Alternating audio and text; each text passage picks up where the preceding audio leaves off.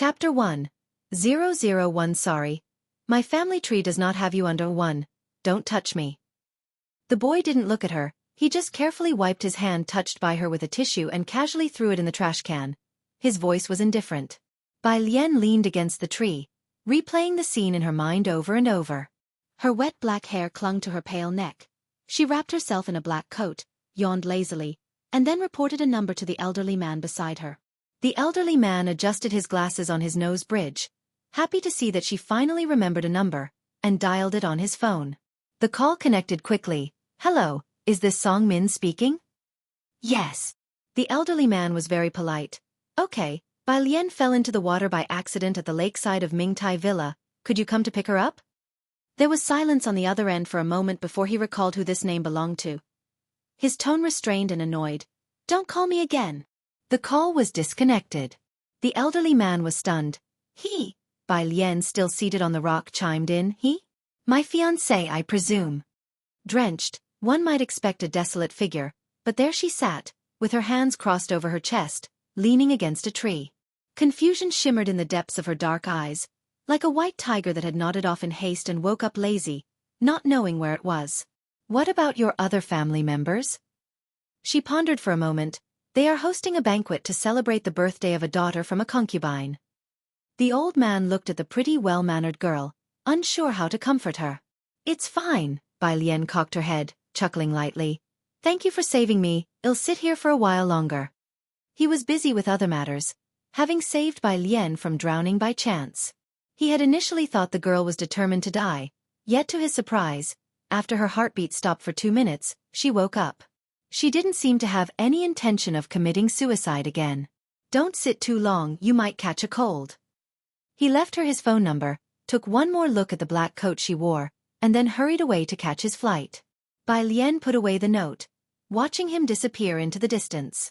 She stood there for a long while before she tugged at her uniquely styled clothing and reseated herself on the rock, elbow propped on her knee, and the palm loosely supporting her chin. This body was also named Bai Lian. She had looked at her reflection in the water. She looked just like her. Her mother 2 years ago, upon finding out that her husband not only had a mistress but also had fathered 2 illegitimate children, divorced him and didn't fight for Bai Lian's custody. She left nonchalantly. The original owner of the body was unruly and undisciplined, and this time, was caught cheating during the preliminary exams. While being scolded in the office by her teacher, she saw Song Min delivering homework. On instinct, the original owner grabbed her fiancé's hand, and he responded coldly and disdainfully, pulling away from her, saying that sentence, "Don't touch me." Remembering this, Bai Lian propped her chin on her hand, her fingers with distinct joints lightly resting against her cheek. TCH. What was the original owner doing with her pretty face? She tightened the overcoat with a hint of silver grass scent around her. Not strong, a bit chilly. Bai Lian looked at the solar lights shimmering in the distance, her eyes sparkling with bright stars. She just sat there on the stone, quietly observing this amazing world. She didn't know how long had passed before a blinding car light approached. She shielded her eyes with her hand to block the light. Miss. The driver got out of the driver's seat and opened the door to the back seat of the business car. As the door to the business car opened, a graceful-looking girl in an exquisite dress, sitting on the outer side, came into view. After standing up, Bai Lian realized the back seat was not only occupied by Xianxia but also by a haughty young man sitting next to her, looking down at his phone. Oh, Song Min, sister. Xianxia glanced lightly at Bai Lian. She moved to a seat in the front for her and took the last 3-seater row in the back. You sit in the front. The young man, originally looking at his phone, furrowed his eyebrows slightly. Upon seeing Xianxia moving back, he too silently put away his phone and squeezed into the back seat without a word. The driver gave Bai Lian an awkward glance. Each time the scene unfolded, the miss would become as if she were mad. Miss Master Song He. Bai Lian flicked the hair from her forehead while sorting through her memories. She didn't sit in the back but gestured for the driver to open the passenger door instead. The car headed towards the Bai family home.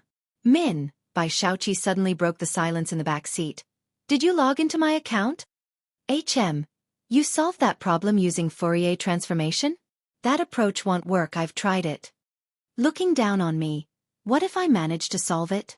She reached for Song Min's phone. Song Min quickly guarded his phone. He would meticulously clean anywhere the original owner touched him, Yet he didn't have any aversion to Bai Xiaoqi. Then I'll help you with your duty roster. Bai Xiaoqi. Ah, duty roster again? Are you complaining? Both of them were in the international class at Jingjiang Preparatory Camp, key talents of the year, and often took various competitive courses together. Bai Xiaoqi was not at all inferior to any boy in the sciences. They spoke as if no one else were present. Impossible for others to interject. The driver glanced at Bai Lian sitting quietly and obediently in the passenger seat, feeling a bit embarrassed. He explained to her, the software Miss and Master Song are discussing is from Jianghu Preparatory Camp. This year there are 10 spots, and they... Halfway through his words, the driver remembered that Bai Lian had cheated for this spot and immediately closed his mouth. The Bai family mansion. Bai Qiming sat on the sofa in the living room, waiting for Bai Xiaoqi and Song Min to return. Song Min came back with me to get my brother's notebook, Bai Xiaoqi said to Bai Qiming with a smile. Bai Lian ignored their pleasantries and sat down directly on the sofa, tapping the coffee table absent-mindedly with her fingertips to signal the butler to pour her some tea. After the butler served her the tea, she lowered her head and casually blew on it. You have intense study sessions and also practice the guzheng. Don't overexert yourself. Bai Qiming gently handed the teacher appreciation card to Bai Xiaoqi, speaking gently. Practice the white robe journey well these next 2 days. Principal Jian is very fond of it. Song Min was clearly surprised. You know the white robe journey? Bai Xiaoqi was modest. I've only learned a little. Bai Lian leaned back on the sofa, gathering her half-dry black hair behind her ear, gazing at the teacher appreciation card for a long while before lazily interrupting their polite chat with a tap on the rim of her cup. That appreciation card was my birthday gift from 2 years ago. Bai Xiaoqi's voice paused, and she narrowed her eyes at Bai Qiming's teacher appreciation card. Then, with a smirk that was not quite a smile, she said, Sister also learned to play the Chinese zither? Upon hearing this, Song Min, who was standing nearby, lowered his head. Everybody in Beijing knows that Bai Lian has no real skills. Bai Qiming cast a reassuring glance at Bai Xiaoqi and then turned his gaze to Bai Lian, his voice turning cold. Principal Jian is a professor at Jianghu University. She's very strict with her students. You have no musical talent, so it's useless for you to have it. Xiaoqi is more suitable than you are. Bai Lian held the teacup, looking very harmless as she replied. No musical talent? She chuckled. Quite interesting. She had switched bodies. Did I say something wrong? Bai Qiming's eyes were heavy, but he thought she was being evasive. You drove away 3 teachers, even fell asleep in Teacher Li's music room, and after studying for a year, tell me, do you even know how many strings a guzheng has? So that was it. Bai Xiaoqi withdrew her gaze. Dad, if sister wants to learn, then let her have it. I'm going upstairs. Lowering her eyes with an openly mocking smile, she touched her sleeve, clearly disgusted by Bai Lian's behavior. It was nothing more than parroting. She went upstairs, not in the best of moods. Seeing her leave, Song Min followed her. He indifferently walked past Bai Lian without sparing her a glance. Song Min had known since childhood that Bai Lian was his fiancé. Others said his fiancé was quite attractive, but to him, Bai Lian was just that, a title of fiancé. In his eyes, she had no presence. She had left no impression on him in all these years. He had not the slightest interest in the very attractive Bai Lian spoken of by others. Once the two left, Bai Qiming's face darkened, and he handed the teacher appreciation card he was holding to the butler. He looked at Bai Lian indifferently. Why did you cheat? Bai Lian retorted. I didn't. The Bai family's young lady cheated. What did that have to do with her, Bai Lian? Bai Qiming sneered coldly. So you're telling me you ranked in the top 10 at school all on your own? Why is that impossible? Bai Qiming found her refusal to admit any wrongdoing utterly hopeless. Come with me to the ancestral hall. The ancestral hall contained many spirit tablets. Bai Qiming took 3 sticks of incense, solemnly paid his respects, and then said to Bai Lian, you're 18 now, not 8. When your elder brother was your age, he had already won several awards and handled several cases. He meant no sarcasm. He was simply telling the truth. When Bai Lian was in her first year of high school, Bai Qiming also put in a lot of effort, specially arranging for her to be in the same class as Song Min to foster affection. But Bai Lian did not keep up with the international class curriculum and fell to the regular class after the first exam. In contrast, Bai Xiaoqi thrived. getting into the international class on her own merit and participating in various extra credit competitions. Bai Lian was looking at the spirit tablets behind him, his every word treading upon her minefields. Don't talk nonsense. Can the son of a mistress also count as my elder brother? Don't you have your own family tree? Or do you have to piggyback on mine? She said, still in her clothes from outside, the black hair winding about her slender pale neck. She leaned on her overcoat against the doorframe and lightly laughed at Bai Qiming. The family butler watched from the side, his heart racing. The recognition in Bai Lian's strikingly beautiful face as she smiled was akin to that of a highly intelligent psychopath. A scent of blood was in the air. You! Bai Qiming had never been defied like this before, especially by Bai Lian, the daughter he least respected. His face turned red with anger. Rebellious child, you're completely unreasonable. He placed the incense properly. Not to mention competing with Xiaoqi, even if you had 1/10 of her. But throughout Bai family's 200-year history, there has never been someone like you. He looked Bai Lian up and down, defining her word by word. A cheat in exams, a good-for-nothing scholar. Repent properly in front of your ancestors, and don't come out until you realize what you've done wrong otherwise. He looked down at Bai Lian from his superior position, as if appraising an inconsequential product. Go back to Xianxia and don't ever set foot in the Bai family mansion again. Chapter 2. 002 Did Miss admit her mistake? _1 The ancestral shrine doors were closed. The butler's anxiety, which had risen to his throat, slowly settled down. He looked at Bai Lian, his gaze equally complex.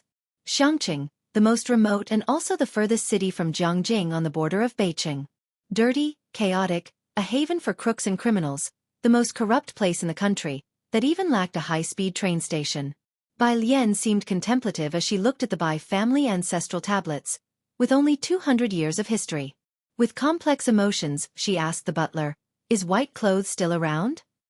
White Clothes is one of the 10 most famous ancient tunes, the school song of Jianghu University, known to any schoolchild, so the butler thought she was making conversation and replied, Miss, why must you create such a spectacle? A person's destiny is what it is from birth. That's why some can turn their fate around even born in adversity, while others, despite being given the best conditions, merely squander their potential. The eldest young master had grown up in harsh conditions but had become the top student in the city and went to Jianghu University, even had a PhD supervisor, backed by the Jianghu family. The status of the Bai family in Beijing was increasingly stable, and everyone knew the eldest young master was destined for greatness. Bai Qiming was waiting for Bai Xiaoka and his sister to bring glory to the family, to enroll in Jianghu, and hopefully even get a mention in the provincial or city annals. In contrast to Bai Lian, what isn't yours will never be yours, and the second Miss accomplishments today are all due to her own abilities, the butler said for a while and then felt it unnecessary to waste time with her, and turned around. He had to deliver the letter of introduction to the second Miss right away. No sooner had the butler turned around than Bai Lian spoke in a soft voice. Where are you taking my things? The butler was stunned. He hadn't finished his sentence when suddenly, Bai Lian reached out and seized the collar of his shirt, her slender, fair fingertips exerting just a bit of force. A clear sensation of being strangled surged through his neck, forcing the butler to bend down involuntarily. His heart felt as if it was being gripped, and he was compelled to look into her dark eyes. He vaguely remembered that Bai Lian's mother, Ji Mulan, had once been a beauty who disturbed the entire Beijing. It seemed to everyone that Bai Lian hadn't inherited the fine qualities of Bai Qiming or Ji Mulan, and he had thought so too. But at that moment, he was somewhat unsure. Bai Lian seemed to take pleasure in this for a while, then suddenly smiled again. She tightened her grip on him, asking slowly and deliberately, Do you know what happened to the last person who provoked me? The butler's face reddened quickly from the lack of oxygen. She let go of his throat, still unhurried, and she adjusted his collar for him, her voice soft and gentle. You see, I was just making a little joke. What are you afraid of? The move could be described as gentle. Yet inside, the butler felt his hair stand on end, and the alarm bells in his head were screaming wildly. He covered his neck with his hand, coughing continuously. Once again, his gaze towards Bai Lian was filled with fear. Bai Lian pushed him away and suddenly retracted her smile. Like boiling water suddenly turning to ice.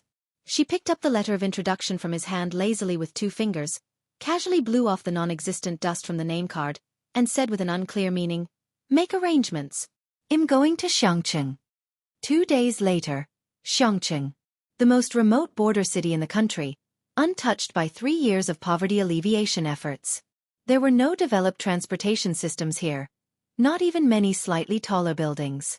Bai Lian stood beneath the city wall, flipping back the hood of her sweatshirt and looking up. The ancient walls, weathered through thousands of years, collapsed stones, moss thriving in the shaded areas, flanked by rows of languid banyan trees, through whose gaps light and shadow flickered and danced. She held a black backpack in one hand, and beneath her feet, 5 sticks of incense burned, their smoke spiraling into the clear sky.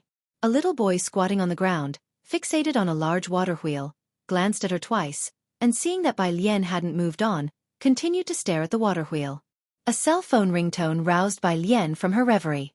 Alien, haven't you arrived yet? It was the voice of her maternal aunt in Xianxia, tentative and cautious. Bai Lian scooped up her backpack and swung it onto her back. I'll be right back. In the distance, a drop of water plummeted down, melting into the dust. She watched the incense burn down to stubs before she slapped the hood of her sweatshirt onto her head and walked toward the bus station. Outside of Xianxia ran a moat, split and diverted into the city. Inside the city gates, a large wooden windmill was perched over the water. As the water flowed, the windmill rotated at a leisurely pace. The little boy, Yu Guang, noticing her departure, finally decided to move, following her to the bus stop. Bai Lian stood in the shade of the trees, looking down at the little friend who barely reached her waist. Her slender fingertips rested against her phone, tapping away casually. This little friend had been following her since he got on the bus with her from the train station.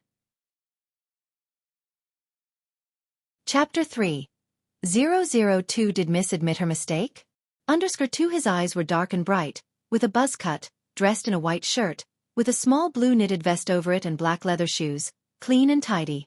Exquisite and beautiful. Everywhere was a sense of dissonance with the run-down town. Why are you following me? The child lowered his head, repeatedly unbuttoning and then fastening the cuff button, focusing on it as he said, "This morning, my brother gave me half a banana, half.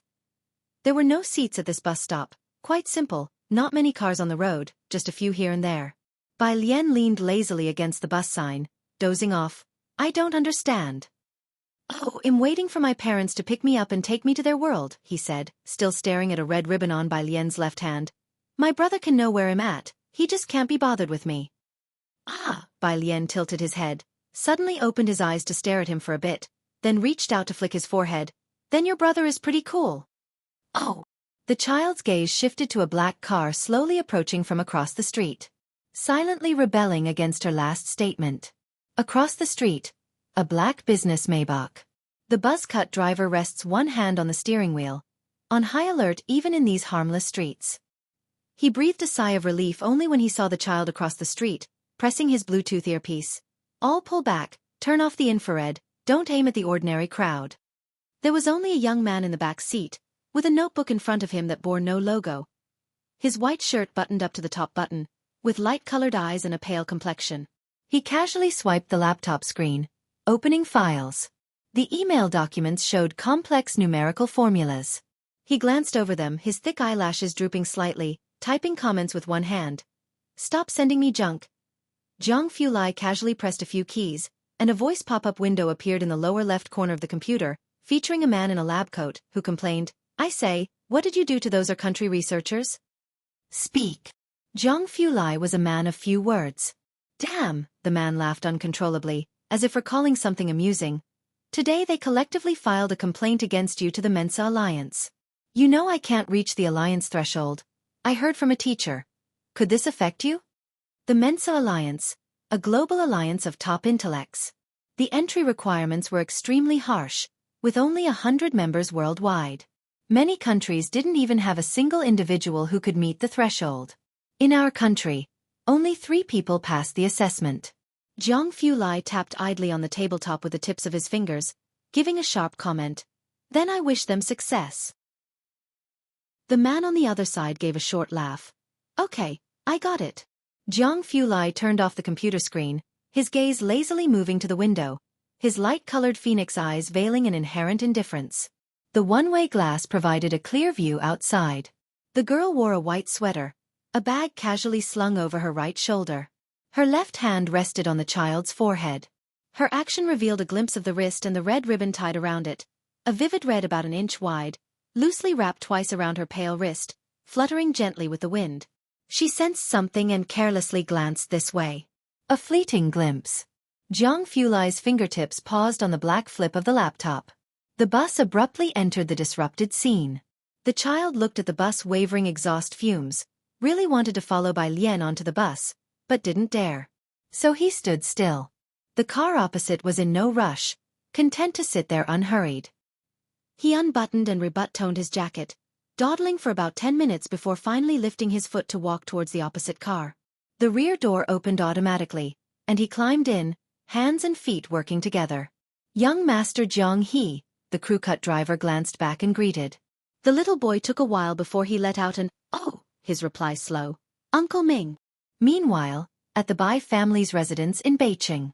Family conference room. The meeting was drawing to its conclusion. Bai Xiaoqi entered with her test papers in hand. An elder's eyes brightened immediately. He spoke up, "Xiaoqi is back from school. Come in quickly, we've just finished the meeting." The others all stood up to greet Bai Xiaoqi in turn. "You're in your senior year now, aren't you?" the elder then said to Bai Qiming. "Qiming, our Bai family clan fully supports you. Whatever Xiaoqi needs, just mention it." The Bai family lineage already spanned 200 years, but it was only with the appearance of a scholar in the first generation that their ancestral records began. This scholar was also their founding ancestor. Since then, no one of note had emerged from the Bai lineage. Until Bai Xiaoka appeared. "Thank you, Grand Elder." "Yes, she's in her senior year," Bai Qiming smiled, then shook his head. "However, the competition in her cohort is too fierce." Just from what had heard, there were already 10 individuals contending for the valedictorian title, including Song Min. "Why haven't I seen Alien?" The Grand Elder looked towards the open doorway, puzzled at not seeing Bai Lian. Talk about jinxing the moment. Bai Qiming's mood plummeted, the smile fading from his lips. The conference room fell silent as the others dared not speak. "Let's leave first, Grand Elder." Bai Qiming, now riding high because of Bai Xiaoka, was not someone the others in the clan wanted to irk. With the meeting over, they hastened to pull the Grand Elder out. Once outside the conference room, someone explained to the Grand Elder, Bai Lian was caught cheating on an exam at Beijing High School and might be expelled. Beijing High School was one of the top 10 schools nationwide. Not easy to get into. The Bai family had put in great effort to have Bai Lian admitted, only for it to lead to such a scandal. "I originally thought that a genius like Ji Mulan wouldn't have descendants who lagged behind." The Grand Elder's face showed both annoyance and scorn upon hearing the news. He sighed. "It seems that small households truly cannot stand on the same stage as us." Inside the conference room. "You did very well." Bai Qiming took Bai Xiaoqi's test paper, unsurprised to see a perfect score. After signing it, he handed it back to Bai Xiaoqi. "Don't take your sister's behavior to heart." "I know." Bai Xiaoqi nodded indifferently. She never considered Bai Lian as a rival, so there was no question of harboring any grudges. Bai Qiming then comforted his daughter, "Even though competition is fierce in your grade, if you can pass the interview with Principal Jian and receive her teaching and recommendation, you might still make it into Jianghu." "I will do my best." Her expression was proud and ambitious. Bai Xiaoqi had always believed she would not end up like Bai Lian, stuck in place and looking up at others. Bai Qiming naturally believed in her as well. Had raised his children well from a young age, and they had never caused him any worry. He sent Bai Xiaoqi back to her studies. After everyone had left, the butler came in to refill Bai Qiming's teacup. Picking up the cup for a sip, Bai Qiming suddenly thought of Bai Lian, his expression turning cold. "Where is she? Hasn't she admitted her wrongs yet?" The butler knew that she referred to Bai Lian. He dared not speak. Setting down the teacup, Bai Qiming picked up the phone on the desk and said coldly into the receiver, "Tell Bai Lian to come to the conference room to see me." Chapter 4. 003 Grandpa heads to learn liberal arts _1 Bai Qiming finished speaking and hung up the phone. Since ancient times, Jianghu has always been the capital, the economic center of Asia. Most of the country's inherited major families are located in Jianghu. Centering on Jianghu, for cities in the southeast, northwest form a clear-cut circle of power and nobility, which to this day remains a chasm that one cannot cross. Almost everyone strives from birth to attend Jianghu University, that emblem of status and identity. And Xianxia, a border town, inhabited by all sorts of people, swarming with international fugitives, where countless people go missing each year, and most people earn a fixed salary, their lives set in stone once they enter the city. Naturally, Bai Qiming didn't think Bai Lian would go there. Businessmen prioritize profit, and his love for Ji Mulan had been wearing thin day by day. Accordingly, Bai Lian's status fell day by day. Even ordinary families can't treat everyone equally, let alone a grand household like the Bai family. Otherwise, he wouldn't have been unaware that Bai Lian had left the Bai family long ago. The servants downstairs were also restless upon receiving the call, not understanding Bai Qiming's intention, only exchanging worried glances. Where could they find another young miss to bring back? Shortly after, the servant who answered the phone nervously went upstairs to knock on the study door. "Where is she?" Bai Qiming glanced at him. The servant was on the verge of tears. "The young miss, she. Butler Bai was by the side, his voice hoarse and his expression complex as he explained. "Sir, the young miss, she set off for Xianxia that night." As for the ancestral hall, she didn't even give it a glance. The study instantly fell into a cold silence. "Good, very good indeed." Bai Qiming's face was as grim as water, and he said indifferently, "Since she's so determined, let her transfer her household registration out too. From now on, whether she lives or dies, whether she is honored or disgraced, it has nothing to do with the Bai family." Bai Lian had caused trouble before, and there were times when Bai Qiming and Ji Mulan indulged her. But now, she might be overestimating herself, truly believing that the Bai family would go to Xianxia to beg her to return? Bai Qiming's rage naturally couldn't be concealed from others. Soon, the grand elder of the clan came to know of the matter. "Forget it, don't bother, let her seek her own fortune," the grand elder waved his hand, not concerned as long as Bai Shuk's name remained in the family register. "It's just a shame about that mentorship pledge, a cow chewing on a peony." When the Bai family first learned of Bai Shuk's existence, the grand elder personally made 3 respectful visits to invite him back to the Bai family. But Bai Lian's departure was of little consequence to the Bai family. In the hearts of grand elder and the others, Bai Lian was even less significant than that mentorship pledge. By the time Bai Lian received the message from the Bai family's servant, she had already arrived at her uncle's neighborhood. She dismissed the message without a care. Bai Lian's uncle lived in the old district of Xianxia. Unlike the high-rise buildings in the center of Beijing City, this neighborhood was quite run down. Her uncle's family lived on the 5th floor with no elevator, and the stairwell was dark and unlit. When she knocked on the door and entered, her aunt in a skirt stood up to greet her, her eyes clearly seeking favor as she reached out to take Bai Lian's suitcase. "Alien is here, why didn't you call so I could help you with your luggage?" Bai Lian didn't hand it over, and her aunt chuckled awkwardly, stepping back. Bai Lian looked up. "Hello." A face that was languid, yet strikingly distinctive. Ji Auntie instantly felt that the shabby 100-square-meter home and the dim stairwell were utterly mismatched with her niece. "Let's eat first, alien. This is your grandfather. You probably haven't met him before. Your uncle is still teaching students to paint. He won't be back until the evening. Do you remember your eldest uncle?" Ji Auntie was very enthusiastic, and she introduced Bai Lian to her grandfather sitting on the couch. Bai Lian's gaze settled on her grandfather. Her grandfather, Ji Hung. According to the original owner's memory, Ji Mulan had a poor relationship with the Ji family and had only returned once in many years, standing at the door for a long time. Ji Hang had not opened the door at that time, nor had he seen them. This was their first meeting. Ji Hung sat on the fabric sofa, his eyes fixed on the TV playing news, with reading glasses on his nose. His jacket, though washed and slightly faded, was embroidered with extremely delicate patterns. He sat with a straight back, holding an old smoking pipe in his hand. After the aunt went to the kitchen and quite a while passed, Ji Heng finally spoke in a muffled voice. "Has your mother been in touch with you these past 2 years?" Bai Lian looked at the exquisite embroidery on his body.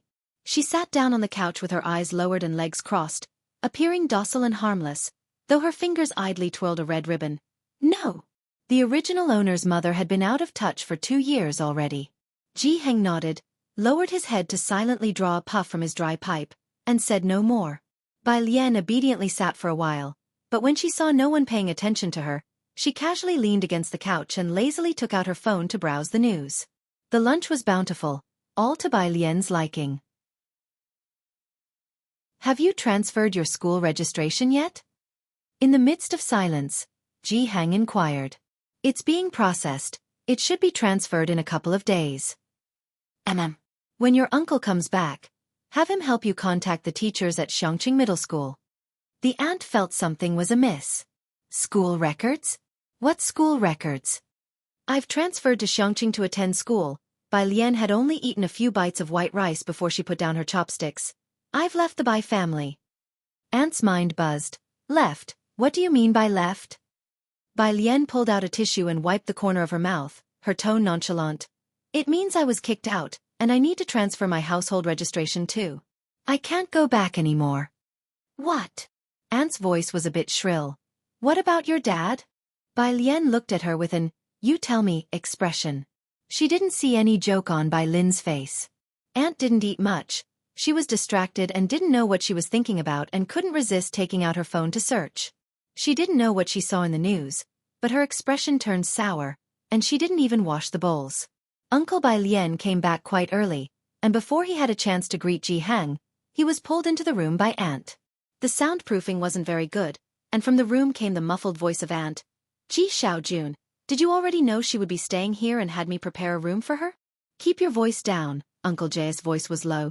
Dad and Alien are outside. But did you see the size of our house? Before long the two came out. All right.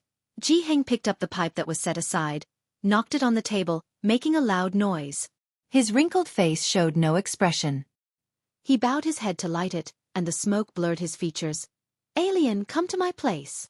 Ji Xiaojun looked toward his father, opened his mouth, but knew once Jianghu decided something, no one could change his mind. Aunt paused for a moment. Then, smiling, she touched her hair. Dad, why don't you stay for dinner? No. Jianghu exhaled a ring of smoke, looking over at Bai Lian. Come back with me. Ji Xiaojun was a step behind Jianghu, waiting for him to leave first, then he turned to his wife. Xinqing, listen to yourself, what did you just say? Alien just got back today. Is it appropriate to say those things? After many years of marriage, his wife wasn't without emotional intelligence. He didn't understand why she intentionally made Jianghu and Bai Lian hear those things. I made it a point to let your dad hear it. Everyone in your family acts the same. If I don't talk straight, your dad won't understand a word. Xinqing picked up a rag, her voice tinged with sarcasm. She was boiling with irritation. She knew all too well the kind of person her niece was. Getting into fights, drag racing, bar hopping, she didn't miss a beat. Ji Mulan had a falling out with Jianghu when she was 18, and nobody in the Ji family knew she had married into a wealthy family. Xinqing had secretly seen it on Ji Xian's phone before. The Bai family had never acknowledged the Ji family as their poor relations. They hadn't visited Xianxia once. She had hoped that with Bai Lian's return to Xianxia, there might be a chance for her to socialize with the Bai family. Who could have known that Bai Lian was just like Ji Mulan, falling out with her wealthy father as well? I'm asking you, isn't she a senior like Wan Xian? Are we going to continue supporting her if she doesn't get into university next year? One Ji Mulan, one Ji Xiaorong, you won't let them lend a hand, yet you're cleaning up after her? The more she thought about it, the more she felt wronged. She continued. Your family always tries to act above it all, but can you eat pride? No wonder the Bai family favors that illegitimate child. This isn't about pride, it's about principles, Ji Xiaojun said as he opened the front door, glancing at Xinqing before going downstairs. And don't compare that illegitimate child with Alien. Xinqing stood there, her face cold, tossing the rag into the sink. Had she said anything wrong? Even Bai Lian's own mother abandoned her like an old shoe. She was just lucky to be born into a family with some protection. How could she compare to the highly intelligent, illegitimate child of the Bai family? She didn't understand. What were Jianghu and Ji Xiaojun holding on to? Outside. Ji Xiaojun quickly caught up to the two others, silently going to pick up Bai Lian's suitcase. Bai Lian paused. She looked at Ji Xiaojun for about 10 seconds before letting go. Ji Xiaojun hoisted the suitcase. Bai Lian watched his retreating figure for a long while before buckling her hat. She followed behind, leisurely searching on her phone for something that interested her. A new message popped up from one of the original owner's rowdy friends, and she replied. The original owner didn't have many friends, mostly rich kids with nothing better to do. This was the only one who had contacted her in the past couple of days. Rowdy friend. What's with your fiancé? As she spoke, she sent a screenshot. Bai Lian clicked on the image, revealing a WeChat moment screenshot. Bai Xiaoqi, this is the price you pay for underestimating others, playful. Image. The photo showed her distinguished fiancé sideways, holding a rag and wiping a window. It was apparent that Bai Xiaoqi was well liked, with lots of responses, likes, and comments beneath the photo. In Beijing City, who wouldn't recognize Song Min, the third young master of the Song family? Delightful to see, our young master Song has descended to the mortal realm. Only you could do this, goddess. Haha, insider here.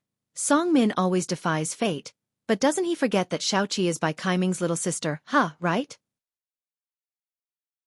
He must think Xiaoqi is that young lady who couldn't last a day in our international class, did too poorly in sciences, and then was booted out to study liberal arts by our homeroom teacher in frustration. Chapter 5. 004 Purist Street Tyrant. How it's made _1. What? She used to be in the international class? Confused face. How did she get in there? Listen to me, Class 2 is the real victim here, being dragged down by an aircraft carrier. Class 2 class representative. It's so annoying. Our humanities class grades were dragged down by her, and this time it's even better, she scored 0. She cheated alone and our whole class has to face the ridicule. Bai Xiaoqi replied to Class 2 class representative. Sister has already gone to Xianxia. This is the entire content of the screenshot. The original owner didn't add Bai Xiaoqi on WeChat, nor did they add Song Min. The friend then messaged Bai Lian. I'm so pissed, she just deliberately replied to that message from the Class 2 representative, and everyone is spreading it like crazy. What's really going on? Are you actually in Xianxia? Bai Lian. As you can see, I'm in Xianxia. The friend. Are you a fucking idiot for going to that back of beyond place?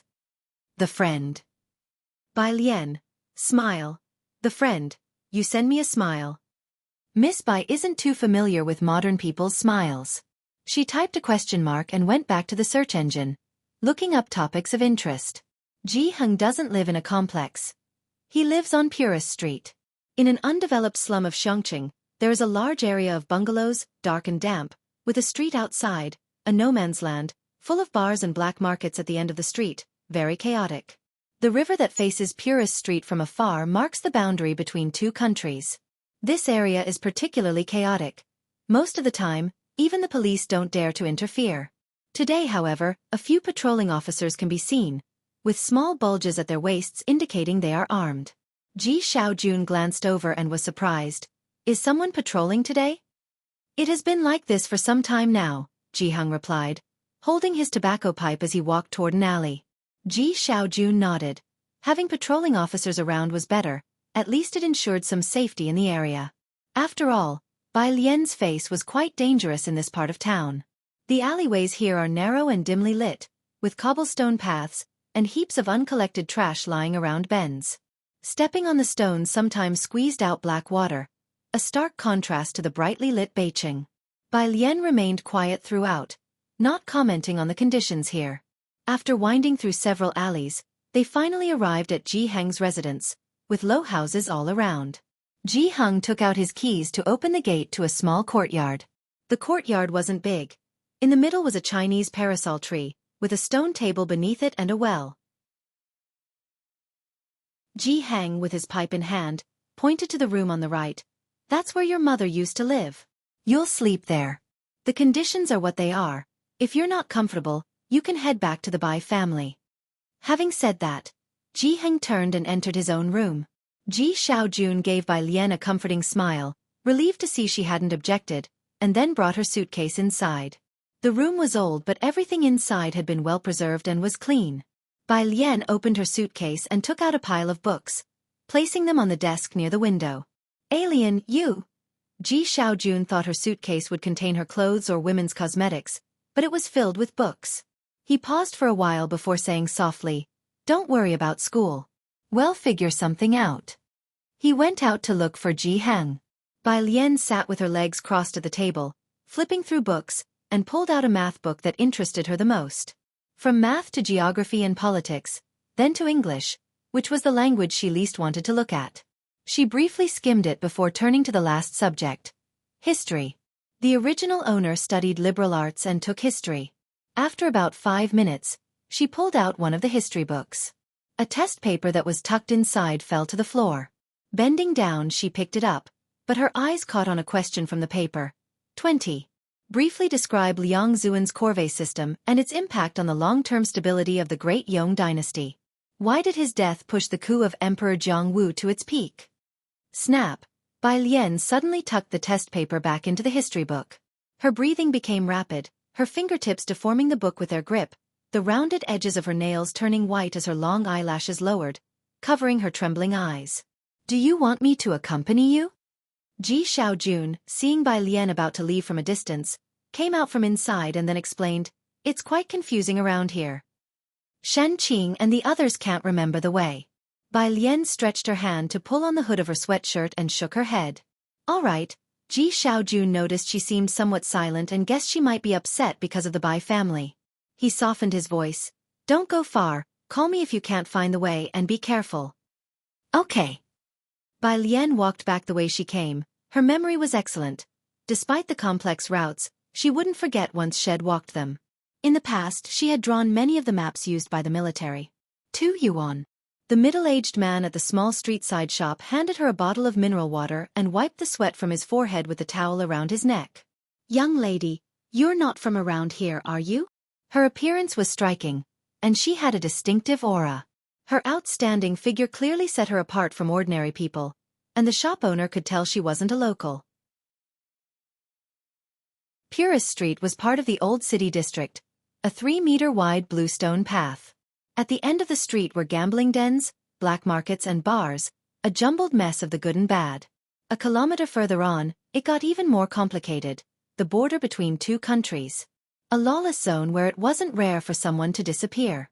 Bai Lian nodded. She used her Huawei smartphone to scan and pay, her gaze falling on the massive branches of the banyan tree next to the shop. The banyan tree was in the temple ahead, and its stout branches enveloped the neighboring low-rise houses beneath its canopy. A 3-meter-long street was lazily crossed by one of the tree's branches. Several strips of red silk hung from it. The tree god is over 1,300 years old. The shopkeeper continued moving the mountain of boxes piled up outside his shop and explained when he saw Bai Lian looking at the banyan tree. It's our guardian deity. If you want to take a look, just walk 2 steps forward, and you'll see the main entrance to our tree god temple. Bai Lian's long hair fell gracefully to one side as she leaned against the wall to look at the tree trunk, a hint of laziness in her eyes. Over 1,000 years, huh? She felt several gazes upon her. The shopkeeper put down a box and turned around, involuntarily tightening his grip on the towel around his neck. A few people appeared on the street. It wasn't too hot, but the leader wore a white tank top. The man in the white tank top approached, initially not concerned. But after glancing at Bai Lian's exquisite face that many would find tempting to conquer, he casually took a box of cigarettes from the shopkeeper's store and asked as he pulled one out and bit it, "Who is she?" The shopkeeper was stunned for a moment, then nervously said, "She's my niece." "You don't have a damn niece," the man in the white tank top scoffed, kicking him aside and getting closer to Bai Lian. The shopkeeper was kicked away. "There are patrols these days, you. Several underlings gathered around him. They were obviously quite adept at dealing with such situations, not taking Bai Lian seriously and standing aside, relaxed, enjoying the drama unfold. Bai Lian glanced at the man in the white tank top. "You're looking for me?" The man felt a jolt in his chest as he took a big step forward. He sized up Bai Lian from head to toe, his gaze as slimy as a venomous snake, lighting his cigarette. "Do you know that you have to pay a protection fee to walk on Heiress Street?" "Protection fee?" Bai Lian nonchalantly flicked a leaf off her shoulder. She turned her head and smiled sweetly, her eyes twinkling like stars. Sweet and adorable, yet stirring a strong desire to conquer. "Yeah." The man in the white tank top, unable to hold back, reached out to touch Bai Lian's face. At that moment, Bai Lian twisted the empty bottle and threw it into the trash can. As she turned, she grabbed the man's arm reaching toward her, exerting great force to fold it, then grabbed his hair from behind. The man in the white tank top let out an agonized scream just as he tried to resist, but his head was suddenly slammed against the wall behind him. With a thud, his head was smashed hard against the wall. Blood immediately seeped from his forehead. The man in the white tank top contorted his face in pain, and to his horror, found himself unable to move. He could only widen his eyes in shock as he looked at her. "You!" Bai Lian held his hair in her hand, lazily smiling as she used massive force to slam his head against the wall again. Bang! Another sound, more blood flowed out, and the man's vision began to blur as he lost the ability to resist. He was like a rabbit, helpless in her grasp. Nobody doubted his fighting skills. He was the toughest in the area, which was why he was the boss. The three underlings shrunk back to the side. Bai Lian withdrew her gaze. Her attention returned to the man in the white tank top. She was actually a bit curious about the taste of tobacco that so many in this world seemed to enjoy. In the frightened gaze of the man in the white tank top, Bai Lian took his cigarette pack, methodically pulling one out. With her rosy lips gently biting the tip, her eyelashes casually drooped as a nearby underling immediately stepped forward to light it for her. Her hair slightly disheveled, she exhaled a thin stream of smoke from her mouth, casually holding the cigarette between her clean, slender and pearly white fingers. With her other hand, she lazily held the man's hair as his blood dripped down his face, drop by drop to the ground. She lazily flicked the ash. "So, now, do you still want that protection fee?" Chapter 6, 005 From Arts to Science. Witnessing the deification under one, Bai Lian lazily tilted her head. Her left hand grasping her hair faintly revealed a streak of crimson, the smoky haze softly blurring her exquisite and radiant features. It was a kind of breathtaking beauty. Yet reflected in the eyes of the man in the white tank top was Bai Lian's quasi-smiling face, and he could no longer harbor any other desires. He couldn't speak, only shook his head frantically in terror. "Is that so?" Bai Lian let go of his hair. The smell of smoke was not to her liking. She lazily tossed the cigarette on the ground and stamped it out. "Know how to clean up a scene?" Her polite demeanor genuinely frightened others. They nodded obediently. Bai Lian dusted off her sleeves, glancing at them before leaving, and said lightly, "What are you scared of? It's not like I chopped off your heads." Her attitude was very laid back. Of course, only if she hadn't spoken with the same tone one would use when chopping up cabbages. Only after she left did the man in the white tank top slump against the corner of the wall, fearfully moving his numb fingertips. It took his younger brother a long time before he dared to quietly move over, squatting at his feet, and lighting a cigarette to quell the shock. "Why did you provoke her?" The man in the white tank top. 15 minutes later. When two patrollers came back around, they stared dumbfounded at the entrance of the small store on Purist Street. The rather troublesome gang leader with some backing was nursing an injury, diligently helping the shopkeeper sweep the floor, move objects around. The other lackeys were also busily engaged in work. "What are you looking at?" The man in the white tank top, clutching a cigarette, glanced at the two officers and grumbled irritably, "Damned cops." After cursing, he continued moving boxes. The shopkeeper standing nearby, trembling with fear, was just about to lend a hand. The man in the white tank top returned the money he owed the shopkeeper for cigarettes, looking fierce and menacing. "Did I ask you to clean up?" He continued unloading the goods, unable to understand even after a puff on another cigarette. What, is she crazy? How can she smile so sweetly and fight so savagely? The man in the white tank top thought expressionlessly. She even wanted to chop off his head. Not far away. "Hello, Captain." The young officer watched the small shop warily, took out his walkie-talkie with a grave expression. "Yes, request a thorough check on the owner of the small store at 112 Purist Street. No, I'm not joking." It wasn't yet dark when Bai Lian got back. Xiaojun was just stepping out to look for her. He noticed that after a short outing, Bai Lian seemed to be in a better mood again. Xiaojun felt a bit more at ease, knowing life in Xianxia Beijing varied greatly. He truly feared Bai Lian might struggle to adjust. Bai Lian sat at the stone table, her hand lazily propping up her chin, watching Xiaojun make several trips to fill the home's water tanks, then suddenly spoke up, "Uncle." Xiaojun set the water bucket next to the well. Startled by Bai Lian's voice, he paused. Bai Lian had only visited Xianxia twice with Ji Mulan before, and this was the first time she had called him uncle. "Yes," his voice suddenly rose. "What is it?" Bai Lian blinked her large eyes, looking very docile. "I want to switch to science." "She didn't say I think. She said I want." "Ah." Xiaojun picked up the rope for drawing water, his thoughts turning over. Can you tell your uncle why? He knew Bai Lian was studying liberal arts. The gap between the liberal arts and science courses was vast. Science was especially brutal with logical reasoning and clearly defined difficulties, where not knowing one thing meant not knowing it entirely. Bai Lian smiled. Ji Xiaojun and Ji Hang did not talk much, but in their treatment of Bai Lian, there was a distinct sense of caution and probing. This gave her a sense of acceptance and recognition in a strange world. She didn't dislike it. She even felt a bit of belonging. Of course, she didn't understand why the original host abandoned such good family members and died in the lake for a few unrelated people. No particular reason, Bai Lian titled her head and asked again. Can't I, uncle? Ji Xiaojun. Good, you can. Leave it to me.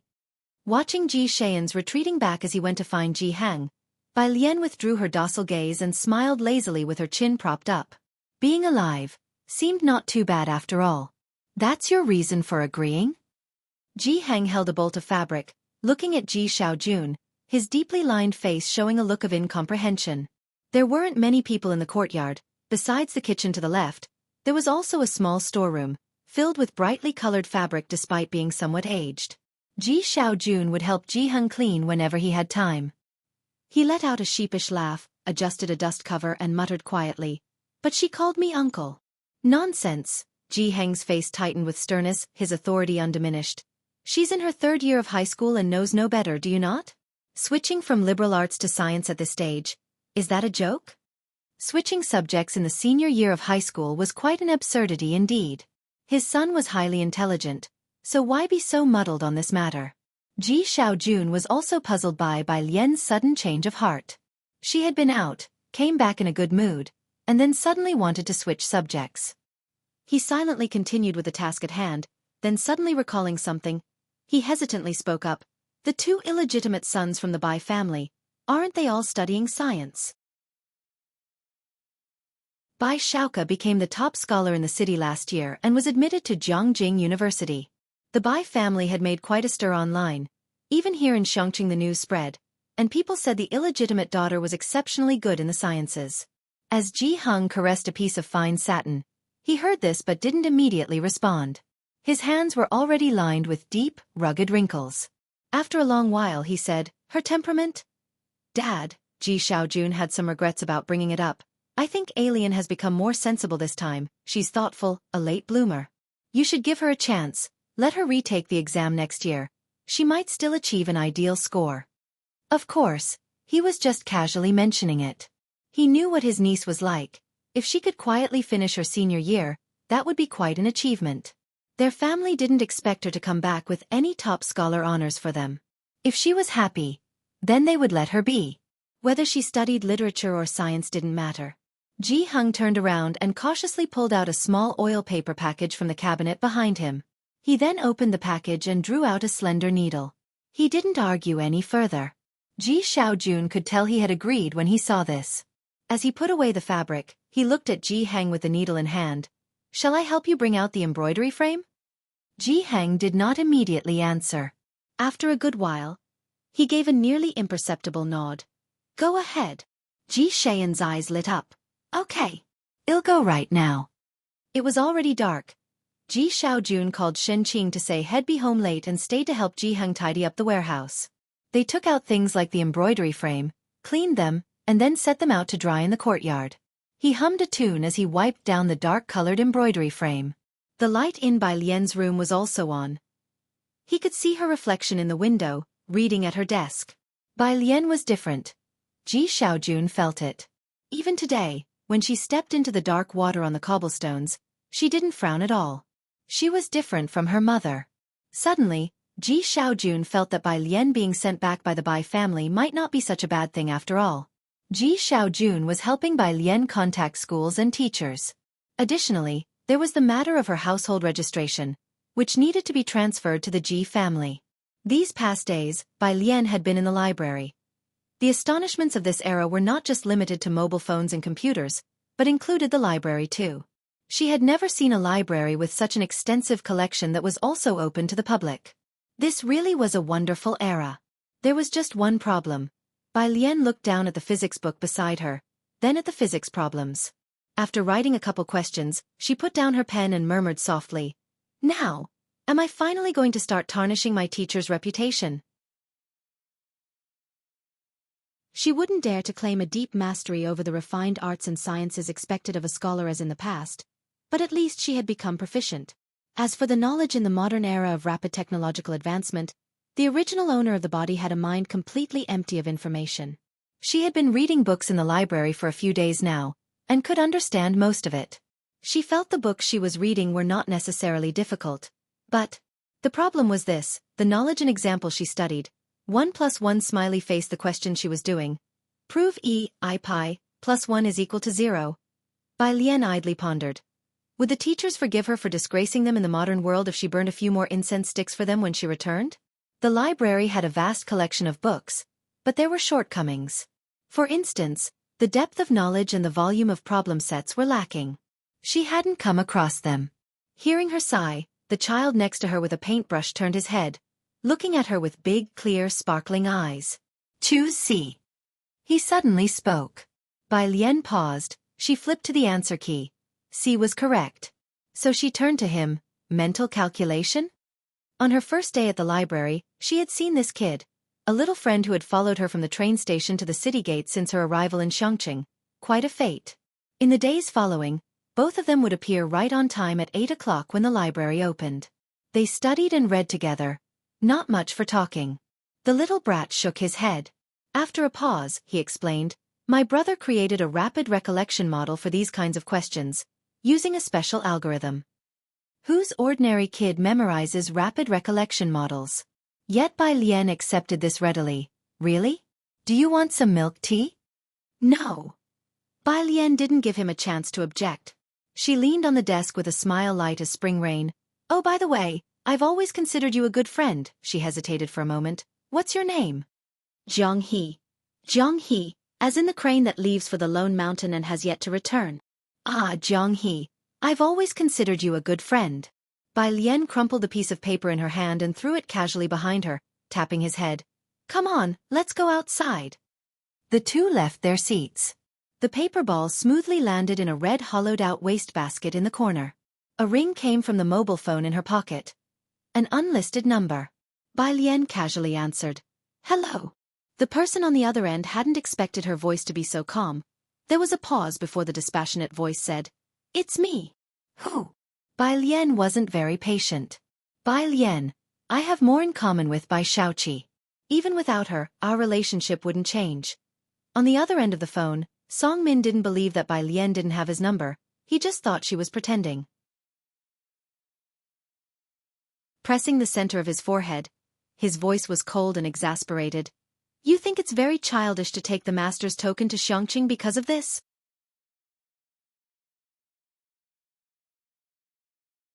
Chapter 7. 006 treats everyone equally. Jianghu Lai _1 huh? Bai Lian was so angered she laughed. She had figured out who the person opposite her was. Clutching Jianghu's head, did this Song person think she had become jealous of Bai Xiaoqi, and that's why she deliberately took away the apprenticeship token? First of all, you need to understand one thing. The apprenticeship token was left to me by my mother. Bai Lian stepped out of the library, glancing at the milk tea shop across the road with her slightly squinted eyes that were pitch black and deep. There was a shallow defiance hiding within her clean and cold beauty. "And another thing, as for my belongings, it's not just about me taking them away. Even if I burned them, what could you do about it?" There was a pause at the other end of the phone where Song Min was. Bai Lian indifferently lowered her head and with a click, hung up the call. After a moment of thought, she blocked the caller. Song Min had reminded her, there was still a marriage arrangement between them. It was time to find an opportunity to break it off. How inauspicious. Jianghu tugged at the hem of her clothes. Bai Lian looked down, lazily pinching his cheek with her slender fingers, cool and clear as jade. "You're the cutie here, now tell me, what do you want to drink?" 2 minutes later. Bai Lian was queuing at the milk tea shop across the street. It was the only milk tea shop in the area, and it was rush hour for people getting off work and leaving classes, so there was a decent-sized queue. Jianghu didn't like crowded places, so he squatted by the side of the road waiting for her. It was his first time encountering a problem in life. A good friend of his offered to buy him milk tea. Of course, there was a condition. Jianghu poked his black wristwatch on his right hand. which immediately displayed a floating lightweight three-dimensional interface. He opened WeChat, hesitated for a long time, and finally sent a message. How to quickly learn physics. In the center of Xianxia. A standalone Chinese-style manor. Several people were waiting across the road. Dr. Gao, I didn't expect you to visit Xianxia. I just received the news yesterday, said a well-dressed elderly man, looking at the young man with exceptional politeness. If other residents of Xianxia were there, they would have been greatly surprised. For this elderly man was Ran Qian, a frequent figure in Xianxia news, and one of the city's administrators. Dr. Gao was quite young and not tall, with glasses perched on his nose. Upon hearing, as if waiting for something, he glanced at Ran Qian and grunted an acknowledgement without saying much more. He was accustomed to being the center of attention wherever he was. Ran Qian's admiring gaze was the norm for him. Ran Qian knew of Dr. Gao's schedule today and came specially to meet him. Dr. Gao, I've organized a dinner at Wanhe Building for tonight. Do you think you'll have time? Well, see. Dr. Gao frowned slightly. All right, just let the teaching assistant know if you find the time. His answer was within Ran Qian's expectations. He was there today just to make his presence felt. Then Dr. Gao will be off first, before he finished speaking. Zzzzzt. There was a sound. A black car stopped at the entrance of the manor across the street. Seeing the young man in a black t-shirt stepping down from the car, Dr. Gao suddenly perked up, stood up straight, and strode towards the other side. Seeing Dr. Gao's reaction, Ran Qian was taken aback and looked over. Who could make Dr. Gao wait here for 2 hours? On the other side, Dr. Gao was wearing his lab coat, squeezing his way to the entrance of the manor. Following the young man in the black t-shirt inside, he carried with him the pride of his age. Mr. Jiang, you accepted other countries into CRFS but rejected our country, merely because you dislike its people. Don't you think it frivolous to let personal feelings interfere with international cooperation? As the assistant handed over the letter to Jiang Fulai, he was shocked at the forthright challenge. Jiang Fulai took the letter, ignoring him. Continuing to walk, bodyguards blocked Dr. Gao. Dr. Gao took advantage of a momentary lapse in the guard's attention to break free. As he opened his mouth wide, the assistant, sensing danger, was about to intervene. However, Dr. Gao's next words were already out, tinged with scorn and anger. Have you forgotten our university's motto that before scientific research there are no borders? You've long forgotten your original aspiration. There was a dead silence. The atmosphere was as if they had suddenly been plunged into a snowy mountain at 6,000 meters above sea level.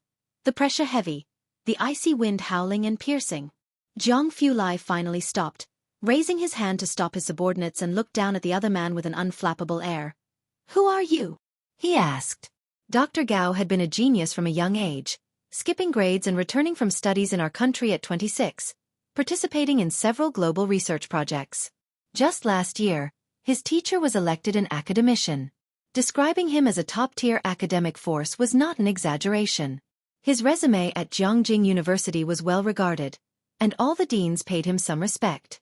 Yet in front of Jiang Fulai, he was nameless. Opening his mouth almost humiliated, he said, Gao Zhechen. Gao Zhechen, Jiang Fulai nodded. He had particularly pale eyes that emitted a cool mist, and his lips were also pale. He asked calmly in return, and why would you think I need to explain myself to you?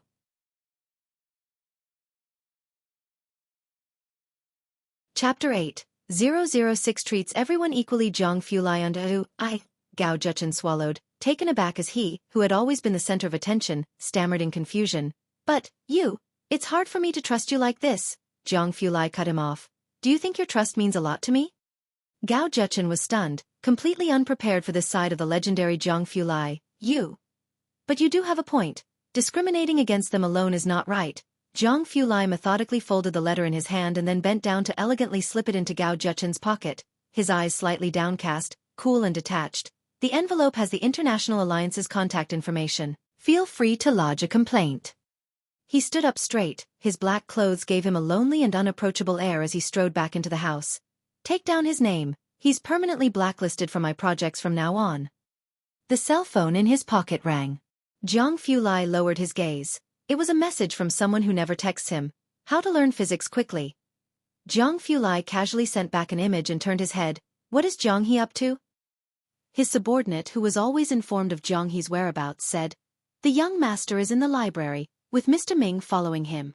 Jianghu Lai tapped on his phone screen unconsciously, his nails neatly trimmed and his hands showing a pathologically pale hue through which faint blue veins were visible. He nodded and then fell silent. Behind him, Gao Zhechen watched Jianghu Lai's retreating figure in alarm. This time, he was truly panicked. Jiang's young master. Jiang. He wanted to catch up with Jianghu Lai, but if his bodyguards let him succeed again, they wouldn't need to show their faces before Jianghu Lai tomorrow. Gao Zhechen was muffled and dragged away by the bodyguard. The assistant nonchalantly took note of this person's name. Outside, Ren Qian and the Secretary-General were still by the roadside. He watched Dr. Gao enter the manor and then get thrown out shortly afterward. Get in the car. Ren Qian turned to leave before he saw Dr. Gao. Mr. Ren, who was that? The Secretary-General opened the car door for Ren Qian to enter. He looked across at the old building, astonished, barely catching Dr. Gao's reference to Jiang's young master. CRFS is an engineering project by a dark matter cooperative group. Jiang Jing chose old bomb shelters left in Xianxia to build the research institute, located 2,900 meters underground, making it the deepest dark matter research institute in the world, currently undergoing evaluation and acceptance of its associated projects. Due to its high level of secrecy, even Ren Qian, as the highest administrator in Xianxia, didn't know the specific interior list. He had gotten in touch with Dr. Gao, a teaching assistant, through someone he knew.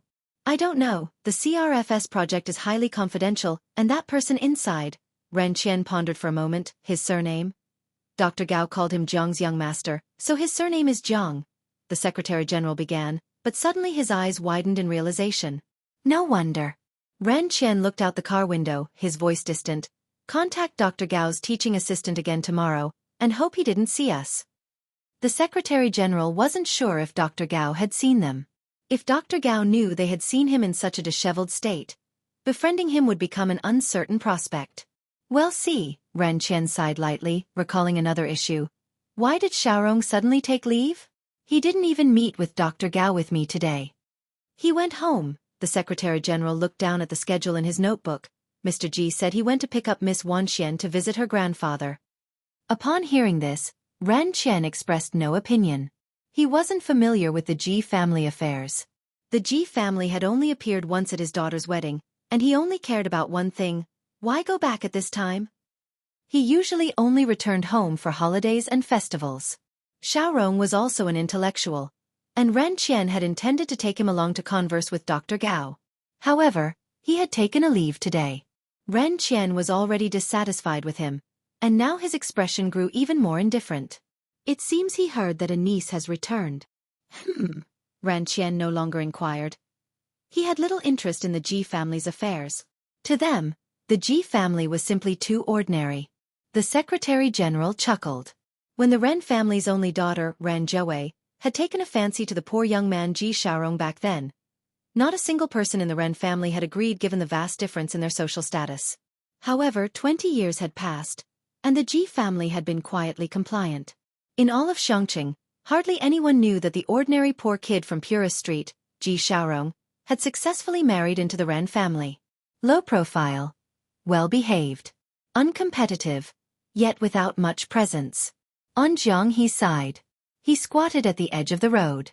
Jianghu Lai's reply was prompt. Image. JPG. Only one image. Jianghu opened it.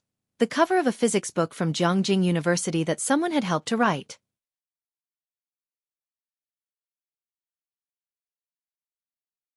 Chapter 9.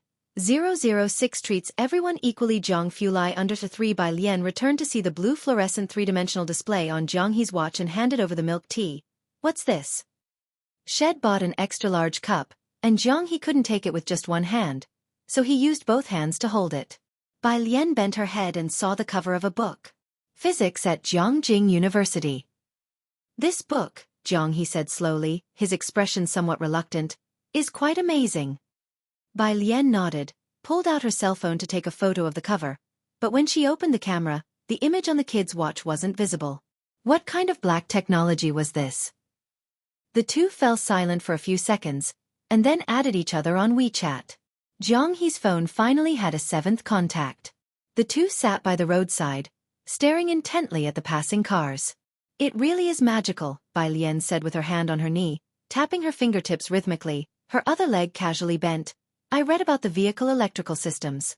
The book said that when electrified, the rotor's magnetic field can make the stator generate alternating current, but still, it's magical. Bai Lian was interested in everything modern, and she could visualize her electrical system with her eyes closed. But she didn't know the principles behind it. For the past few days, after finishing their studies, the two would sit by the roadside and watch cars. Jianghu hugged the milk tea, tilting his head to look at her. All right, Bai Lian glanced at WeChat. Her grandfather was asking when she would return. She inserted the straw into Jianghu's milk tea, stood up, and patted his head. I'm off, see you tomorrow.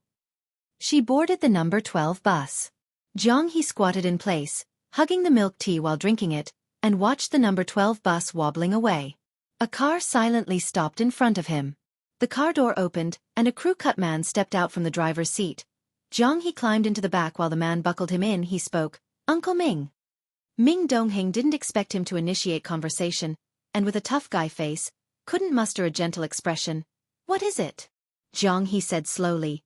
Can I go back with Sister Bai Lian? Ming Dongheng. He replied expressionlessly. I'll ask the young master. The question is, wouldn't taking you back scare her parents to death? She kindly played with you. Why would you repay kindness with ingratitude? On Purist Street, at the Ji family's home, a middle-aged man stood in the courtyard, looking down at the brown, antique embroidery frame. Dad, you've been looking for half an hour. The girl dressed in Xianxia Middle School's uniform, who was playing with her phone at the stone table, was bored stiff. When are we going home? The man in a black suit, upon hearing this, did not turn around. Wait for your cousin to return. Don't I just have one cousin? Asked Ran Wanxian in surprise. She hadn't visited the Ji family often since she was a child and wasn't familiar with the Ji family's affairs. But she remembered having only one uncle and one cousin. Yes, and you have an aunt, said Ji Xiaorong succinctly. While they were talking, Ji Hang came out from inside and handed Ran Wanxian a small gift box. Thank you, grandfather. Ran Wanxian smiled sweetly, took the gift box, and then casually placed it on the stone table. But she didn't really care. Her personal items were all custom-made by the Ren family, and as the Ren family's only daughter, every piece of clothing was custom-made by renowned brands. Yet, every time she came here, Ji Hung would make clothes for her. Ran Wanxian naturally didn't like them, and the clothes were put into storage by her mother and never worn. Still no news about the young sister? Ji Xiaorong's gaze shifted away from the embroidery frame. He frowned, knowing little about Ji Mulan. She had been proud since childhood and didn't get along with him. Ji Heng picked up his smoking pipe. None. I heard Big Brother say that her daughter is transferring here? Ji Xiaorong shifted the subject away from Ji Mulan. Ran Wanxian half listened to their conversation, catching the gist. This relative was 2 years older than her, currently a senior in high school. She listened for a bit, lost interest, picked up her phone to chat with a friend, and then raised her eyebrows. Senior brother, do you think she might want to transfer here because she heard my grandfather is Ren Qian? She typed and asked.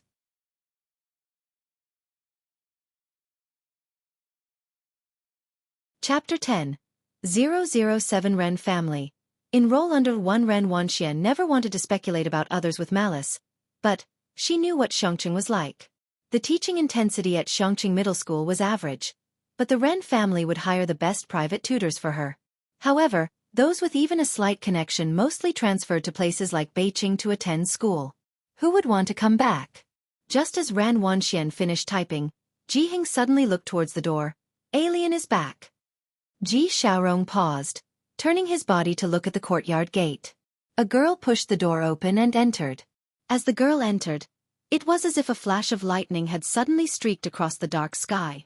She was wearing a light blue top with neat, orderly buttons, and the 3/4 sleeves were slightly wide with a white auspicious cloud pattern on the cuffs. Below, she wore beige casual pants that reached her ankles, embroidered with lifelike pink apricot blossoms that seemed to surge with her every step.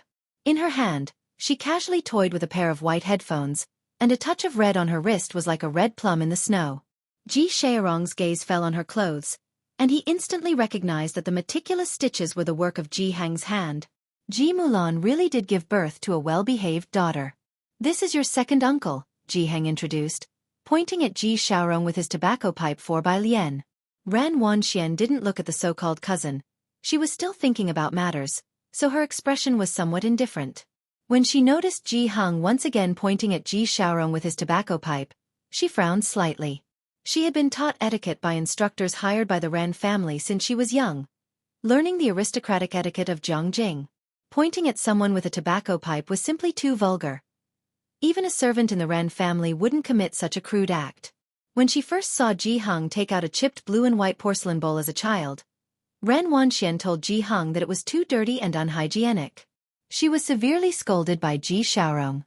After that, Ji Heng never used that bowl to entertain her again and bought a clean white porcelain bowl instead. But Ran Wanxian also didn't dare to speak out of turn anymore. Today she could only suppress her feelings, then go home and complain to her mother, who rarely let her visit the Ji family. Bai Lian clasped her headphones, glanced at the second uncle Ji Heng had mentioned, and curved her lips into a smile, brimming with amiability. Hello. She didn't call him second uncle. Her voice was like the clear and spirited tone of a gently pressed piano key, and Ran Wanxian subconsciously turned her head. She saw a pair of extremely beautiful eyes, clear and sharply contrasted between the black and white. Looking further down at the vintage clothing, Ran Wanxian had not thought before seeing her that such outdated fashion could look so attractive on someone, even if Ran Wanxian didn't want to admit it. She clenched her phone. It's rare for you to come back, Ji Heng said, not one for many words. He broke the silence, telling Ji Xiaorong, dinner here tonight. Ran Wanxian took her gaze back. She stood up, her behavior very cultured. Dad, I still have a private tutor class and can't be home too late. She glanced at the well in the courtyard from the corner of her eye. The Ji family used water from here. Though the well looked clean, she really didn't want to touch the water from this place. So every visit was brief, and she never drank the water Ji Heng offered her. Though Xianxia was off the beaten path, most of the area close to Xianxia had been replanned long ago, and the community had been equipped with sterilized tap water. Meanwhile, Purist Street remained the same year after year, with no construction, and the residents still used well water. Ran Wanxian had never seen people using well water in this day and age. Ji Xiaorong glanced at her. Then you go back first. The driver is still waiting for you outside. Oh, by the way, Ji Xiaorong seemed to remember something. Xianxia, this is your cousin. She's also in her senior year and is about to switch from arts to sciences. You two should exchange contact information. Saying this, he looked towards Bai Lian. Alien, Xianxia is also studying science, and her grades are excellent. You can ask her if you have any questions. Bai Lian lowered her head, studying the headphones. She decided she would take them apart to see how they worked as soon as she got back to her room. After being called out, she lifted her head to look at Ran Wanxian and slowly attempted to take out her phone from her pocket. Ran Wanxian pinched her phone, holding the power button down to turn it off. Dad, I'm 2 years younger than her. I'm 17 this year, she paused, then said. I've been playing games just now, and my phone is dead. Hello, Ran Wanxian faced Bai Lian squarely, very politely, and took out a certain fruit-branded phone, her manner graceful. Then, let's add each other as friends next time. Bai Lian quirked her brow and withdrew her hand from reaching for her phone. Sorry, Ji Xiaorong also fell silent for a moment, then spoke softly to Ran Wanxian. You're in your senior year, don't play games every day. Ran Wanxian didn't respond but nodded casually and then bid farewell to Ji Heng.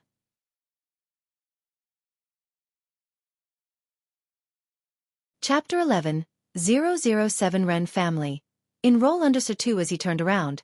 His smile disappeared instantly, replaced by irritation and impatience. Could just anyone become a relative of the Ren family? Today, with Ji Xiaorong present, Bai Lian didn't have to wash the dishes after dinner, as Ji Xiaorong did it. Ji Heng watched him searching for the bucket. The bucket is in the storage room. Have you forgotten again? Ji Xiaorong smiled and then looked around the courtyard before heading to the storage room. Ji Heng sat on a stool by the door, with paper and pen laid out on the table. Bai Lian had just taken off her headphones when she saw Ji Heng wearing glasses, sitting alone under the yellow light, his figure elongated by the shadow. She clenched her headphones in her hand, walked over, and squatted beside his feet, looking up. Grandpa. Ji Heng paused in his work and looked down at her. What is it? Here, she opened her palm to show him a little blue toy. I got this with my bubble tea today. Jianghu looked at the little blue rabbit in her hand and reached out to take it. Look at this pattern, do you like it?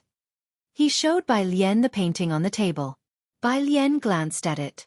It was a meticulous traditional Chinese painting of plum blossoms, the yellow stamens distinct and lifelike. It's beautiful. Well then, I will submit it for printing tomorrow. Jianghu shifted his gaze away and gestured for Bai Lian to return to her own business. Go back to your reading.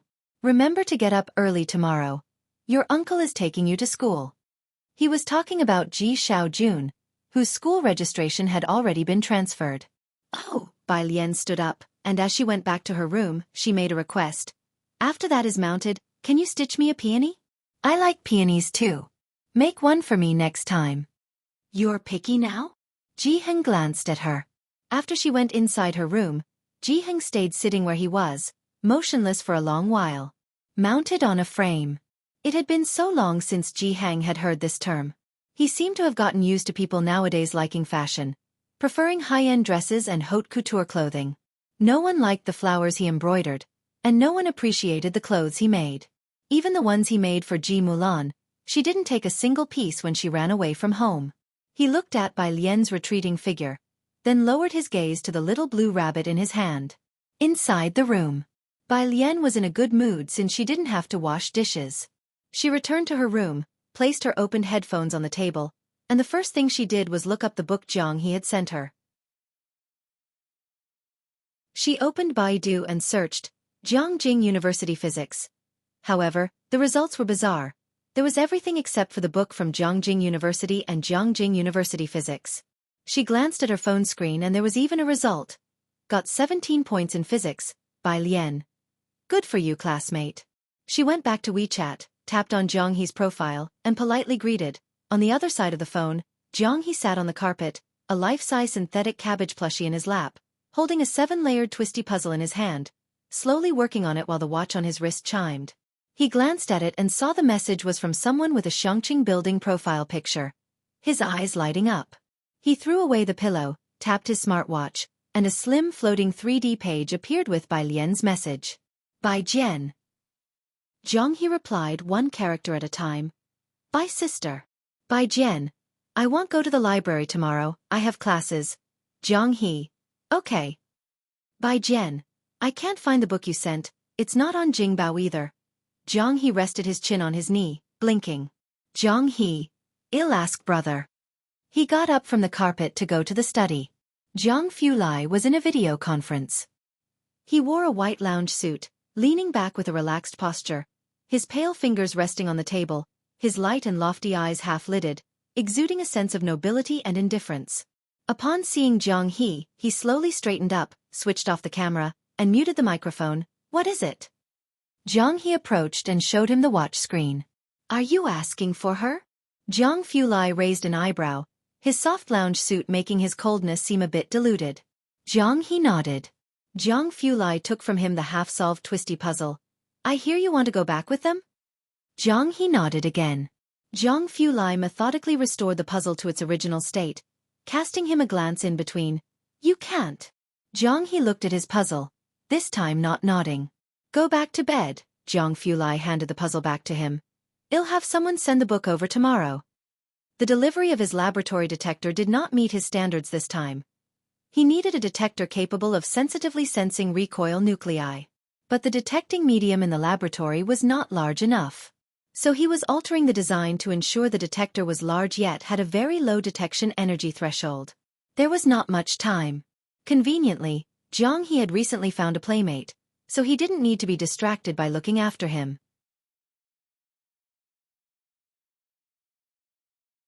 Chapter 12, 007 Ren Family.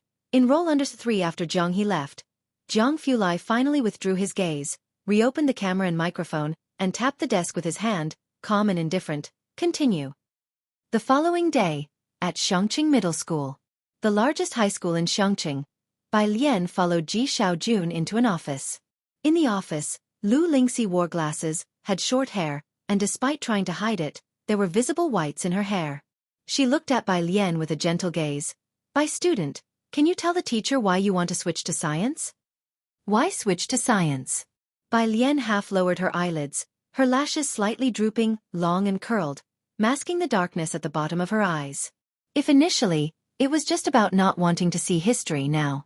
Curious, she spoke quietly. Curious.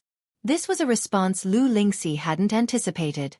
Yes, Bai Lian said, looking at the computer on the neighboring office desk, like how I really want to know how computers transmit information. Her black pupils reflected the sun's rays from outside the window, resembling a lazy white cat. Things had changed, and no matter how frightened or unsteady she had been when she first crossed into this world.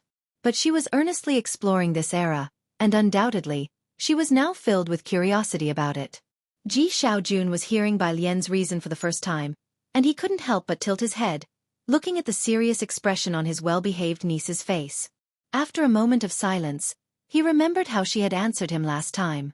Oh, so what? Heh, giving him the runaround? Good, Lu Lingxi looked at Bai Lian calmly, seeing her seriousness. How about you do a set of comprehensive science papers for me to look at? She found a comprehensive science exam paper on the desk. Bai Lian took 20 minutes to complete it and returned it to Lu Lingxi. Lu Lingxi was a language teacher. She took the paper and handed it to a physics teacher in the same office, asking him to help review the exam. Then she said warmly to Bai Lian, "Let's go, I'll take you to our class. There are a total of 20 classes in Senior 3, and we are in Class 15. Ji Xiaojun followed as well. Senior 3 had its own building, with a total of 5 floors from top to bottom, 4 classrooms per floor, 2 stairways, and offices in the middle. Teacher Lu's office was on the 2nd floor, and Class 15 was in the middle of the 3rd floor. As they passed a stairway, there was a girl in a school uniform coming upstairs with a composition book in her arms. Teacher Lu. Ren's student. Lu Lingxi adjusted her glasses and stopped, her voice tender. Leave your homework book on my desk. Wait for me a moment, I have something to tell you. Okay. Ran Wanxian looked up, but her gaze fell on Ji Xiaojun. She hadn't seen Ji Xiaojun many times, but he looked similar to her father, so she could recognize him. However, at that moment, her attention was on the person beside Ji Xiaojun. It was her Bai Lian. Ran Wanxian paused, her mind racing with thoughts. Had she really transferred to this school? Did the Ji family ever mention the Ren family to her? Ji Xiaojun saw Ran Wanxian, and from her look alone, he knew what she was thinking. He calmly shifted his gaze away. He used to be kind to Ran Wanxian. Once when he had a matter and wanted to ask Ji Xiaorong for help, he went through great lengths to get through the Ren family's doors. Then, in the Ren family's trash can, he saw the drawing he had gifted to Ran Wanxian. Since then, he had never visited the Ren family again. Lu Lingxi then explained in a low smiling voice to Bai Lian and Ji Xiaojun, sighing, That's Ren Wanxian. She's really very smart. Skipped 2 grades in middle school. By student, you'll get to know her after 2 days in school. If there's a chance, you could ask her for some study tips. Ran Wanxian did not care about Ji Xiaojun. She smiled at Lu Lingxi, retracted her gaze, and headed to the office. After placing her homework book on the desk, she noticed a set of comprehensive science exam papers there.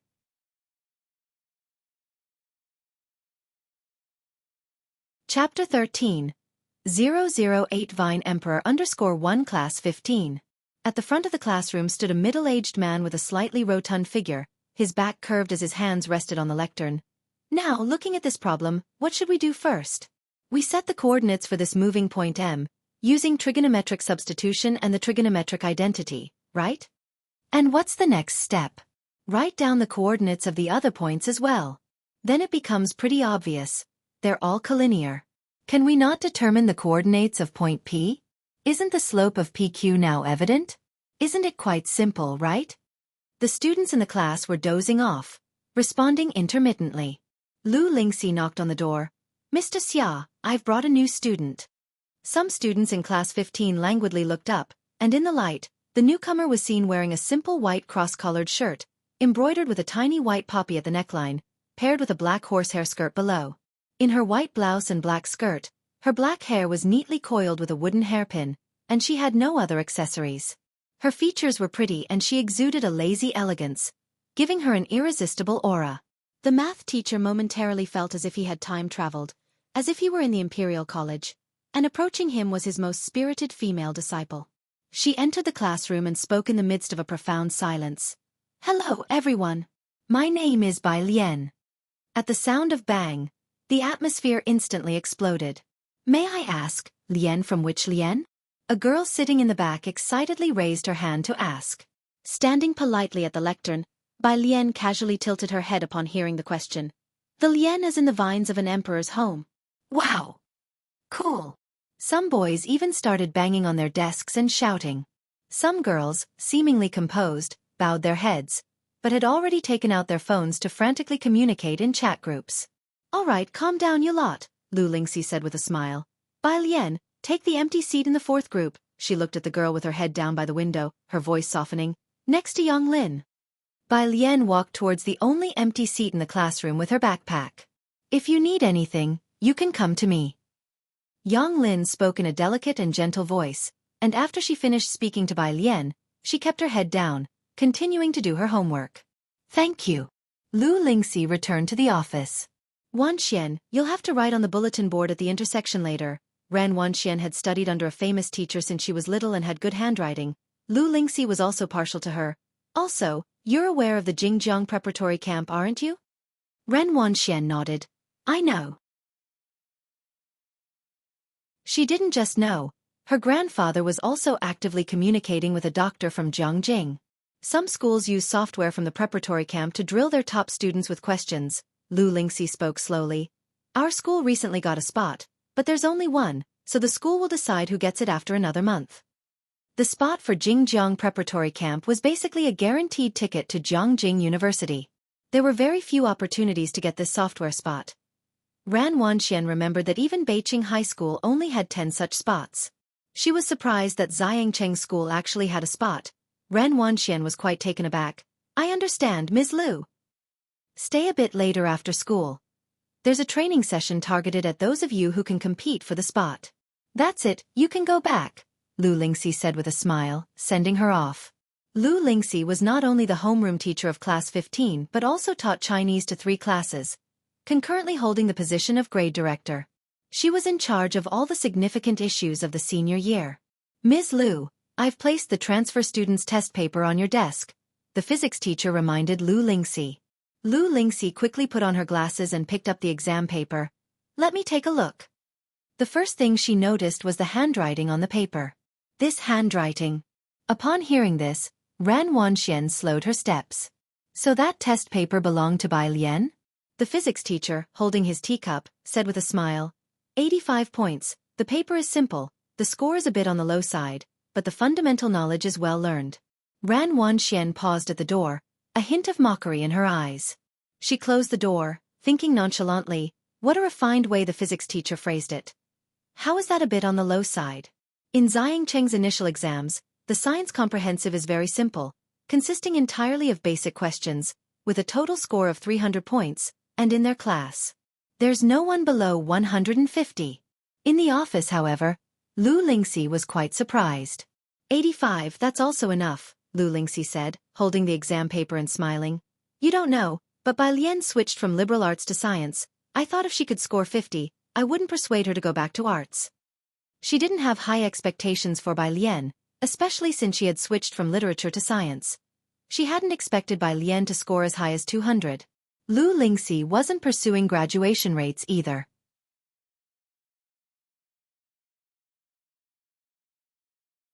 Chapter 14. 008 Vine Emperor Under Sir 2. Academic Transition from Humanities to Science? No wonder the handwriting is so neat, it's even better looking than print. The physics teacher had just been preparing for class and hadn't heard the conversation between Lu Lingxi and Bai Lian. It looks even more pleasant than Wanxian's test papers. He also found it strange that the transfer student had switched from humanities to science. Although the test itself was simple, covering mostly basic knowledge, and she didn't do many of the major questions. In fact, whenever she did answer, everything was correct, especially in physics. She used authentic Guangha style. As a language arts teacher, Lu Lingxi did consider her to be a good student, with handwriting so well behaved. In the past, scholars who took the imperial examinations would use this type of font. Previous top scholars knew several styles of calligraphy, but would all use Guangha style during the palace examination. Lu Lingxi had never considered that Bai Lian knew several styles of handwriting. Nowadays, it was remarkable for young kids to learn even one style properly. But now, very few people learn Guanga style anymore, as they prefer Liang style. Lu teacher, don't worry too much, the physics teacher unscrewed the teacup. Since she wants to study science, she'll definitely be diligent. Don't look at her score of just 85 now. I see that she's not completely lacking in insight. Just you watch, by next year's college entrance exam, she should be able to raise her score to 170, and with some effort, reaching the second tier of universities is quite possible. He decided to pay more attention to this transfer student. Of course they did not know. Making the transition from humanities to science, scoring 85 on a test of moderate difficulty, indeed also indicated some talent. In their minds, the biggest challenge for Bai Lian would just be the transition from humanities to science, as it was already difficult enough to score well legitimately, let alone considering that these 85 points were entirely the result of 5 days of study by Bai Lian. And as for the many questions she hadn't answered, it was simply because she hadn't started learning that material yet. Bai Lian, relying on her own efforts, had carved out a territory for herself on the Xianxia Middle School forum. Today, of 10 posts on the #1 middle school's board, 8 are about Bai Lian, the Empress. Bai Lian herself was not aware of these discussions. Although she was good-looking, she emanated an aura that made her difficult to approach. Like her desk mate Yang Lin, she was either reading or solving problems, appearing very much like a top student. Carrying the aura of a top student naturally, other students didn't dare to strike up a conversation. After school in the afternoon, Bai Lian had just been measured for size. Her school uniform would not be issued for another 2 days. Among the sea of uniforms, she was the only one in her own clothes, a bit taller than the average girl, clean and strikingly beautiful, standing out like a crane amongst chickens. Jianghu was squatting on the street corner opposite, and he spotted Bai Lian, shining brightly amidst the crowd, in a glance. "Why are you alone?" Bai Lian didn't see the others who had been following Jianghu around, so she took him to the milk tea shop around the corner. "My brother is picking me up later." The milk tea shop was crowded just after school let out, but they waited a few minutes for people to leave.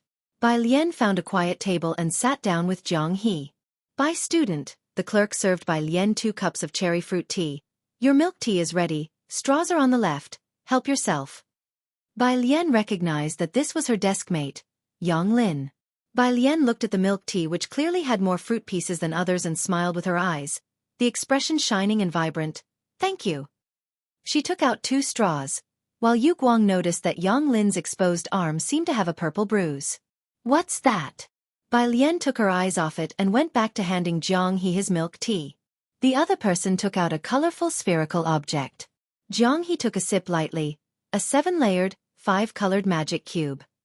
He had already managed to restore the center colors but was not familiar with the rest. Last night, after watching Jiang Fulai's speed cubing restoration formulas, he was trying hard to replicate them. Bai Lian opened her backpack and took out a large lump, having never seen a Rubik's Cube before. "Are you restoring the colors of this sphere?" Jianghu nodded, discontent with his own speed. "My brother can solve it very quickly, but I need 2 hours. Pfft. A guy who had just come in with a basketball spat out his lemon tea. "No way, little bro." The guy spun on his foot and turned sideways, wearing the school uniform, his features handsome and sunny, and kindly suggested to him in a heartfelt tone, "Don't talk about it so calmly, have some sympathy for the average high school student." Jianghu glanced at him and said nothing. "Boy. What's with that look?" "What look?" "Hey." The boy got choked up for a moment but then greeted Bai Lian, introducing himself. "Bai classmate, I am your Xianxia." Bai Lian recognized him. He was the guy who sat behind her. She had remembered everyone who introduced themselves to her. Xianxia scratched his head. "Oh, so you did hear us talking. Lu Ma said that if you ever need anything, just ask me. I'm the sports committee member." They called Lu Lingxi Lu Ma in their class. As Xianxia was talking, he saw the object that Bai Lian took out. It looked like a motor? Bai Lian inserted the straw with one hand and played with the coils of the motor with the other. "What's wrong?" Xianxia. "Who carries this kind of stuff in their backpack?" He said goodbye to Bai Lian with an incredulous face and left the milk tea shop. The group of boys waiting for him outside asked if he got the new transfer student's contact info, implying that the new student was so pretty that they could only admire her from afar. I'll ask tomorrow. Xianxia put his arm around his buddy's shoulder, exclaiming with a sense of brotherhood. With you guys in the world, I can rest easy. The brothers were just about to be moved. Xianxia, hee, it's great to have more than one useless person. As darkness gradually fell, at the school gate, students who had been staying late for the honor student training had just finished their classes. Ran Wanxian was picked up and dropped off by a personal driver every day. She was on the phone with the driver. I've finished my tutoring class, come to. Her eyes caught sight of a girl sitting under the streetlight at the corner of the crossroad, apparently waiting for something. How come she kept running into Bai Lian at this huge school? Could it really be such a coincidence? Ran Wanxian suddenly felt an irritation. Observing the other silhouette, she pondered for a while and then instructed her driver, take the car to the back gate. I'll wait for you there. What's wrong? The boy next to her asked her. Nothing, Ran Wanxian shook her head, not wanting to mention Bai Lian at all. Let's go to the back gate. She turned coldly, re-entering through the school gate.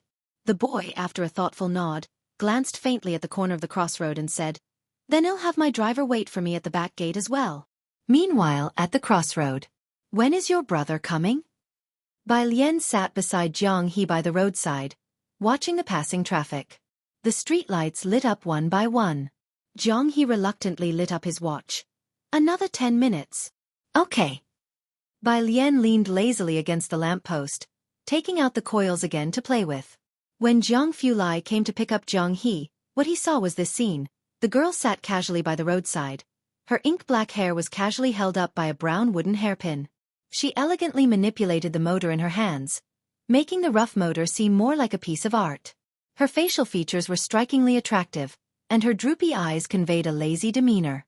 For a moment, it was as if the moonlight too favored her, casting a hazy glow as if moisturized by the moon's radiance. Suddenly, he thought of a phrase, tender yet lethal.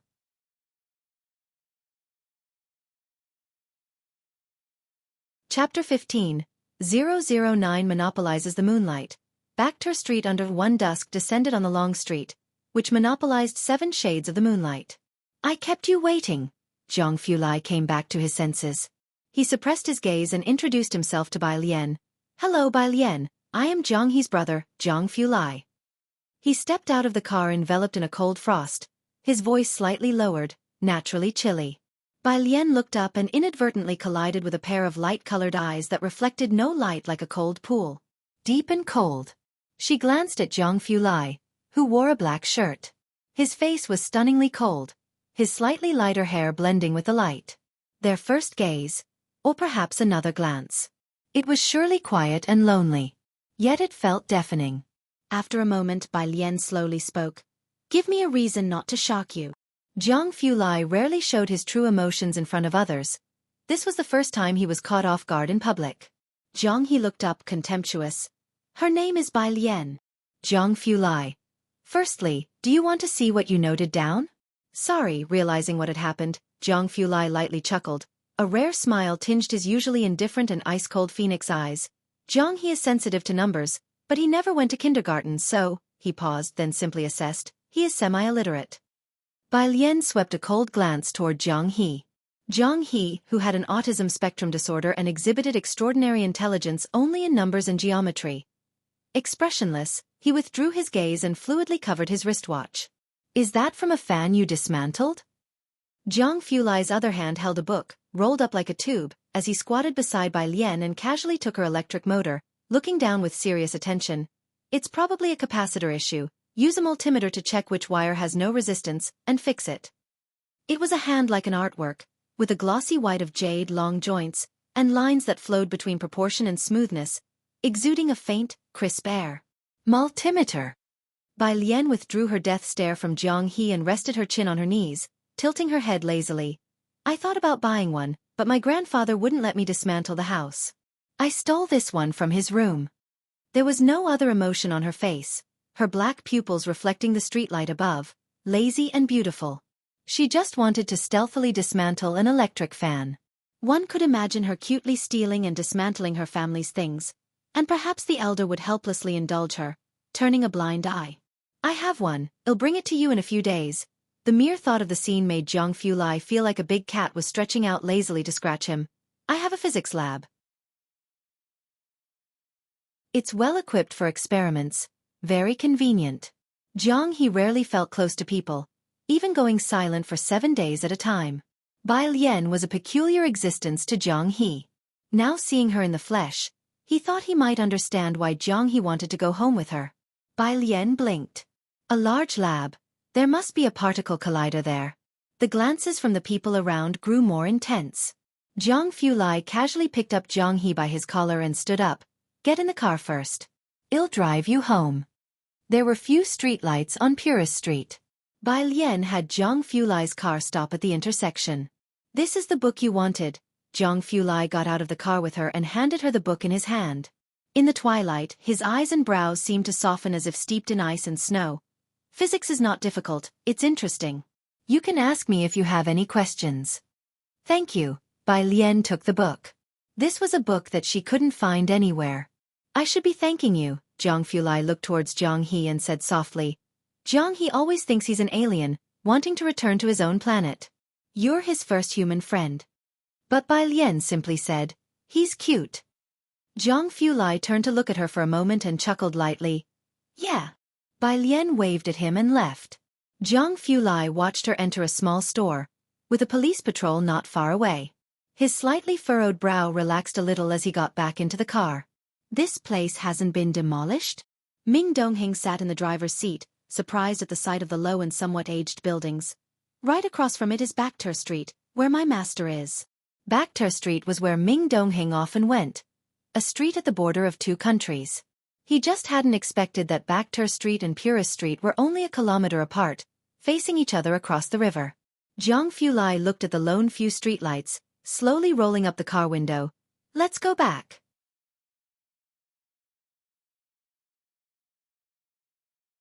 Chapter 16. 009 monopolizes the moonlight.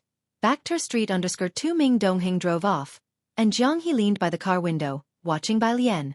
Jiang Fulai's fingertips lightly tapped the phone screen, and in the dark night, his brows and eyes seemed to be coated with a faint layer of cold frost. After a while, he lit up the screen to send a message. Go to the storeroom and find my physics notes. The convenience store. 2 patrol officers came to buy 2 bottles of water and chatted with the store manager as if they were catching up on family news. The store manager answered, puzzled. Today, before leaving, Bai Lian had asked the store manager to bring her some electric cables. The manager handed them to her, along with a lollipop, covering the QR code and refusing to let her transfer the money. Hurry back home, it's already dark. Oh, Bai Lian put away the cables. The patrol officers didn't find out anything and left to finish their shift. Once they were gone, a neighbor dared to come over. What did you do? Went across the river to steal something? Why are the police always watching you?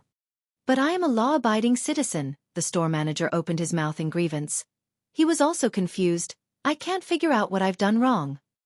Sucking on the lollipop, Bai Lian lowered her pretty eyes and walked innocently into the alley. Just reaching the entrance of the alley, she saw the old man waiting there. It was Jianghu. Bai Lian hesitated, then quickened her pace. Jianghu held a flashlight, only turning it on when he saw her, lighting the pitch-dark alley to guide her home. You can't rush your studies, take it slow. Purist Street had streetlights, but the inner alleys did not. Only the dim yellow light from the homes occasionally flickered. I want. Bai Lian took out her earphones, ready to listen to English vocabulary words and rejecting the suggestion. Jianghu. Seeing Bai Lian eyeing his flashlight, he warned, this can't be taken apart. Bai Lian's gaze was a bit elusive. Am I that kind of person? But I woke up this morning to find the corpse of my fan. Jianghu ruthlessly exposed her. You just looked at the wrong time. Don't believe me. Check again in a few days. Bai Lian stubbornly retorted. Meanwhile, in Xianxia's only villa district, the Ren family. Ren Qian, as usual, inquired about Ran Wangshuan's studies and explained about Gao Zhechen's situation. Dr. Gao has not yet replied, you have to strive at school. Ran Wanxian nodded, which would normally signal it was time to leave. But today, she hesitated. What's wrong? Ren Qian was surprised. It's about the affairs of my dad's family. Ren Wanxian shared the matter regarding Bai Lian with Ren Qian. Hearing the full story, Ren Qian put down the document in his hand, switching from arts to sciences. Ran Wanxian wasn't too concerned, but thinking about the other person's science score of only 85, she shook her head. A composite science score of 85. I don't know why she wants to study science, and Dad even asked me to teach her. Don't listen to him. He has become increasingly muddled these past 2 years, not knowing the severity. Ren Qian's expression chilled. He valued Ran Wangshuan's academic performance, naturally aware that she had scored a perfect 300 in the science composite. Doesn't he know how important your studies are? He hadn't yet met Bai Lian, but he already had a rather poor impression of her. For young people, it's important to be stable and pragmatic. Ran Wanxian quickly started to rub Ren Qian's shoulders. Don't be angry, Dad didn't mean to. You know him, he's only focused on his research. He doesn't even remember how old I am. For many years indeed, the Ji family hadn't taken advantage of the Ran family to cause any trouble. But Ran Qian was not concerned about the Ji family's affairs.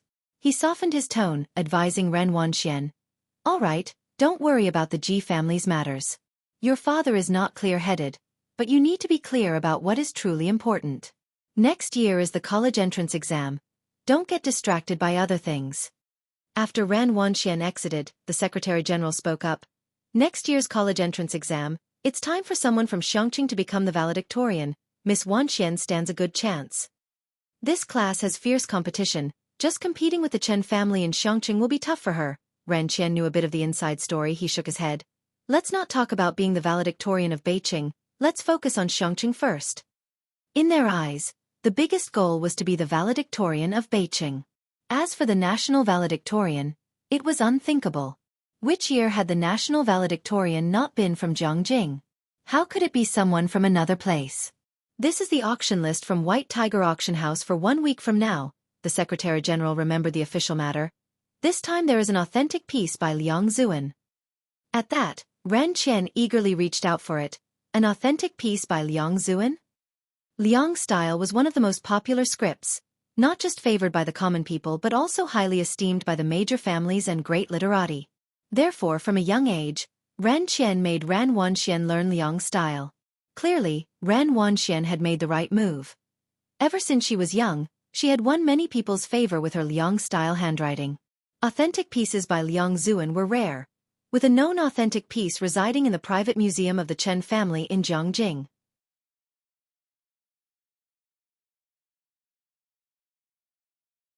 Chapter 17. 009 monopolizes the moonlight. Backter Street under 3. This genuine piece coming up for auction is bound to attract a crowd from all over the country.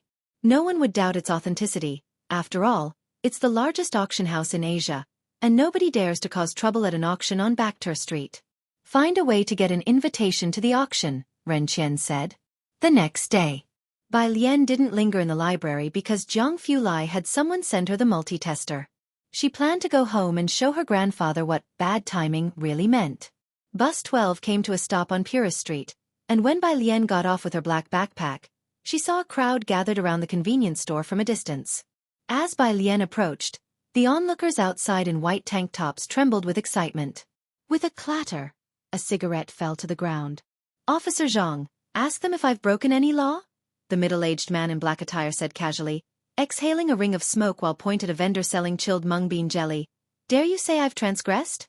The vendor, in fear, shook his head as he picked up his knocked-over stall. No. I knocked it over myself. Oh, is that so? The middle-aged man took 2 more steps forward, pointing at someone selling hand-carved items. The person sat on the ground, frantically waving their hands in negation. He stepped on an embroidered shoe and finally stopped in front of Jianghu. How about you? Do you dare? Jianghu looked at the stall on the ground and shook his head. See, the middle-aged man then leisurely turned to Officer Zhang, his voice arrogant. I told you I haven't done anything, Officer Zhang. You wouldn't arrest a good person, would you? You! Officer Zhang was about to take action, but was firmly restrained by a colleague. Forget it, Officer Zhang. The colleague whispered in Officer Zhang's ear, he must be Poison Scorpion. Officer Zhang calmed down. Poison Scorpion. One of the top 10 on their internal most wanted list, he frequently moves between Backter Street and the international scene. Many of his men are ex-mercenaries, protected by a bar on Backter Street, and even the FBI is said to be unable to touch him. His power was immense. Poison Scorpion had long anticipated this scenario. He looked at Officer Zhang with disdain. carelessly dropping his cigarette on the ground and stepping on it. "It seems, Officer Zhang, if you desire to catch me, you'll have to find another way." No one present dared to speak. Poison Scorpion then arrogantly left the convenience store with all the cigarettes and casually left Purist Street. Only after he had left did Officer Zhang silently help the vendors straighten their stalls, whispering an apology to them. The people from the bar on Bakhtur Street, at the junction between two nations, those people, without evidence, Officer Zhang truly had no recourse. Even if the Chen family of Xianxia was present today, they too would suffer silently. Bai Lian stood not far away, watching the scene with an unperturbed gaze. The man in the white tank top, feeling the chill of her gaze on his back, shivered and quickly set about helping the vendors pick up their goods. Clearly, he was also one of the formidable convention people, and seeing him lending a hand, Officer Zhang gave him a glance, his gaze then shifting to the store owner not far away. As the crowd slowly dispersed, such incidents were not uncommon on Purist Street. Alien. Jianghu, having tidied up his belongings, saw Bai Lian standing at the street corner. The neighbors liked the trinkets made by Jianghu, who would set up his stall every few days. Bai Lian usually studied late in the library, so this was the first time she saw him vending. Bai Lian answered calmly, taking Jianghu's items from his hand. "It's all right, grandfather's used to it." Jianghu spoke more today than usual, holding a tobacco pipe. "These things don't happen often. He's from the opposite side and doesn't come here often. You should be more careful when you go out. It's better for ordinary folks like us to avoid provoking them if we can." He comforted Bai Lian. Bai Lian hummed in agreement once more, but the chill in her pitch-black eyes grew colder. Jianghu was at ease with her. 11 o'clock at night. The lights in Jianghu's room went out, and in Bai Lian's room, she tightened the last screw on the electric fan. Then, taking her mobile phone, she quietly closed her room door behind her and left. Crossing the bridge at the end of Purist Street, a street stretched out in front of her, resplendent with golden light. Although it was 10 o'clock at night, it was as bright as day. The entrance bore the name in 2 languages, Bakhtur Street. The man in the white tank top had been waiting here. He looked up to see the girl in the flowing moon-white dress, so out of place in this street. "Sis," the man in the white tank top approached, handing Bai Lian a cigarette and lighting it for her. With a slender cigarette grasped between her fingers, Bai Lian appeared utterly nonchalant. As the flame sparked and smoke began to curl up, she lazily tilted her head. "Where is he?"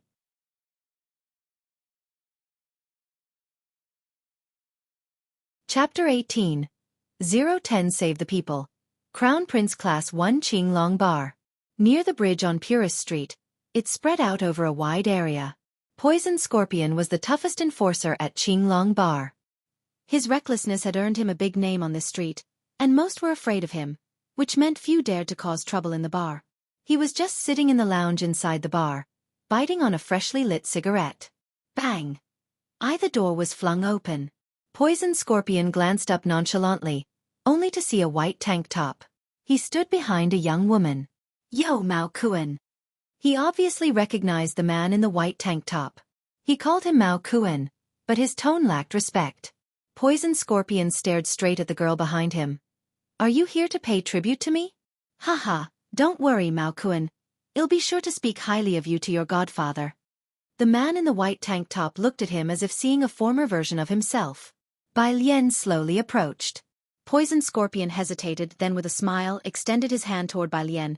"Mao Kuan, the person you've brought is pretty." Bang! He, along with the stool, was kicked to the ground, and a bone in his chest broke. Poison Scorpion's eyes turned fierce as he endured the pain and scrambled up, throwing a fierce punch at Bai Lian's face. Bai Lian didn't even move her feet, simply raising her hand leisurely to catch his punch under his astonished gaze. The hem of her moon-white dress fluttered gently. Crack! The sound of finger joints breaking echoed. "You want to die," with a bang. He was once again brutally smashed to the ground by Bai Lian. Poison Scorpion had never seen such a twisted scene before and looked at Bai Lian in terror. The borderlands between 2 countries were complex, and no one without some abilities could survive there. His skills were quite impressive. In fact, few people knew that even the FBI had been unable to handle him when he was notorious internationally, which was why the bar owner had taken notice of him. As Qinglong Bar's top enforcer, even the #1 fighter in the ring would have a hard time laying a hand on him. Poison Scorpion was breathing more out than in. He lay on the ground, unable to get up. Have I offended you? He was clever, indeed. To be this arrogant and still alive for so long was because he had only offended nobodies. The girl in front of him, who could crush him as easily as pinching a steamed bun, was certainly no nobody. He had no idea how he had managed to provoke her. Bai Lian still had a slender cigarette pinched between her fingers, and the smoky haze swirled around her face. She walked unhurriedly to Poison Scorpion's side, wearing gray embroidered shoes with a faint footprint on them. The embroidery was of pink peonies, layered and sumptuous. With the shoe bearing the footprint, she stepped on Poison Scorpion's right hand and asked softly, "Is the embroidery nice?" "So prim and proper." Poison Scorpion, who had been so arrogant before, now lay at Bai Lian's feet. Even as every breath caused pain in his chest, he still struggled to wipe the dust from her embroidered shoe. Smiling ingratiatingly, he looked up at her. "Good, very good. The embroidery is excellent." Bai Lian looked down, the shadows cast by her eyelashes hiding the tumult within her eyes. She lifted her foot. "Indeed it's good." Bang! Another kick. She kicked Poison Scorpion hard in the chest. Poison Scorpion was slammed against the wall. Bai Lian leisurely straightened her sleeves. Withdrawing her gaze, she said coldly, "But it's gotten dirty." The man in the white tank top knelt beside Poison Scorpion, kindly reminding him, "You had to mess with her grandfather's business of all things. And you even asked if the old man dared to. Do you think he dares? Remember to respect your elders and love the young." The bar was deafening with noise. A group of men in black waited at the doorway. The leader, seeing Poison Scorpion paralyzed and gasping against the wall, twitched his mouth. "God, you're asking a vicious man to respect the elderly and love the young." They looked at Bai Lian warily, then told the man in the white tank top, "Mao Kuan, the boss wants you in the conference room." "I'll talk to my godfather." The man in the white tank top nodded casually. Bai Lian leaned against the bar, lazily tapping her fingers on the countertop. "Xiao Bai." The man in the white tank top immediately stepped forward, pouring her a drink. "Sister, my surname is Mao." "Oh, Xiao Mao," Bai Lian nodded sluggishly. "Thanks for today, but I don't drink. I'm heading back." "Sister, won't you stay a little longer?" Bai Lian took out a wooden hairpin, slowly gathered her hair, and her low soft eyes were languorous. "No, I have class at 8 in the morning tomorrow." "Niao Kuan, no Xiao Mao." At his side, a younger brother, seeing Bai Lian for the first time, blushed. Xiao Mao, upon seeing this, snapped at him, smacking his head hard. "What are you looking at?" "Ha! What are you staring at? Any ideas you're getting, stuff them back into your mother's womb."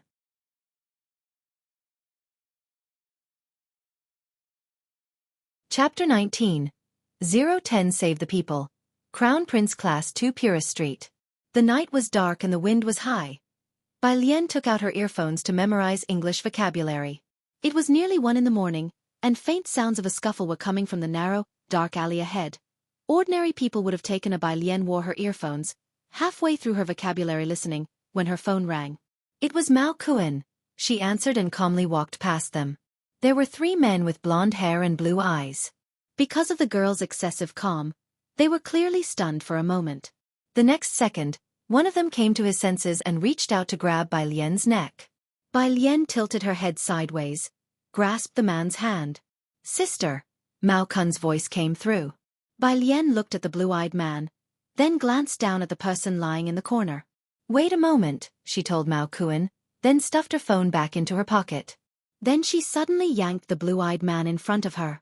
The breeze from her punch parted the strands of hair scattered on either side of her, revealing her cool gaze. Bai Lian didn't retreat. With her other hand balled into a fist, she powerfully slammed into another who tried to make a move on her. In less than 3 minutes, 3 men were lying at her feet. Only then did Bai Lian take her phone out of her pocket, leaning lazily against the wall. "Speak." "Ah. Oh," Mao Kuan on the other end of the phone wiped his face. "There's an auction here in a couple of days. Do you want to come play?" "No thanks." Bai Lian hung up, her eyelashes drooping down. She put her earphones back on and dug out her English vocabulary list. "Hey!" The bloodied person lying in the corner spoke to her, shaking as he fetched a pack of cigarettes from his pocket and tried to find a cigarette to bite on. "Thank you, can I have your contact information?" Bai Lian glanced down at him.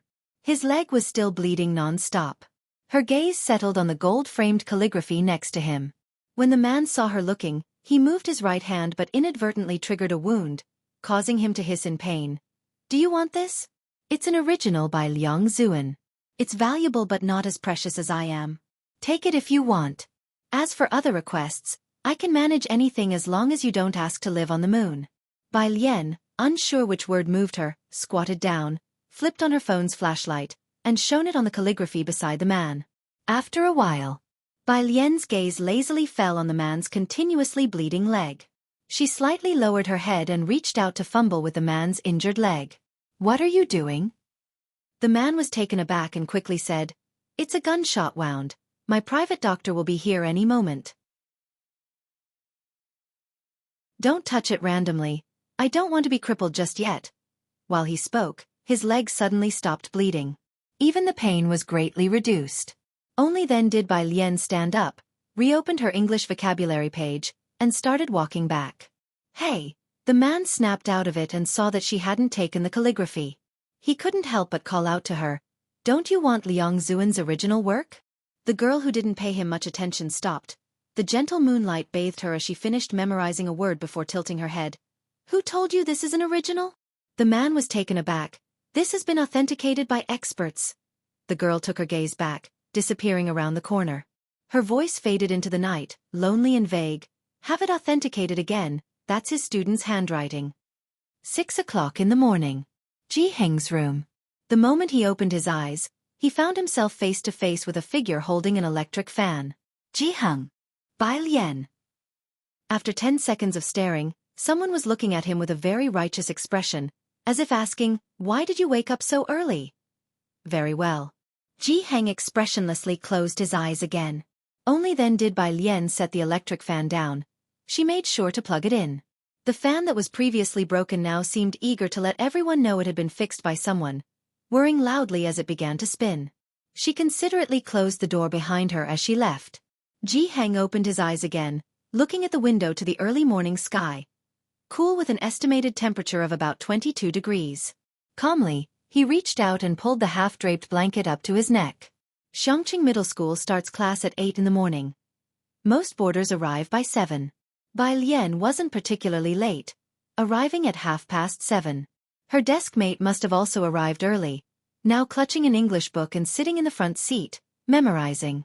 And her seat, Bai Lian yawned lazily as she walked up to her spot, tapped the desk and looked down. Classmate, excuse me. The girl sitting in her seat instantly pulled a long face. Shush. The originally noisy classroom quieted down in an instant. Xianxia, who had been napping on his desk, also lifted his head, bleary-eyed, and came to alertness at the situation. The curly-haired girl didn't even glance at Bai Lian. Noticing Xianxia's awake, her eyes lit up as she handed him a bag. Xianxia, I brought you breakfast.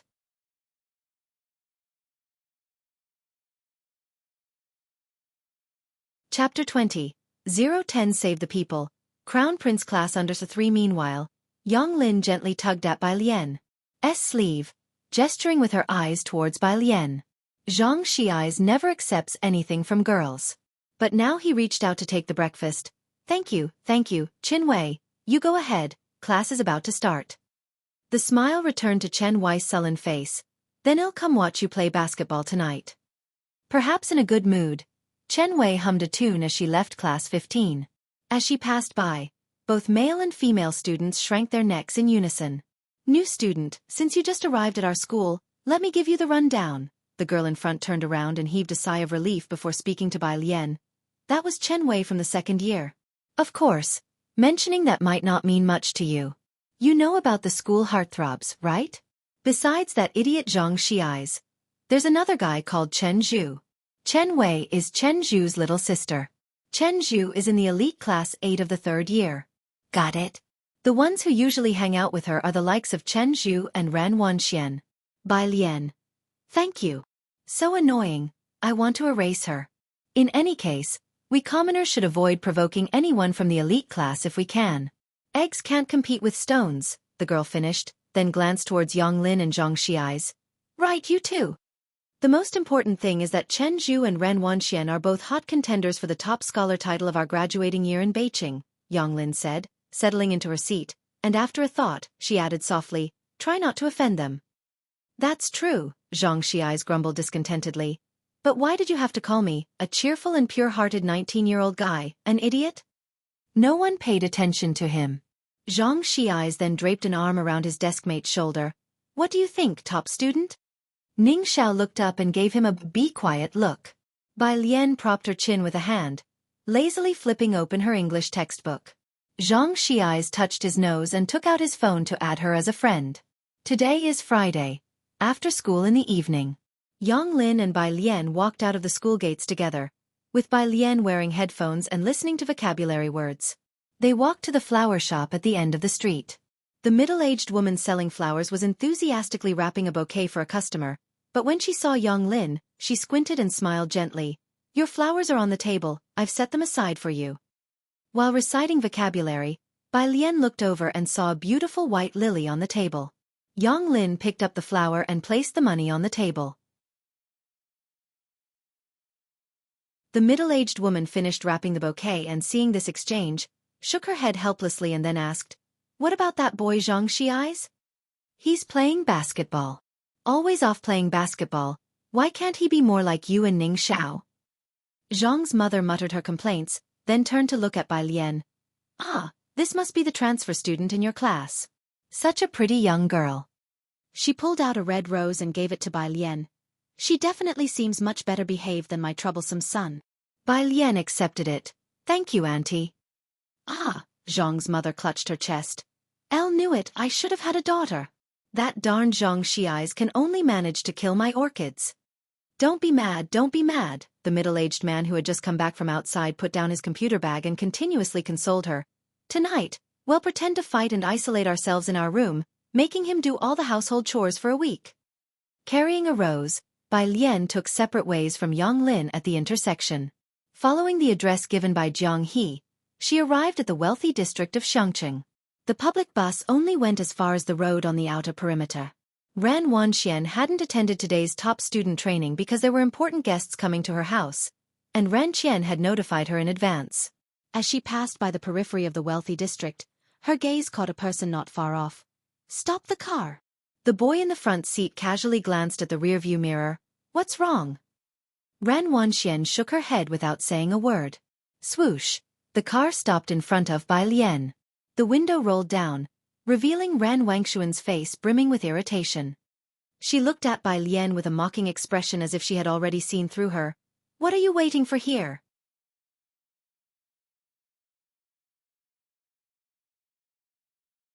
Chapter 21. 011 Director Chen. That day Liang Zuan's extraordinarily talented disciple Undisful Bai Lian held her cell phone and sent a message telling Jianghu not to hurry. She was still in a moon-white long dress, her eyes clear and tranquil, reciting vocabulary in a calm and unruffled manner. Upon hearing a voice, she looked up. Waiting for your ancestor. No matter whether it was at school, at the Ren family home, or anywhere else, Ran Wanxian was always the center of attention, always pampered and worshipped by everyone. Even Chen Wei had to make some superficial effort in front of her. As for the Ji family, even though she was very polite to Jianghu, deep down she still looked down on the Ji family members. Ran Wanxian looked at the long dress on by Lian, plain and unadorned, without any logo, clearly something made casually by Jianghu. In her eyes, Bai Lian was indeed the least noticeable among them. When encountering her, one should at least be cautious and respectful, not so arrogant. But she didn't expect that someone she least cared about would speak to her so rudely. The driver in the car couldn't help but take another look at Bai Lian, and Ran Wanxian noticed that the boys nearby were also looking their way. She was shocked that Bai Lian dared to speak to her like that. What are you talking about? Can't hear clearly? Bai Lian, looking at the next word, said indifferently. Then I can carve it on your tombstone. The driver wished he could cover his ears, trying hard to pretend he didn't hear anything. But Ran Wanxian, with her sense of entitlement, didn't get out of the car, only haughtily rolled down the window, so everyone in the car could hear Bai Lian's words. Even if the driver showed no reaction, Ran Wanxian still felt that everything about her was being challenged by Bai Lian at this moment. You! She was rendered speechless by the retort. and only managed to pull at her lips before angrily rolling up the window and demanding, "Aren't we leaving yet?" The car started. The boy in the front seat glanced at Bai Lian by the roadside through the rearview mirror. The look was as if he were observing a leaf, only for a moment before he withdrew his gaze. "You know her?" Ran Wangshuan's voice was cold with disdain. "Who knows which relative from the Ji family that is?" She didn't understand how Bai Lian could be so entitled when she was merely living in a slum that hadn't been developed yet, one that still used well water. Chen Zhu nodded, uninterested, and didn't ask any further. The car drove on for a while when another black car slowly approached. Chen Zhu, who had been sitting relaxed, straightened up, his gaze fixed on the rearview mirror, watching the black car grow more distant, until it disappeared. As dusk approached, the black car that vanished in the rearview mirror seemed to grow more mysterious. In the back seat, Ran Wanxian had temporarily forgotten about Bai Lian, watching the direction the black car had disappeared in, and asked softly, "Was that the people my grandfather mentioned?" Although in her final year of high school and focused on her studies, it didn't mean she wasn't aware of other matters. She knew about the recent changes in Xianxia. They had always thought that the manor behind them, which had been vacant, belonged to the government. Now that it had been occupied, the major families of Xianxia had all received a clear message not to disturb it. Chen Zhu only casually said, "I've never seen that make of car." The one who came to pick up Bai Lian was Ming Dongheng. Bai Lian had been memorizing words all the way, and when she arrived at the entrance of the manor, she saw Jianghu squatting at the door, eagerly waiting.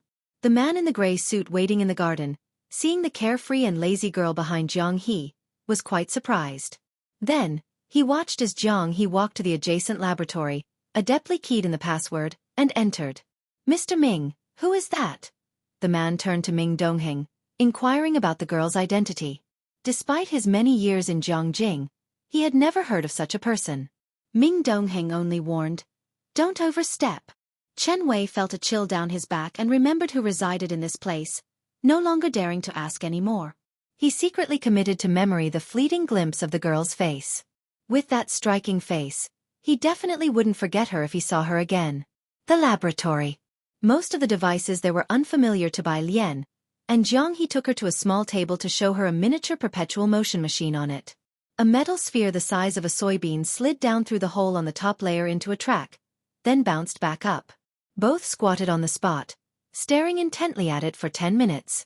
According to the law of conservation of energy, Bai Lian concluded, this is a fake perpetual motion machine.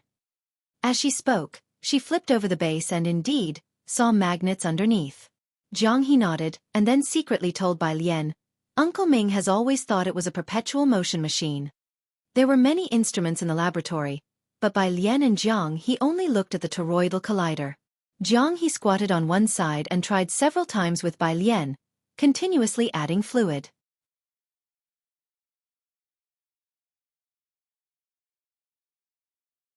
Chapter 22. 011 Director Chen. That day Liang Zuan's extraordinarily talented disciple _2 Bai Lian always recorded the data. She and Jianghu finally succeeded once, and after glancing at the numbers on both sides, she recorded more data on paper. After she finished, Jianghu leaned on the table and looked at the vortex machine. How come it still isn't broken? Bai Lian set the paper aside, tilted her head to look, and found it hard to disagree. Outside. When Jiang Fulai returned, it was already dark. "Young Master Jiang." Chief Chen followed him into the house respectfully. Jiang Fulai took off his coat and with a quick glance, noticed a black backpack, a mobile phone, and a rose on the rosewood table. "Ming Dongheng. Those are Miss Bei's belongings." Jiang Fulai hummed calmly, his long eyelashes drooping slightly, shading the excessively cold look in his eyes. "Are they still in the laboratory? Like this, there should be many lining up at school to give her flowers. What are high school seniors doing not studying properly, giving roses to others? Truly not reserved." Young Master Jiang gave his polite assessment. "Have them come out to eat," Jiang Fulai instructed, his facial expression uninvolved. When Bai Lian came out, Jiang Fulai was speaking with Chief Chen. Chief Chen clearly appeared somewhat restrained, his hands resting on his knees as he sat with his legs together. It must be personal revenge, this side of Xianxia. He caught sight of Bai Lian entering from outside, paused, and didn't know whether to continue. Jiang Fulai tapped his fingertips lazily on the table, glanced at him. Continue. Oh, Chief Chen quickly resumed. Elle came here to tidy up the security. Poison Scorpion is my top priority, but the day I arrived, someone sought revenge on him. Ming Dongheng couldn't resist commenting expressionlessly. Such a coincidence. You sure you didn't have a hand in it? How could Elle? Chief Chen was quite agitated. If I had that ability, would I need to be sent here for further training? Ming Dongheng suddenly understood. Chief Chen. Ever since ancient times, Xianxia has always had difficult problems. This time Jianghu Lai came to Xianxia. Jiang Jing decided to give Xianxia a thorough clean-up. Chen Zhu was a relatively outstanding descendant of the Jiang Jingchen family, and he secured the opportunity to come to Xianxia out of a host of people. In ancient times, he would have been a special envoy with an imperial mandate. Make a mark here with political achievements, and return to be promoted and advance in ranks. But right after his arrival, someone conveniently handed him a merit. Chief Chen really felt Xianxia was his lucky place. No suspects. Jianghu Lai rolled up his sleeves twice, casually poured 2 cups of tea, and pushed one each to Bai Lian and Jiang He. Jiang He stared at the cup as if it were poisoned. Chief Chen spoke with a serious expression. There's one, the boss of Pura Street number 112. I've already deployed extra personnel to keep watch over him. Is there no mistake? Ming Dongheng remembered Pura Street and expressed doubt. Could it be that he's not in trouble for messing with Dawson's cake or offending the mercenary mafia? Don't know, but I have top-secret information, Chief Chen lowered his voice. It said that Poison Scorpion took 2 cigarettes from the boss. Although he found it ridiculous, Xianxia had listed a pile of evidence. Otherwise, how could the boss have his cigarettes taken in the evening and be destroyed the same night? At the side, Bai Lian held her teacup and took a light sip. Genuine old Banzhong tea, her eyes brightened slightly. Upon hearing the voice, she put down the teacup, lowered her dark eyes, her jade-like fingers touching the edge of the rosewood table, her expression lazily concurring with Chief Chen. That man is really bad. Only then did Chief Chen dare to look at her. The young lady didn't seem to be much of a presence, and Chief Chen softened his tone, comforting her with a kind voice. Don't worry, the bad guy has already received some punishment. Don't be afraid. That's good. Bai Lian finished her tea. She picked up her backpack and bid farewell to Jianghu Lai and the others. Jiang He tugged at her sleeve. Bai Lian's eyes drooped lightly, and she gave him a sideways glance. I'm going home to have dinner with my grandfather. A few streets away at the Ren family's. The Ren family and a group of people from the Chen family waited properly. Chief Chen, when can he arrive? Ren Chen looked at the middle-aged man beside him. Though anxious, he remained very polite to Chief Chen. The man referred to as Chief Chen was Chen Gang of the GDP powerhouse Chen family from Xianxia. He was eyeing his watch. He should be arriving soon. As he was speaking, someone from outside came in with happy news. Chen Lord has arrived. Ran Qian and Chen Gang both stood up swiftly to welcome the guest at the entrance. Ran Wanxian and Chen Zhu also got up, exchanging glances. Chen Lord, Chen Gang, accompanied by Ran Qian, respectfully ushered the person in, and then introduced Ran Qian. This is Xianxia's current highest administrator, the elderly Mr. Ran Qian. If Bai Lian were here, she would recognize this man as the Chief Chen she had just met.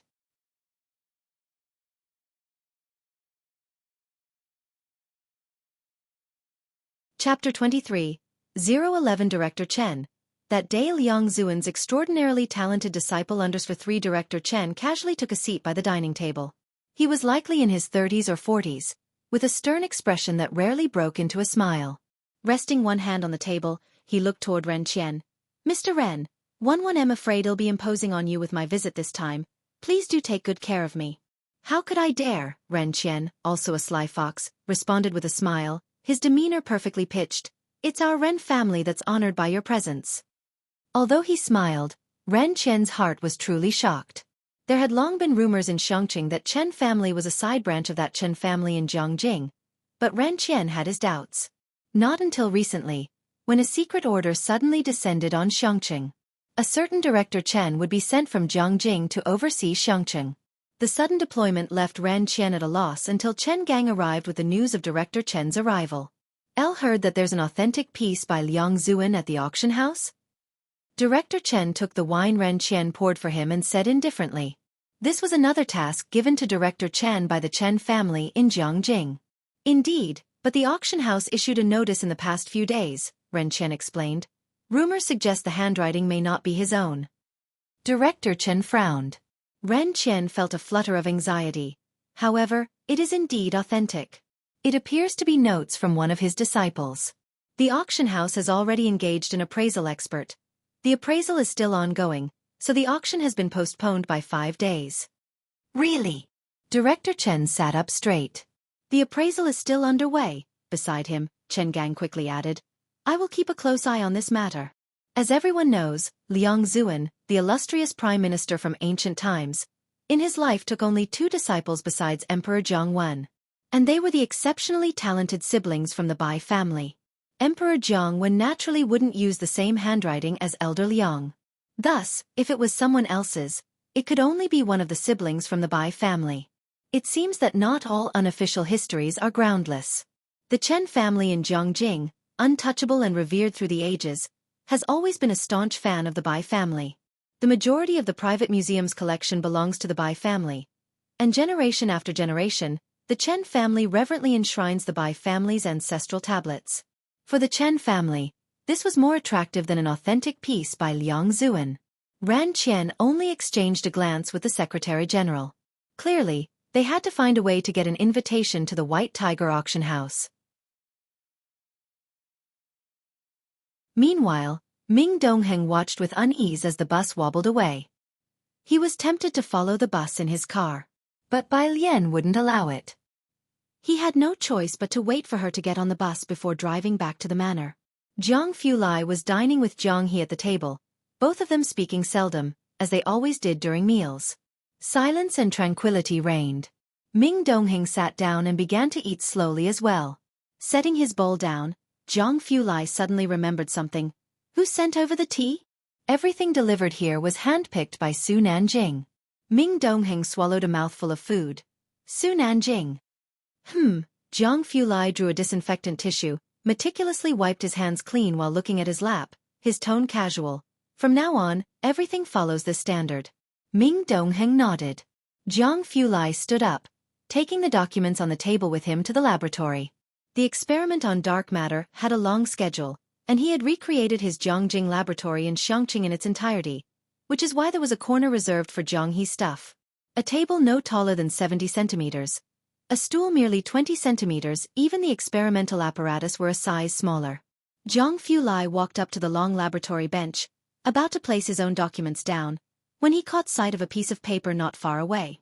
His laboratory was always clean and tidy. This paper must have been left by the other 2. He approached, casually picking up the paper. There were 7 sets of data from top to bottom. He was initially just curious about what the other 2 had been up to until his eyes fell on the 4th set. He froze.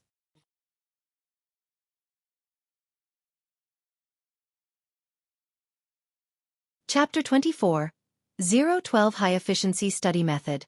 Relocation of residents completed. A few digits were written casually. They flowed from the hand as if in one breath, the strokes revealing a hidden sharpness. Jiang Fulai stared at the characters for a moment before continuing to look at the data. If the first 3 sets of data were chaotic, a pattern could be discerned starting from the 4th set.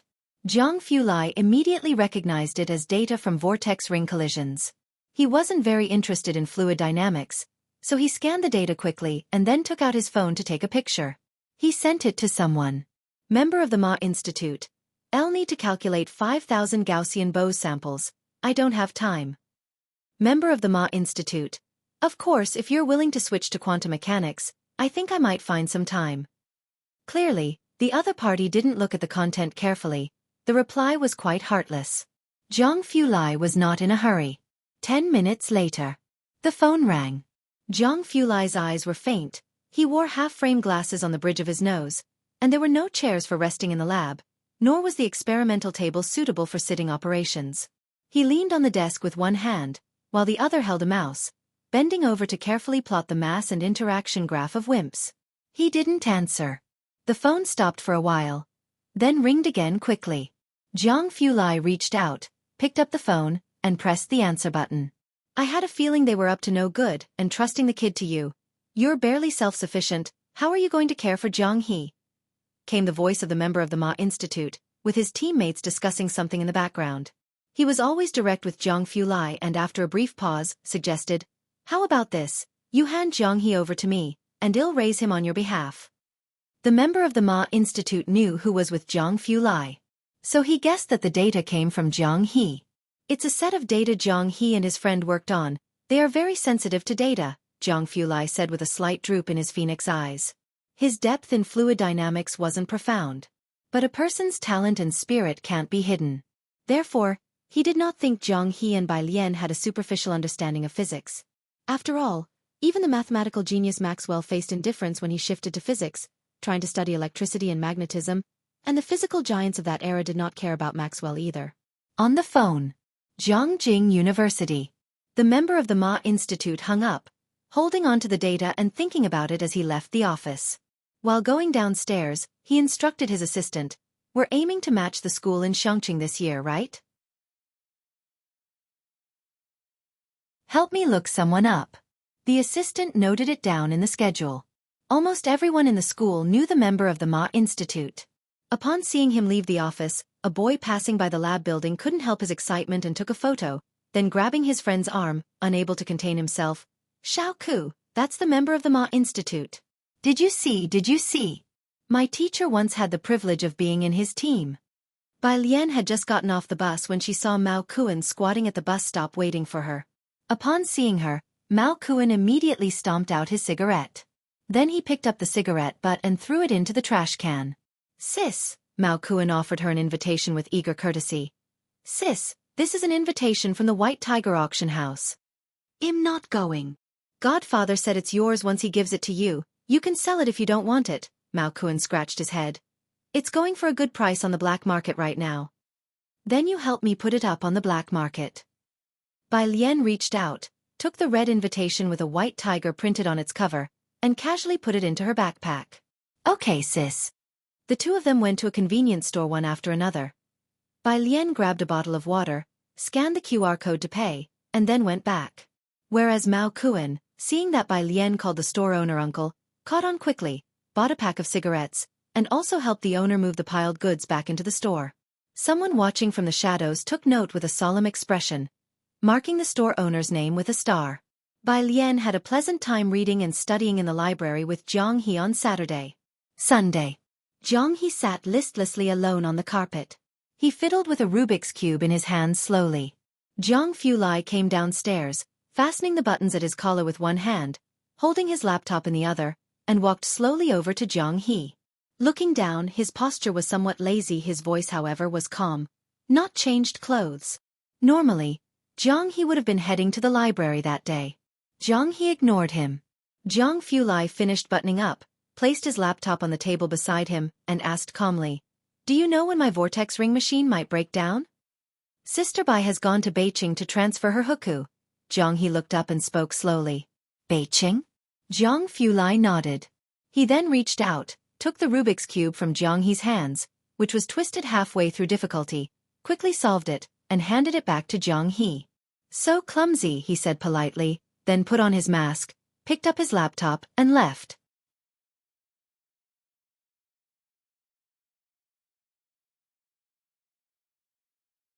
Chapter 25, 012 High Efficiency Study Method. Relocation of residents completed. Underscore 2 Ming Donghing stood in place, his face expressionless as he watched. Jianghu, he frustratedly scrambled the Rubik's Cube again, opened his watch, and sent a message to Bai Lian. Text. Bai Lian had already boarded the train, and her household registration transfer certificate for Xianxia had been processed. The certificate for moving out still needed to be arranged in Beijing. Beijing was far away, and Xianxia only had a train service, so a round trip took a whole day. As household registration had to be done on a workday, she went a day early and planned to return directly after getting the certificate the next morning. Ji Xiaojun went with her, and the two of them sat together. The train ride was nearly 12 hours long, and Bai Lian had brought a physics question bank in advance. She buried herself in the questions as soon as she got on the train. A middle-aged couple and an elderly person sat opposite them, who, upon seeing Bai Lian working on her problems, spoke in hushed tones and deliberately lowered their voice when occasionally conversing with Ji Xiaojun. Ji Xiaojun watched as the three passengers opposite handed Bai Lian a bunch of fruit and some biscuits. Then he looked at the focused Bai Lian solving problems.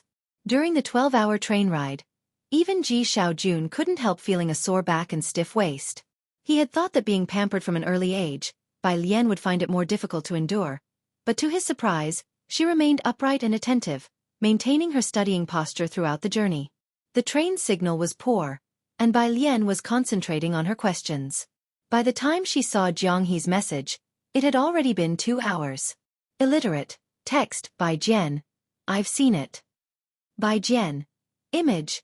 Jianghu opened it and looked, knowing the result but not the principal. He then forwarded it to Zhang Fulai.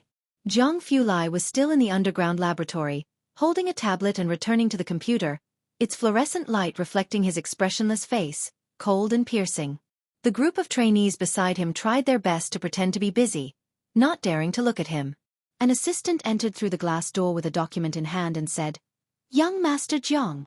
Zhang Fulai's gaze didn't shift. After briefly pointing out an experimenter's data beside him, he took the document from the assistant and casually flipped through it. "This is an invitation from the Gao family," the assistant reminded. Gao Juchen was a carefully cultivated plant by the Gao family in the Jiang family, but after this incident, they had been busy managing the fallout and finally sent this invitation to Zhang Fulai as an apology. Upon hearing this, Zhang Fulai turned his hand, calmly handing back the invitation to the assistant. The message was clear. His phone rang, and Zhang Fulai gestured for the assistant to leave. Then he checked the message from Jianghu, opening the image. It was a complex question with a few formulas listed on the side. The handwriting looked neat and clean, slightly different from what he had seen the night before. However, he could guess who had written it, and being too lazy to type, he sent a 52-second voice explanation to Jianghu. Jianghu sent a comma. Zhang Fulai followed up with, 47, Jianghu, question mark. Zhang Fulai, 60, Jianghu. You know the teacher's microphone was on, right? Out of patience, Zhang Fulai coldly typed 2 characters. Ad group. Jianghu. Okay. On the other side of the phone, Ming Dongheng watched with an expressionless face as the well-known genius Jiang got scolded by young Master Jiang for 2 minutes, thinking to himself, luckily, he doesn't study physics. Bai Lian and Ji Xiaojun arrived in Beijing after 10 o'clock at night. The two stayed at a hotel not far from the Public Security Bureau. It was only after washing up for the night that Bai Lian discovered that Jiang had added them to a 3-person group. Zhang Fulai sent a detailed process diagram, and Bai Lian sat at the small square table to study it carefully. She politely sent a thank you and then asked another question. Zhang Fulai. 37. Zhang Fulai. 29. Bai Lian opened each one to listen. Physics definitely requires understanding the theorems and repeatedly deriving all formulas. To learn physics, don't look up to it. You should stand on the mountaintop and look down upon it.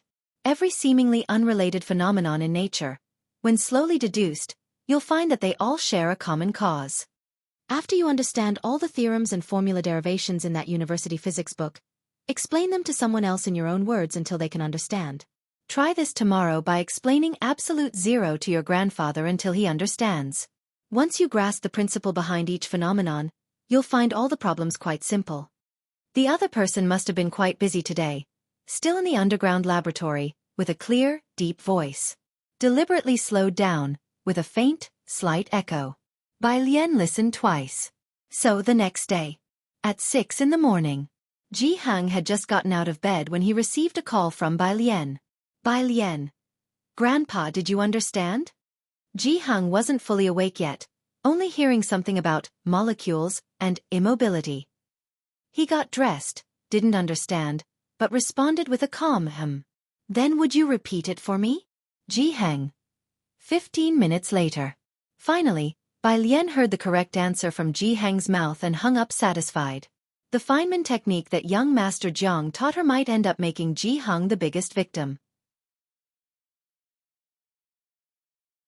The process of applying for a household registration transfer certificate wasn't complicated, and since they went early, it took less than half an hour to finish. With the train at 10-something, Ji Xiaojun took the opportunity to visit a nearby mall. While Ji Xiaojun shopped, Bai Lian queued in the adjacent milk tea shop to buy tea and wait for him. What Madame Song saw as she passed by was this scene. The tall girl dressed in simple white clothes and black pants, the white garment without embellishments save for a few poppies at the neckline, which rendered it exquisitely simple. She held a fruit tea in one hand, leaning casually against a column at the entrance of the mall. Countless passers-by turned their heads. "You're back in Beijing?" Madame Song got out of the car, the driver following behind her. Her eyebrows and eyes were warm, and her tone bore a bit of surprise. Bai Lian bit her straw and looked up.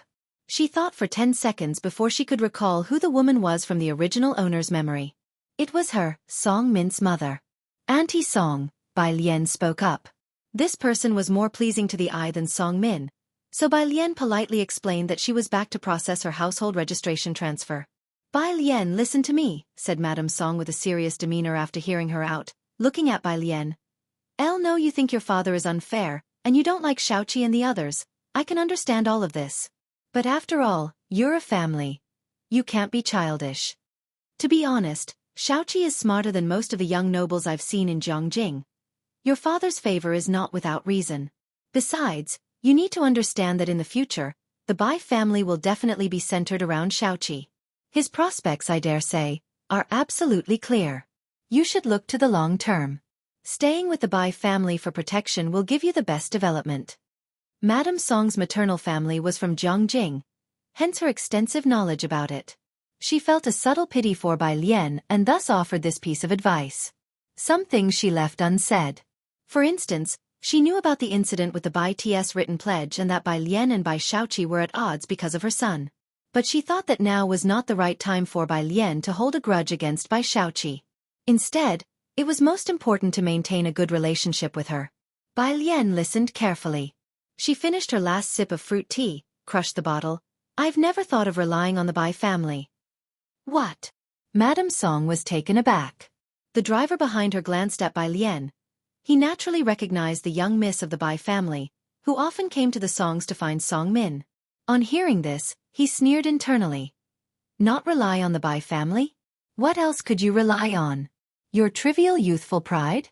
Or the confidence from being expelled by Beijing High School?"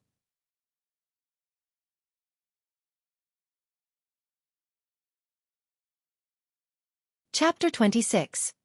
Is the grade of the transferred student 013 good? Undul, Auntie Song, goodbye. Bai Lian saw Ji Xiaojun come out and politely bid farewell to Mrs. Song. Mrs. Song stood at the door, watching Bai Lian and the other person leave. She returned to her car, took out her mobile phone, and after a long while, finally dialed a number. The call was answered quickly. "Mrs. Song?" It was Bai Qiming. Mrs. Song instructed the driver to start the car. "Mr. Bai, I just saw Alien. She came to Beijing to register her residence, on the 10:35 train. Once she returns, she will no longer be part of the Bai family. She's just a child in temperament. Would you want the butler to pick her up first?" On the other end of the phone, Bai Qiming put down his pen. He looked out of the window. It had been nearly 10 days since the butler reported Bai Lian's departure, and he had not heard from Bai Lian since then. In the end, Bai Lian had taken the apprenticeship token with her. A trait quite like her mother's. She would rather ruin it than give anyone else an advantage. In fact, over the 10 days, half of Bai Qiming's anger had dissipated. "But, thank you Mrs. Song for informing me of this matter," Bai Qiming retracted his gaze. "But Bai Lian is already 18. She can decide for herself whether to stay or leave." After speaking, he hung up the phone. The Bai family was large. Supporting one more Bai Lian was not difficult. But Bai Qiming was also aware of the conflict between Bai Lian and Bai Xiaoqi. If Bai Lian, who had taken the apprenticeship token, were to be brought back now, Bai Xiaoqi would inevitably feel uncomfortable. Bai Qiming was thinking long-term. Now that Bai Shu's future looked bright, he couldn't afford to lose the watermelon for the sake of a sesame seed like Bai Lian. So he could only act as if he hadn't received Mrs. Song's call. Today was also when he made a choice between Bai Lian and Bai Xiaoka, but obviously, there was no need to choose at all. The Bai family. The grand elder, the highest in seniority at the family ancestral home, took some interest in the matter. Find an auspicious time tomorrow, and remove her name. Remove it tomorrow? Of course, the grand elder pondered briefly. Make sure to let Xiaoqi and Xiaoka know. Erasing Bai Lian's name was a minor matter. What mattered was to show her siblings the Bai family's stance. Making a simple mark to erase a name was, after all, nothing noteworthy to them. Elsewhere. Although Mrs. Song had anticipated it, she still sighed softly upon hearing Bai Kaiming's words. She had phoned Bai Qiming not only to inform him of Bai Lian's whereabouts but also to see what Bai Qiming would decide. Mrs. Song took out her mobile phone, thinking that Song Min should be in class by now, and just sent a WeChat message. Come home early tonight, I have something to tell you. Song Min usually stayed with Bai Xiaoqi at the library to discuss the challenging problems of the Jiangjing preparatory camp. But when Mrs. Song wanted to see him, he would come straight home after school. When he returned, Mrs. Song, pruning her flowers, slowly began. Elle wanted to talk to you about Bai Lian. Song Min, looking indifferent, showed no change of expression upon hearing this name. Her? Yes, Mrs. Song's voice was gentle. She has officially been removed from the Bai family register. There's the engagement arranged since childhood between you and her. If you have no objections, well, find a time to speak with the Bai family and then clarify things with Bai Lian. How about that? Song Min didn't even think about it. Whatever. Mrs. Song didn't have much of an opinion about Bai Lian. Bai Lian was good-looking. She had watched Bai Lian grow up since she was a child and had some fondness for her. But that was all. Compared to Bai Xiaoqi and Bai Xiaoka, this fondness seemed insignificant. Mrs. Song snipped off an excess branch. Shaking her head, she thought that Bai Lian was still too young and impetuous, not understanding what was truly important. On the train, Bai Lian was also in a very good mood. Not only did she transfer her residence, but she also resolved the matter with Song Min. She was well aware that Mrs. Song had specifically stepped off the train to inquire about something. Ji Xiaojun, however, was extremely silent throughout the journey. He had thought that accompanying Bai Lian would mean encountering the Bai family and hoped that if the Bai family wanted Bai Lian to return, he could help negotiate terms with them. But unexpectedly, the Bai family never made an appearance from beginning to end. It was nearing 11 at night. The train finally arrived at Xianxia station. At this time, the buses had already stopped running, and even taxis were scarce near the station. The two of them exited the station and were about to look for a taxi on the roadside when upon exiting, Bai Lian saw Jianghu squatting by the road, staring at a tree. Why are you here? Bai Lian approached him and then introduced him to Ji Xiaojun. This is the first friend I met when I came to Xianxia. Waiting for you. My brother hasn't come back yet. Jianghu looked up somewhat blankly. Hello, uncle.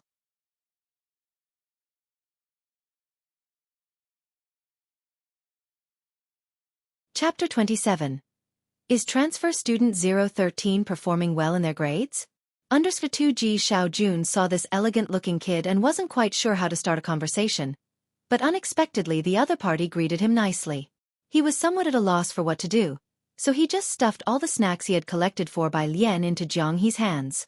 Ming Dongheng stood coolly on the side. After sending Bai Lian and Ji Xiaojun back to Purist Street, Jianghu still clung to Bai Lian's hem without letting go. Ming Dongheng was used to it. Jianghu's behavior was always quirky. He reported to Jiang Fulai. Jianghu received a message on his watch and finally let go of Bai Lian's hem. By the time Jiang Fulai arrived, Bai Lian had already left. He had just come out of the lab and hadn't changed his clothes, lethargically reaching out to knock on Jianghu's car window. Jianghu held grudges and ignored him. Still lying on the car window. Jiang Fulai was calm. One saw an MTS report last time. It said that kids who stay up late don't grow tall. Jianghu, not even as tall as Jiang Fulai's waist, suddenly looked up. Are you tired? I'm not tired. Jiang Fulai glanced at him casually and sincerely asked. You shouldn't be tired either, right? Oh, of course not. Jianghu started talking to himself. One mean Uncle Ming must be tired, so if he's tired then we can go back now and let him sleep first. Ming Dongheng said expressionlessly. Yes, young master, I'm very tired right now. Xianxia Middle School.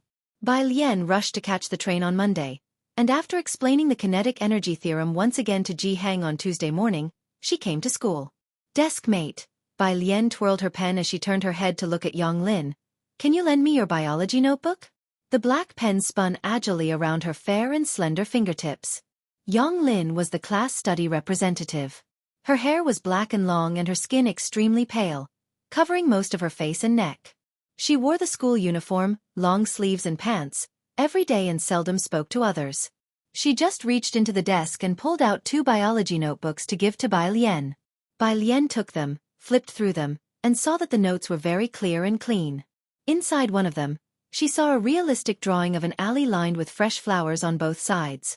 The style of this realistic drawing was very similar to that of Ji Hang and Ji Xiaojun. It seemed to be a few years old but was well preserved. Bai Lian took it out and gave it back to Yang Lin, her dark eyes reflecting Yang Lin's face. She sincerely praised, "It's very pretty." Yang Lin was stunned for a moment, then took it back. After quite a while, Bai Lian heard her softly, in response. The first class in the morning was Chinese. When Bai Lian's classmate behind her, Xianxia, arrived, Lu Lingxi had already finished analyzing an ancient poem. Report. Xianxia ran to the entrance of the class, not even having had the time to zip up his school jacket. Lu Lingxi stood by the lectern, one hand resting on it, looking at Xianxia, and with the other hand pointing at the clock on the wall. Xianxia, "It's already our senior year, and yet you're still so lax. Class starts at 8. Look, open your eyes wide and see what time it is now." Xianxia looked at the clock hanging on the wall behind him, his expression serious. 7 hours 70 minutes. Lu Lingxi. Pfft. The classmate suddenly burst into laughter energetically. Lu Lingxi was also beside herself with a mixture of laughter and exasperation, scolding with a smile. "Get in here." Xianxia touched his nose dejectedly and returned to his seat. Last night, he stayed up late squatting to snatch Yen Lu's photo book, so he got up late this morning. Seeing that his mother was still angry with his father, he helped his mother cut some flower branches until he realized he was going to be late. The class finished quickly. Lu Lingxi called Bai Lian to the office separately. "Elle saw you getting along well with Yang Lin this morning." Lu Lingxi handed a box of band-aids to Bai Lian and said softly, "Could you give this to her? She has a wound on the left side of her forehead." Bai Lian reached out to take it, tossing it in her hand with a cheeky smile in her eye. "Got it, but I can't promise anything."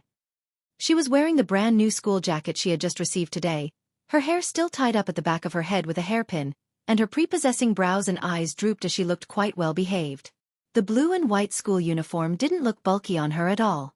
Slack and casual. "It's all right, you try it," Lu Lingxi sighed, remembering something important. "Also, there's a training program for top students. It's every day after school until 8 in the evening, featuring exercises from Jianghu University's affiliated schools." Lu Lingxi wasn't too clear on the specifics. The principal had called her on Sunday to ask if there was a transfer student named Bai Lian in her class, and just like that, it was settled. In any case, attending the training wasn't a bad thing. Okay, Bai Lian put the band-aid back into the pocket of her school uniform.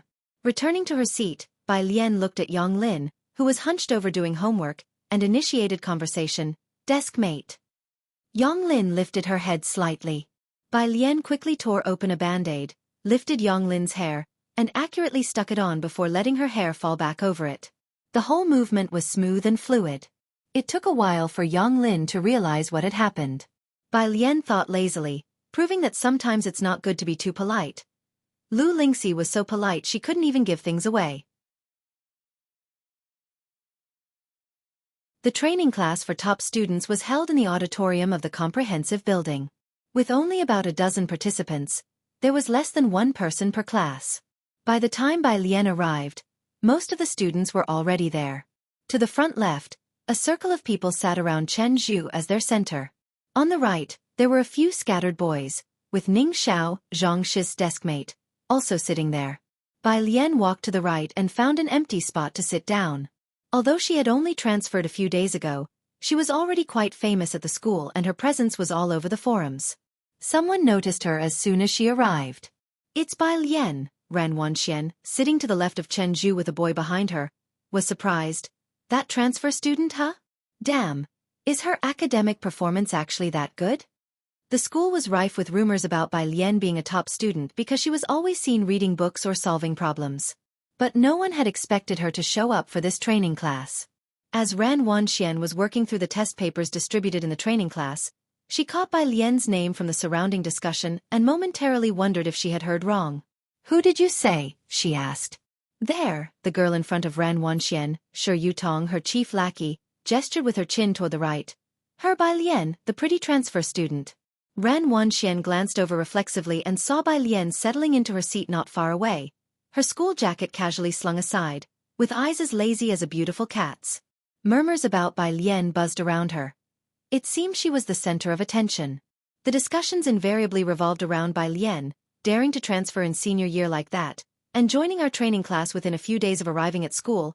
She can't possibly be as freakish in her studies as Chen Zhu and Ning Xiao, can she? The people here had known each other since first year when they started taking competition classes together in Xianxia. They were all very familiar with each other. Hearing his name linked with Ning Xiao's, Chen Zhu looked up. Chen Zhu was the pride of the Chen family's generation. Unlike Chen Wei, he always kept away from trouble at school, focusing solely on his studies and regularly competing with Ning Xiao for the top spot in their grade. So despite Ning Xiao's gloomy and reserved demeanor, avoiding interaction and rather reclusive, Chen Zhu recognized his name. There were whispers that someone had scores close to Ning Xiao in the combined sciences. For the first time he spoke up, "What transfer student?" Seeing Chen Zhu asking, Shi Yutong hurriedly glanced his way, half in admiration as she began, "That's Bai Lian. To be in this program, her grades." Her grades. With people all around discussing Bai Lian and even Chen Zhu asking about her, Ran Wanxian cut in. She scoffed, almost mockingly looking away. The others immediately sensed something unusual as the boy behind pressed. "Ren, do you know her?" Most people turned to look her way. On the first term exam, her combined sciences score was 85. Ren Wanxian picked up her pen again, the tone almost scornful. "As for why she's here." She almost didn't even have to think about why. The school must have learned Bai Lian was a relative of the Ren family.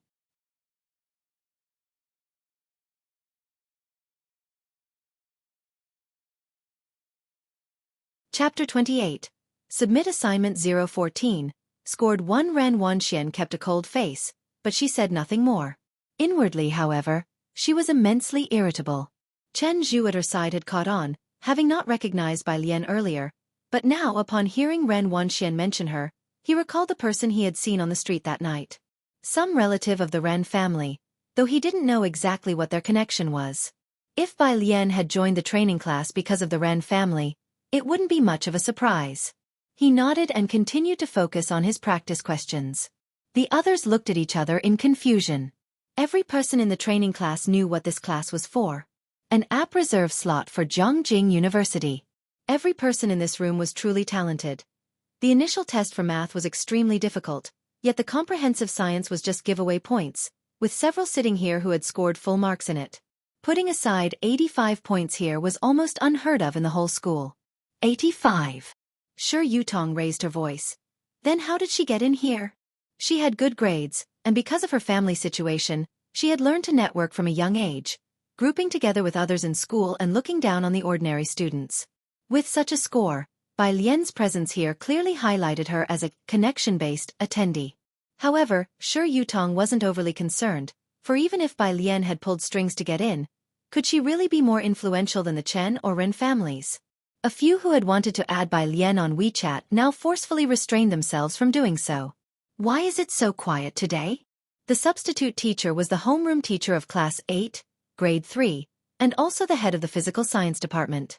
Wearing glasses, he turned on the projector to start the lesson for the class, smiling warmly at these top students. As usual, everyone will watch a 1.5-hour lesson and do half an hour of practice questions. We'll finish at 8 o'clock. The lesson was a video recording from a famous teacher's competition class at a high school affiliated with Jianghu. Math and physics were alternated.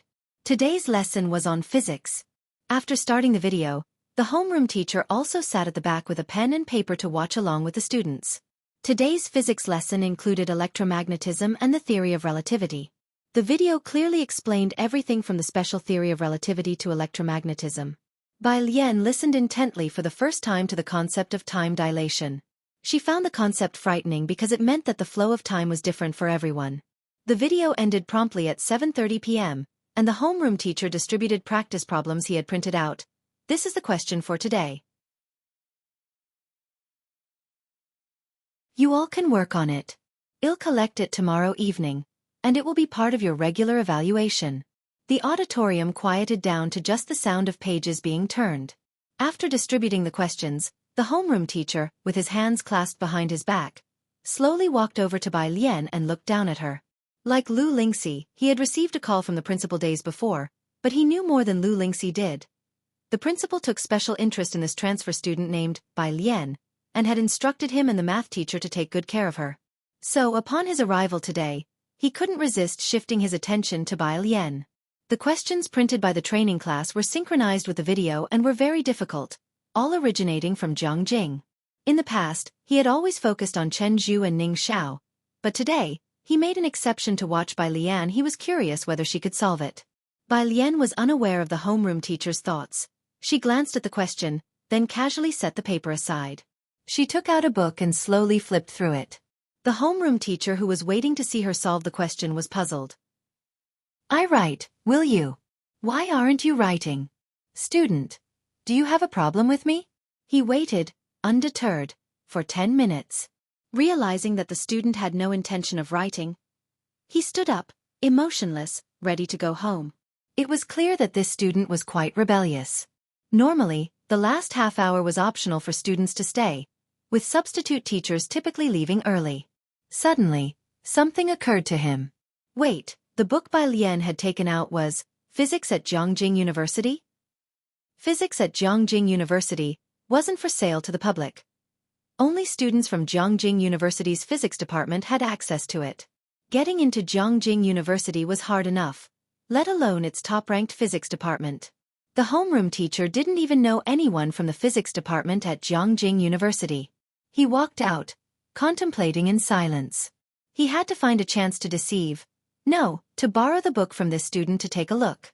Meanwhile, Bai Lian read her book while taking notes. She turned the pages gently. So annoying. In front of Ran Wanxian, Shi Yutong coldly glanced towards Bai Lian and, seeing that Bai Lian had put her assigned problems aside and was just flipping through a book, couldn't help snapping. "If you're not interested in studying seriously, can you at least not disturb others? Your constant page flipping, don't you find it bothersome?" Surnamed Bai, Shi Yutong had searched all over Xianxia and couldn't find a family with the surname Bai.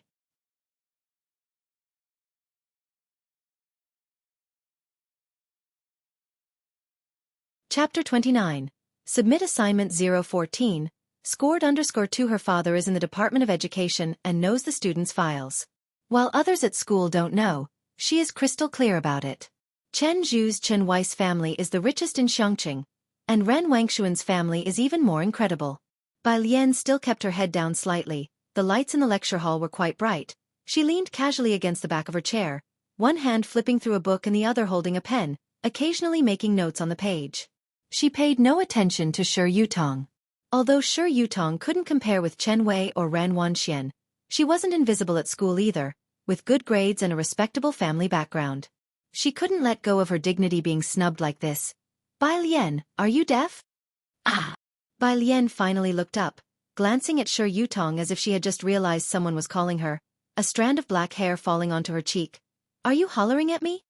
Her use of the word hollering made it seem like she was referring to the barking of a dog. Shi Yutong's face darkened. "You better stop flipping. I'll insist on flipping." Bai Lian interrupted Shi Yutong, appearing like any other ordinary student, but her posture was upright, her arm casually resting on the table, yet when she turned to the side, her gaze was overwhelmingly haughty. She lazily flipped another page of her book and smiled at Shi Yutong. "Why don't you call the police?" Shi Yutong could swear she heard a few suppressed chuckles. Ran Wanxian had experienced Bai Lian's sharp-wittedness before. She could not comprehend how someone who got into the tutoring class through the Ran family connections could be so confident. However, Ran Wanxian didn't want more people at school to know about her relationship with Bai Lian, so she didn't clarify. She hoped that Bai Lian would have the self-awareness not to stick to her. Ran Wanxian looked at Shi Yutong. "Take a seat." Shi Yutong sat down. She glared at Bai Lian with a dark expression. She had never faced embarrassment in front of others, let alone by a transfer student whose background was a mystery. Half an hour quickly passed. One by one, those who couldn't solve the problem in the lecture hall stopped trying, packed up their things, and went home. Ren Wanxian looked at Chen Zhu beside her. "Did you figure it out?" Chen Zhu shook his head and then glanced at Ning Xiao's seat. Ning Xiao was preparing to leave, but it was unclear if he had solved it. Shall we go back? Ran Wanxian hadn't found the correct answer either.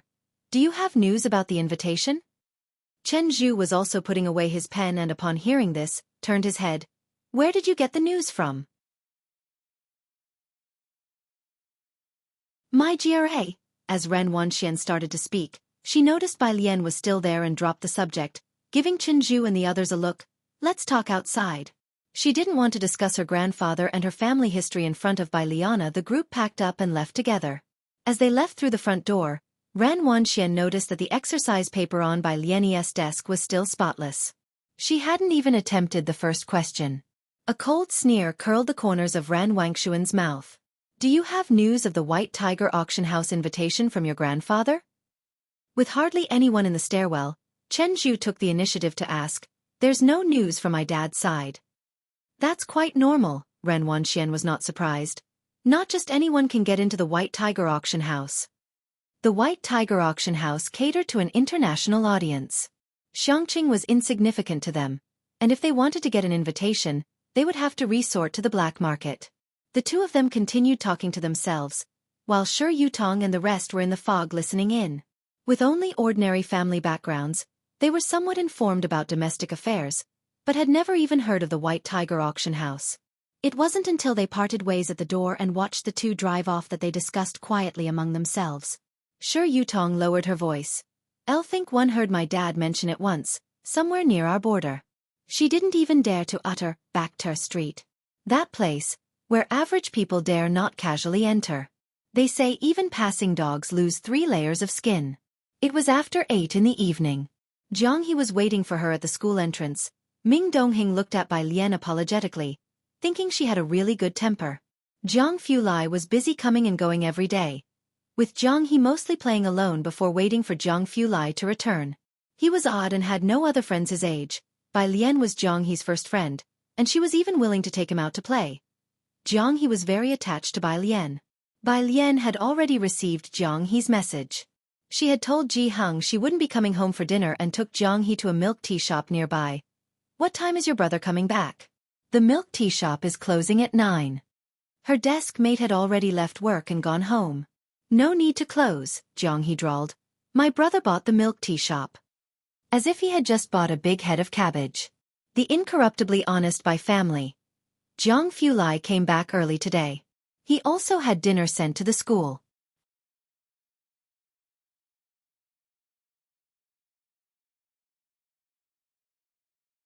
Chapter 30. Submit Assignment 014, scored _3 when he got out of the car.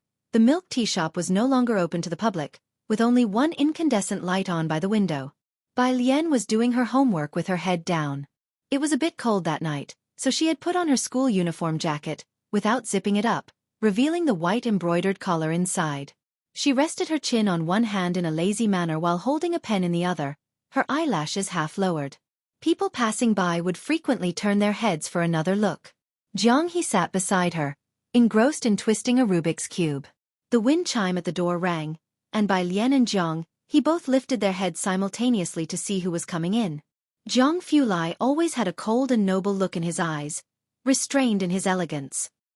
He was still holding his coat that bore the chill of the outside. His figure tall and straight, slightly bowing his head as he entered. Seeing the two of them look up at him, his steps halted curiously for a second. Why did he take in Jianghu? Perhaps because seeing 3-year-old Jianghu waiting alone at home for parents who would never return, he could relate. Jianghu was a loner, spoke little, but hardly ever caused trouble. These past few days had been the most spirited he had ever been. Jiang Fulai felt an illusion that it was as if Bai Lian and Jianghu were waiting for him. The assistant arranged the meals neatly, including Bai Lian's share. Without being polite, Bai Lian picked up her chopsticks, and while eating, she showed Jiang Fulai the problem distributed today. The teacher had me attend a tutorial class. I can understand the lecture, but the problems are really...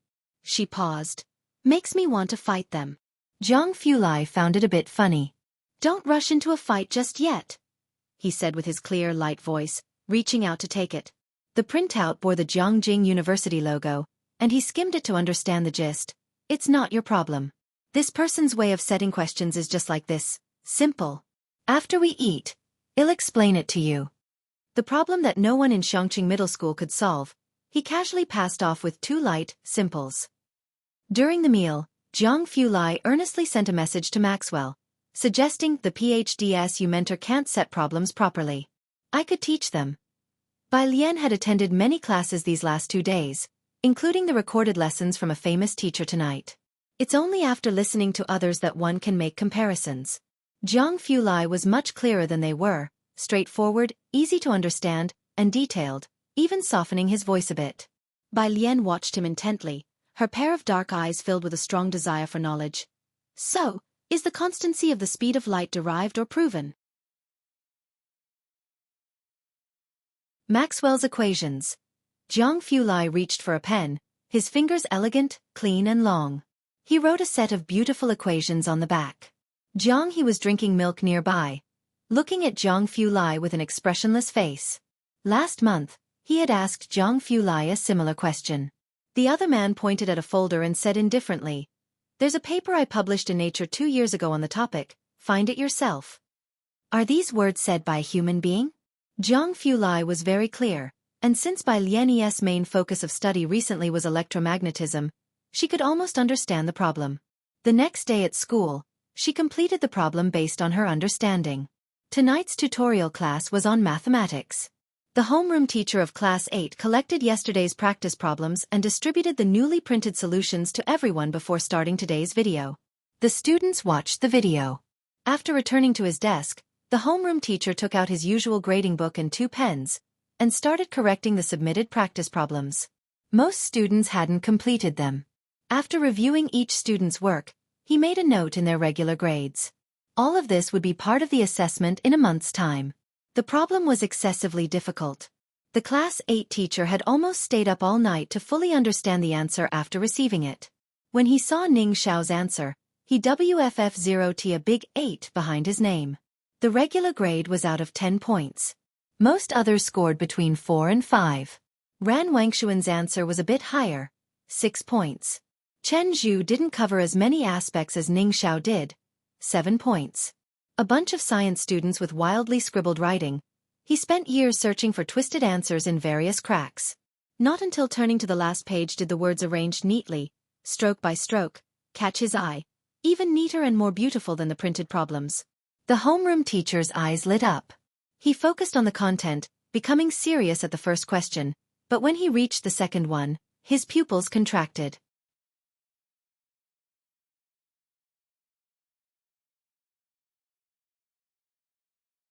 Chapter 31. 015 Must you disgust me? Under 1 The head teacher of Class 8 hurriedly found his glasses and put them on. He then compared the answers given by Zhang Jing with those of the student. The ones he held were loose and ordinary, in the most regular and unadorned method. Students from the training class all followed these steps. He himself was no exception. However, the answer sheet in his hand was different. He looked at it without blinking, not missing a single punctuation mark, and upon finishing, he even had an epiphany. So this is what the question meant. The head teacher's gaze moved to the name section, unsurprisingly, 2 neatly written characters, Bai Lian.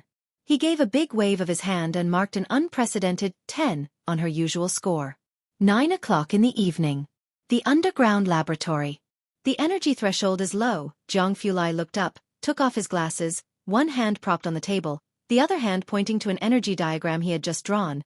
But the kinetic energy before and after the quark collision does not match. WPMPs have taken some of the energy away. He stood upright, methodically analyzing the results he had just detected. The pencil lightly drew a graph that could be compared to computer-generated ones. The slightly dim lab lights shone upon his smooth profile. His careful strokes seemed deliberately sketched, long and dense lashes slightly lowered, casting a soft shadow. The team members beside him hurriedly took down notes with their pens and paper, capturing his words. Let's stop here for today. Jianghu put away his pen and casually clipped it to his collar, slender fingers pulling a black mask out of his pocket, concealing his tall nose bridge. He was tall, and the black jacket made him look somewhat thin. Everyone watched his retreating back. A male student calmly put away his recording pen, confidently opening his mouth. Something's off. The others nodded in agreement. It was well known that Jianghu team was the most competitive in the country.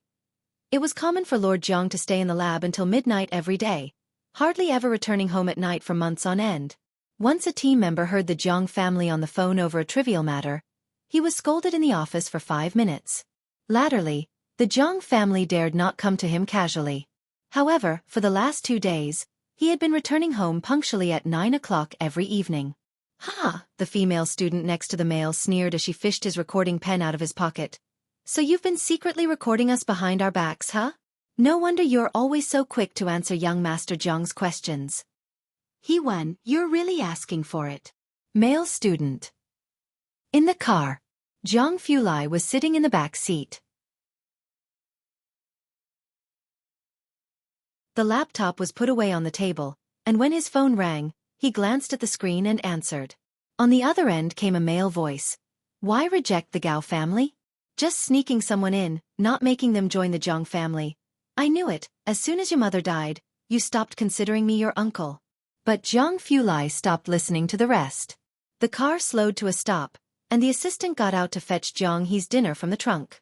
Jiang Fulai looked out the window, through the glass. He could see that Jiang He and Bai Lian were still sitting in the same spot at the milk tea shop, a small white lamp lighting up above their heads.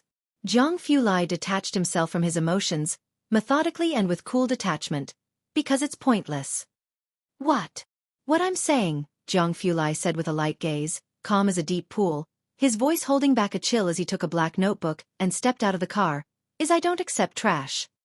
He hung up and walked closer. Bai Lian was tackling a physics paper, leaning over the table filling out the sheet just handed out by her physics teacher that day. Seeing Jiang Fulai, she lifted her eyes and continued resting her chin on her arm, greeting him languidly. "Teacher Jiang. Haven't finished your homework yet?" Jiang Fulai pulled out the chair opposite her. "Do high school seniors nowadays have this much homework?" "Almost done." Bai Lian wrote down the last line, her gaze drifting towards the black notebook in his hand. "This," Jiang Fulai said nonchalantly as he pushed the notebook towards her. His delicate brows and eyes as cold and indifferent as ever, even his voice seemingly careless, "is my old physics notebook." Bai Lian perked up, her eyes on the notebook reflecting the light overhead. "Stunningly beautiful, thank you." Jiang He was just by the side, watching Jiang Fulai intently. Because she had to go to the training class in the evening, Bai Lian did not wait for Jianghu to have dinner together. She ate in the cafeteria in the evening, hung out with Jiang He at the milk tea shop for a while before going back. Jianghu would wait at the alley entrance for Bai Lian to return home every night, and tonight was no exception. It was nearly 10 o'clock. Bai Lian suddenly remembered about time dilation. "Grandfather, are you sleepy?" Jianghu, holding a flashlight, was about to say he wasn't sleepy, but recalling what Bai Lian had been doing the past few days, he cautiously said, "A little."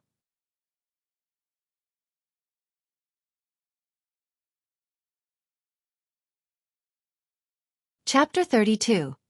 015 Must you disgust me? _2, Bai Lian said with some regret. "Then I'll call you again tomorrow morning to wake you up." "Jianghu, must you really call?" The next day, Thursday. As soon as Jianghu opened his eyes, he saw the person squatting by his bed. "Grandpa," Bai Lian had been listening to English vocabulary, but upon seeing him open his eyes, she turned off the sound. "Are you awake?" "Jianghu." Afterward, wherever he went, Bai Lian followed. As soon as Ji Xiaojun stepped into the courtyard, he heard Bai Lian's lazy voice. "So time will change according to everyone's pace." "Grandpa, do you understand?" "Grandpa, why aren't you talking?" Bai Lian turned her head back. Jianghu silently spit out the mouthwash. "Maybe it's because your grandpa is brushing his teeth." Why do high school students have so much energy? Doesn't she need to sleep?" Jianghu's courtyard had never been so lively. Ji Xiaojun smiled as he watched Bai Lian follow Jianghu from the kitchen to the courtyard, then to the storage room. Breakfast was something Bai Lian went to Purist Street to buy early in the morning. At 6:40, she got a precise answer from Jianghu's mouth and then left with her uniform. "Grandpa, uncle, I'm leaving first." Once she left, the whole courtyard became quiet. Ji Xiaojun looked at Jianghu's serious face and complained in his heart. "Just keep pretending." The word, grandpa, must have made you feel like you're floating in the air. At Xianxia Middle School, the senior year has physical education classes. Class 15 has theirs last on Thursday mornings, together with Class 8. With only so many classes in a week and over 80 classes in the school, Some classes have PE at the same time. It wasn't like this before, Pu Xiaohan, who sat in front of Bai Lian and was also too lazy to move, informed her. Later, someone anonymously reported it, and the school had to schedule physical education classes. Bai Lian, holding a black notebook, sat under a tree as soon as the PE teacher announced free activity time, slowly flipping through it. Even without doing anything, there were plenty of people who pretended to glance her way casually. Another basketball came flying in her direction. Only this time it was a bit off, spinning towards Bai Lian's forehead, heading straight for her. A boy anxiously shouted. Hey! Bai Lian lazily turned a page without lifting her head, and only when the ball was about to hit her face did she raise her other hand, catching the fast-flying ball cleanly in her palm. The breeze brought by the ball lightly lifted the loose hair on her forehead. At noon, the sunlight was just right. She weighed the ball in her hand, then lazily looked up at the boy with a languid gaze.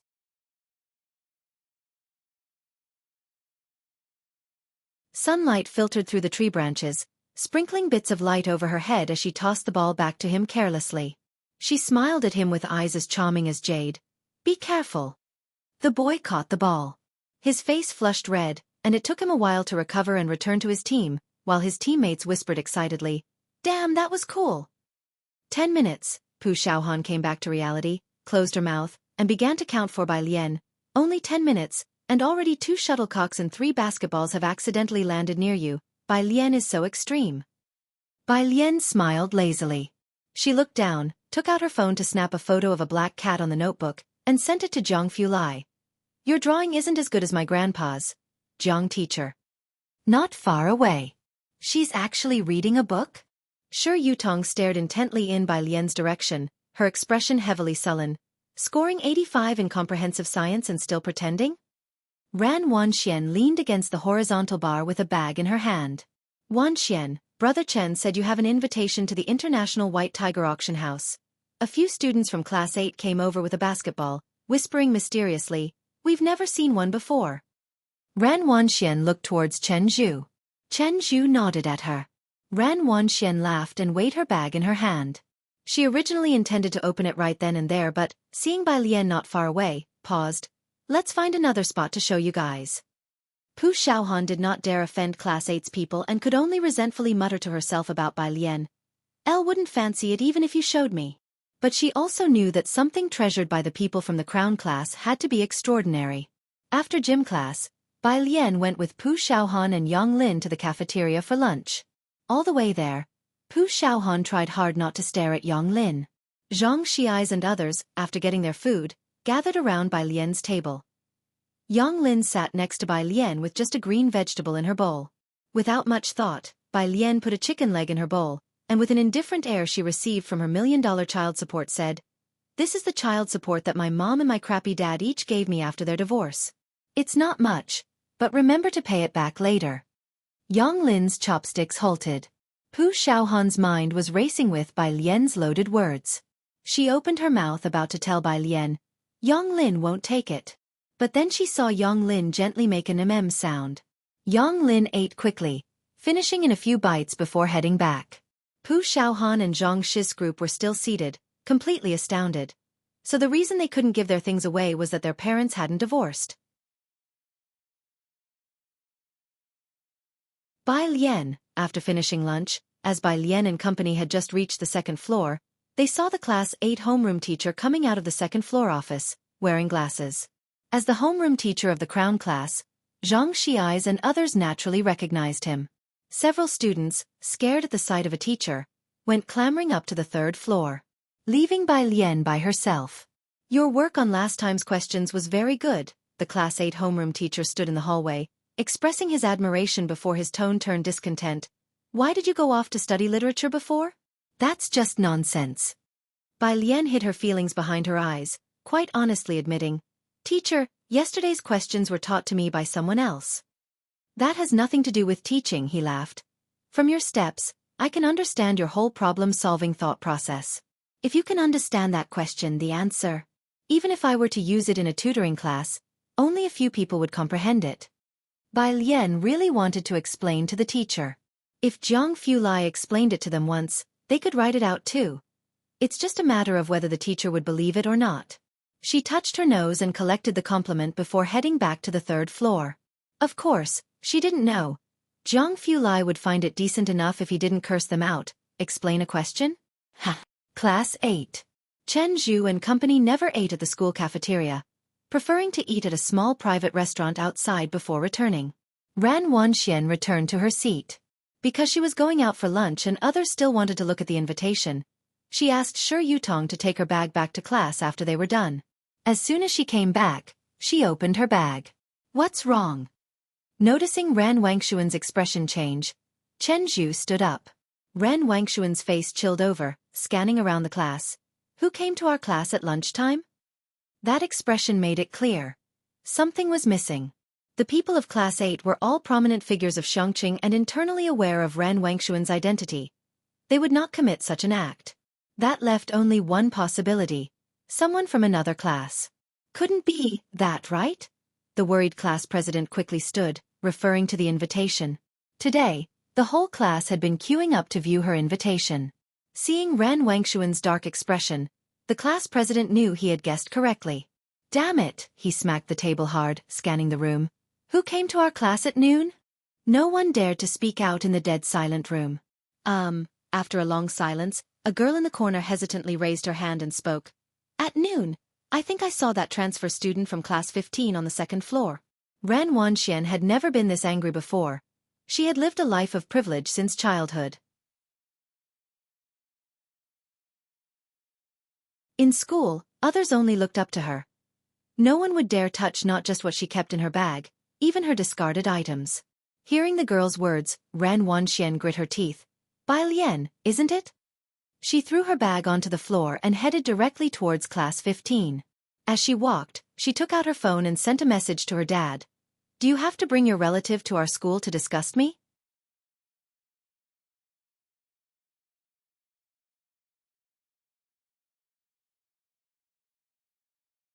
Chapter 33, 016 Unica Bai Lian, the new transfer student, has become the most talked about student at Xianxia Middle School due to her excessively flamboyant appearance. Those who have seen her will never forget. The girl who just spoke had seen Bai Lian on the second floor at noon and remembered vividly. Now, seeing Ran Wanxian looking so angry, she was somewhat afraid. Class president, it won't cause any trouble, right? The girl looked toward the class president of class 8. The class president seemed to be aware of the transfer student Bai Lian as well. He shook his head indicating he didn't know. I'll go take a look. I don't know if it has anything to do with that new student. If it's really unclear what was lost, our whole class could be in for bad luck. He kicked the chair away and left. Behind him, Shi Yutong's eyes glittered. She followed and revealed a smile that took pleasure in others' misfortunes. It must be that transfer student. Class 15. At noon, most people were resting their heads on their desks, while some were writing furiously. Bang! The door was flung open, jolting many who were asleep on their desks awake. Ran Wanxian, Shi Yutong, the class president of Class 8, and several other people from Class 8. There wasn't anyone in the school who didn't recognize them. Class 15 became utterly quiet. Even those who were whispering stopped and just watched them silently. A hush fell over the room. The people from Class 8 were known as the Crown Prince class, because they acted wildly, and other classes had grown accustomed to their attitude. Ran Wanxian did not look at anyone. She only swept her gaze across the classroom. Not seeing Bai Lian, she asked coldly, "Where's Bai Lian?" No one dared to speak. Xianxia, who had been startled awake by the loud slamming of the door, glanced at Ran Wanxian and the class president of Class 8, sat up straight, leaned back and said, "She went to the restroom." What do you want with the people of Class 8? Often played basketball with Xianxia. The class president of Class 8, afraid that Xianxia would offend Ran Wanxian, immediately intervened, holding him down and explaining the situation to him in a low voice. Ran Wanxian simply ignored Xianxia. Where's her seat? No one answered, but some couldn't help but glance towards Bai Lian's desk. Xianxia had some connections with Class 8, and moreover, since Chen Zhu's younger sister Chen Wei liked him, the people of Class 8 usually showed him respect. He frowned, not believing at all that Bai Lian was that type of person. You must be mistaken. My deskmate went to the second floor because your class teacher was looking for her. Xianxia continued to speak. Shi Yutong did not need to think at all. She went straight to Bai Lian's seat, pulled out the black backpack from Bai Lian's desk and dumped its contents downward. Clatter. A pile of books and notebooks fell to the floor. Ran Wanxian didn't look at the books. Her eyes were only fixed on the unusually conspicuous red cover among the pile of books. She bent down, picked up the red invitation with a sneer from among the pile of books, then took out a tissue from her pocket, carefully wiped it, and held it in her hand, looking at Xianxia's eyes with a mocking smile. Mistaken, huh? Xianxia's and the people around him also paused when they saw the red invitation in Ran Wangshuan's hand. Yang Lin had been sitting in her seat from the beginning. She had watched with an expressionless face as Shi Yutong rummaged through Bai Lian's backpack, waiting until Ran Wanxian picked out the red invitation from among the pile of books. A questioning expression slowly appeared on her face. Bai Lian had just returned from the restroom. Don't want to say, Ran Wanxian said coldly as she saw Bai Lian coming back. Go explain it to the teacher. However, Bai Lian did not look at her. She stood at the door and looked at her seat, where her black backpack was carelessly thrown on the floor, with a bunch of books scattered on the chair and under the desk, as well as a bottle of milk that Ji Xiaojun had put in her bag before she left in the morning. The classroom was as quiet as ever. Bai Lian slowly walked to her seat, kicked the chair away, and looked down at the scattered books for a few seconds. She raised her head, her face devoid of any smile, containing only 3 words. Who did this? She always seemed laid back, showing little interest in anything other than her studies. But now her eyes were deep and cold, her dark eyes like a shrouded mist at dawn. Her originally delicate features were tight with a look that warned strangers to keep away. Xianxia's involuntarily stepped back half a step after being swept by her gaze. His eyes turned towards Shi Yutong. Was it you? Bai Lian reached out, her slender fingers directly grabbing Shi Yutong's neck and pulling her over. Bang! Shi Yutong was flung onto a bench by Bai Lian, who held her by the neck. The loud noise made everyone else take another step back. Bai Lian pulled the hairpin from behind her head, the sharp end of the pin aiming at Shi Yutong's carotid artery. Bai Lian's hand slowly pressed down, almost cruelly smiling at her. Who let you touch my things?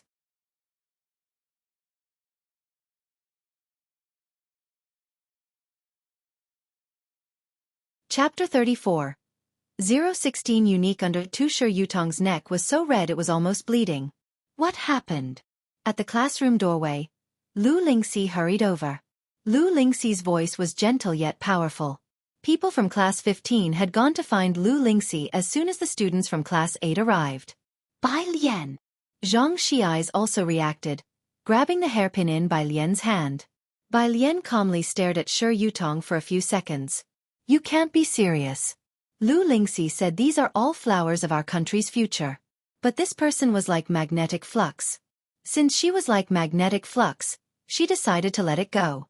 Bai Lian thought for a few seconds before deliberately withdrawing her hairpin. Cough cough. Shi Yutong quickly scrambled up, her eyes filled with terror as she looked at Bai Lian. Before moving Bai Lian's desk, she never expected the person in front of her to be insane. Ran Wangshuan's belongings were stolen and eventually found in Class 15. This was no trivial matter. As soon as the vice principal heard it was Ran Wangshuan's issue, he put aside his work and came to the senior high building.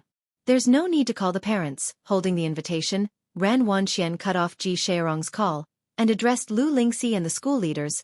Just call the police directly. Calling the parents would be exactly what Bai Lian wanted, wouldn't it? In the end, not only would it become an internal matter for the Ren family, but the whole school would also learn that this freshman was from the Ren family.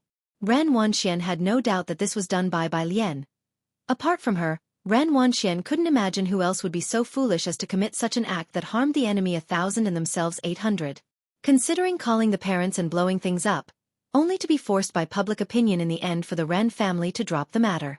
But Ran Wanxian refused to comply with her wishes.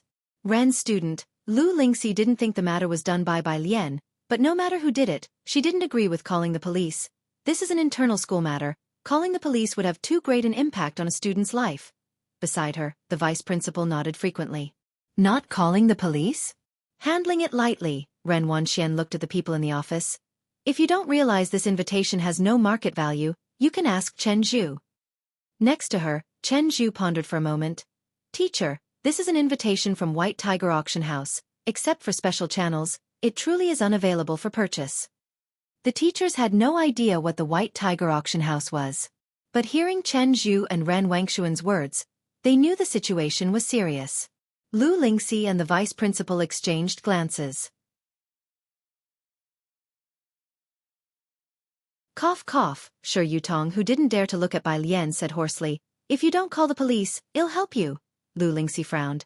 "But it's okay." Bai Lian was taller than Lu Lingxi and comforted her with an indifferent look. "Let them call the police. It'll be fine." But their family. Lu Lingxi knew these powerful families were not to be trifled with. She turned to Chen Zhu, who was from the people of Class 8. Unlike others, Chen Zhu wouldn't cause trouble due to his family background. If there was anyone in the school who could stop Ran Wanxian, it might only be Chen Zhu.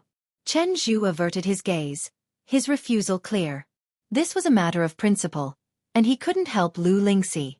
Moreover, the White Tiger auction house invitation was also very important to the Chen family. Lu Lingxi felt a bit deflated.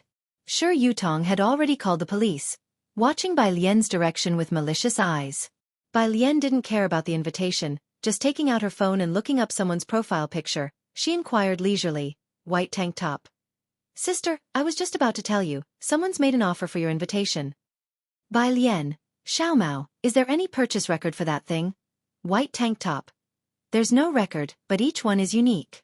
Godfather had the auction house make a new one for you, so you have VIP status, and behind is a gold, white character." Bai Lian understood. Typing a single character. "White tank top. Sister, then I'll wait for you at the usual spot tonight to give you the buyer's money." Bai Lian, 1, white tank top. "All right, sister." Considering the Ren family was involved, the police station didn't dare to be careless, and they responded quickly. Since it was at a school, they were careful not to disturb the students, coming in plain clothes without using a siren. Leading the detectives was an officer who took Bai Lian aside for questioning, and then reviewed the surveillance footage in the hallway. Lu Lingxi felt uneasy, looking at the vice principal, wanting to say something. The vice principal sighed, lowering his voice, troubled by these special students from Class 8. "Teacher Lu, is anyone from Class 8 easy to deal with? If your student doesn't want to leave a record, just let her transfer to another school."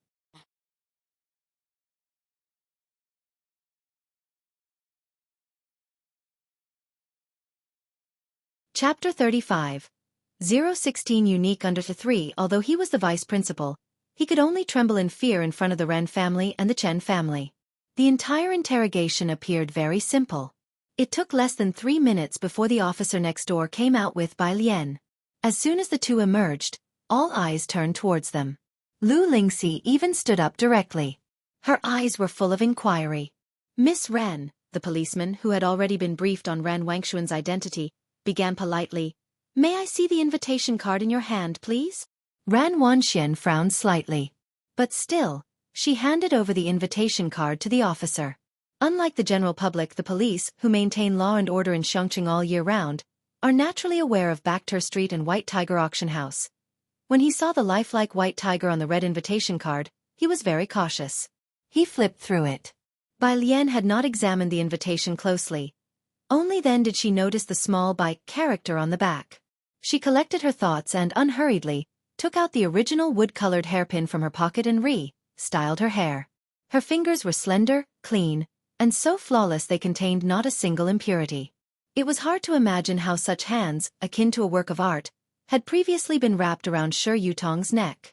She looked towards the police officer, her eyes clear and unequivocal, her demeanor graceful and obedient. "Can I leave now? I haven't finished my homework yet." The two policemen, who had never seen such a beautiful, well-behaved student who also loved to study, felt paternal affection and hurriedly said, "You may go and do your homework." Bai Lian nodded and began to unzip her school uniform as she walked towards the exit. Remembering something, she turned back with a look of grievance. "Teacher, she just pushed my desk," she complained to Lu Lingxi. The police immediately turned their gaze towards Shi Yutong, their attitude vigilant and stern. "Classmate, please be mindful of your behavior." Lu Lingxi quickly blocked Shi Yutong's view of Bai Lian and turned back warmly. "Bai Lian, don't be afraid. Go back to your study, the teacher is here." Shi Yutong looked incredulously at Bai Lian. "What, pushing the desk? Damn it, she only flipped through a backpack, and Bai Lian nearly pierced her neck. Are you all blind?" Shi Yutong actually wanted to call the police now. Bai Lian had already left, and it was only then that the others in the office came back to their senses. Chen Zhu stared blankly at the invitation card in the policeman's hand and then towards the door. Not knowing what to think, Shi Yutong with a hoarse voice called out, "Uncle Policeman, she is a thief. How could you just let her go? Did someone notify you? Do you know whose things she stole?" Ran Wanxian also stood up abruptly, her eyebrows twisted as she stared at the police officers, pursing her lips. "Did the Ren family call you?" "Who was it?" "My dad." The two policemen were startled. "What call?" Ran Wanxian sneered, not wishing to argue further.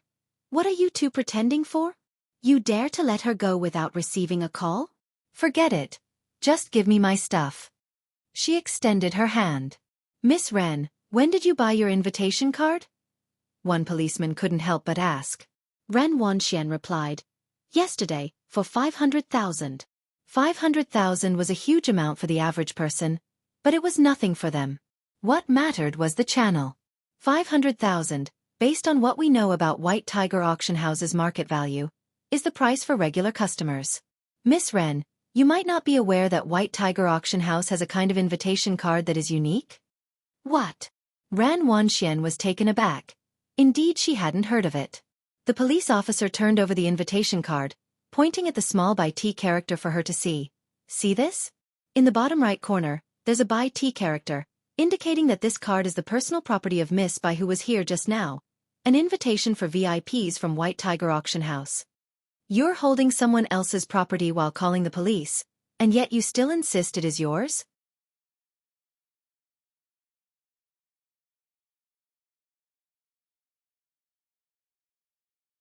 Chapter 36. 017 Irritable Young Master Jiang. Ordinary high school senior in the Ren family in Xianxia was akin to a colossal hand that could almost cover the sky, yet the young police officer didn't flinch. Seeing the condescending attitude of Ran Wanxian and her group, compared to Bai Lian who, despite being bullied, did not forget to study and remained obedient, it took them merely a second to side with the weaker party. However, these few words struck Ran Wanxian like a heavy blow to the head. First it was 500,000, followed by VIP invitation. These words stunned everyone in the office, rendering them speechless. Lu Lingxi, as if a great burden had been lifted, slowly sat down. "So, officer, my student isn't involved, right?" "Of course. How could that be?" Ran Wanxian simply couldn't believe it. In her eyes, Bai Lian was an opportunist relative from the Ji family that came out of nowhere, who transferred to a high school in Xianxia with a clear purpose, living with Ji Hang in an alley that hadn't been developed for decades. Not to mention the invitation, she probably didn't even know which way back to her street opened. Chen Zhu reached out to take the invitation from the police officer's hand, scrutinizing it carefully.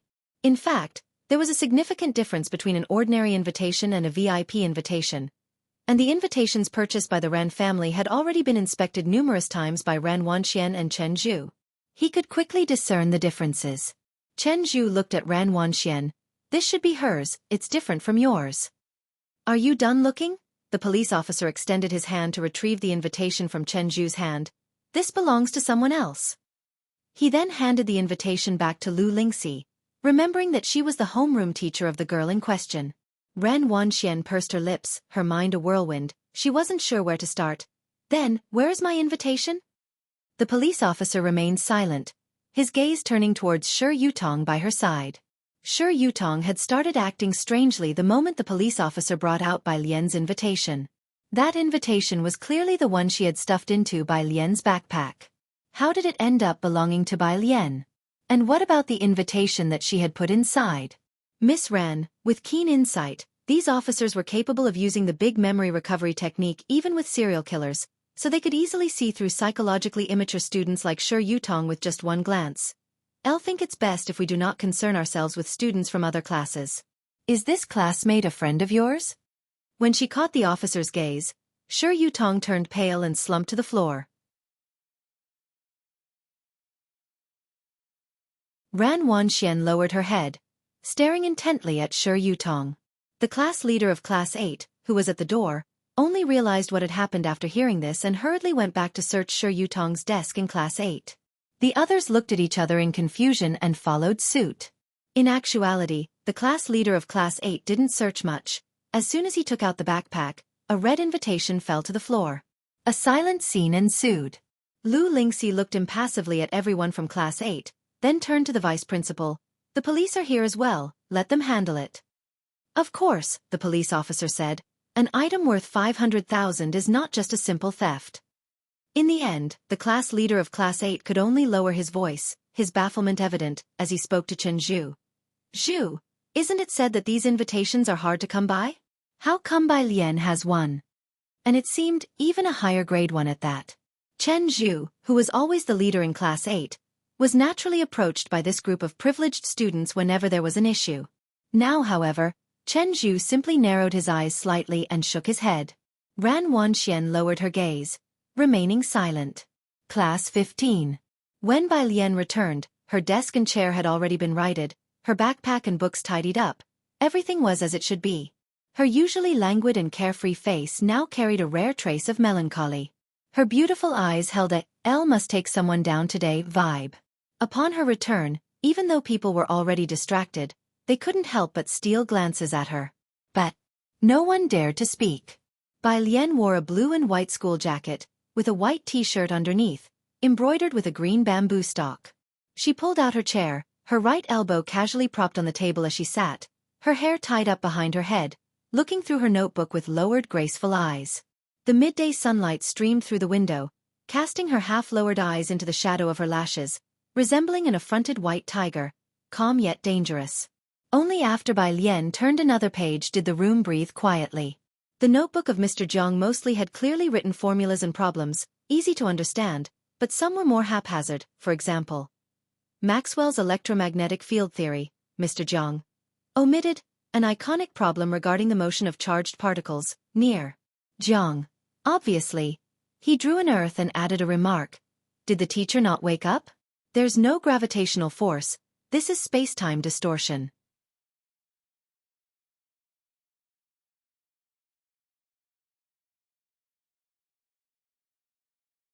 Chapter 37, 017 Irritable Young Master Jiang. Ordinary high school senior under 2A full page of complete and clear notes plus theorems, with the last line, Master Jiang frowny face. What exactly is this nonsense the teachers are spouting? Chill out with an IO paper. Master Jiang endured several days of taking thorough notes before voicing his doubt. Why am I even sitting here listening to the lecture? Following that, there were several pages on analyzing planetary density based on celestial movement, likely intended for others to read. Master Jiang frowny face. Why do I need to explain such an easy question? After seriously analyzing celestial movement for a few more days, he finally burst out. Has Jiang Ziju's brain been eaten by a zombie? Ming Dongheng seems like a paramecium. I want to blow Su Nanjing up. What on earth are these three? It's hard to imagine any university admitting them.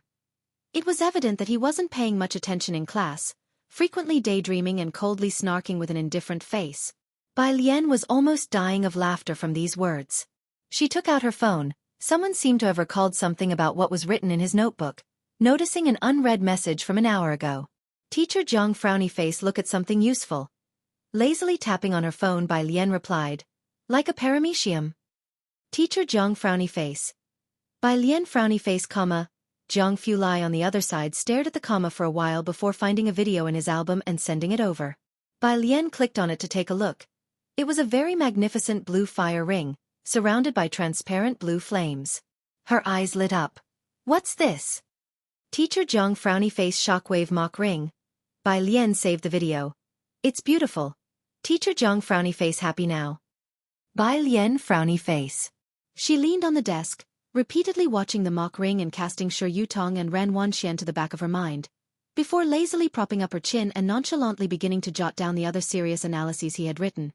Behind her, a bunch of people were gesturing at Xianxia's to ask around. As people of the same class, they were united, and the new student didn't look like someone who would steal from others. Don't ask why. It's just the beautifying filter they have for the attractive ones. Xianxia's replied with a look. Why don't you ask? It was a joke. Having already been up close to Bai Lian transforming and going on a rampage, he wasn't keen on getting himself killed, at least not right now. Everyone looked as if it was obvious. Of course, because you're handsome. Zhang Xiai's frowny face. Seems like dying once isn't such a bad idea. Xianxia's eyes struggled internally for a long time. He saw that the desk in front of him didn't seem so dangerous, even starting to leisurely play with the milk that had just fallen on the floor. Only then did he reach out, gently tapping on the shoulder of the person in front of him.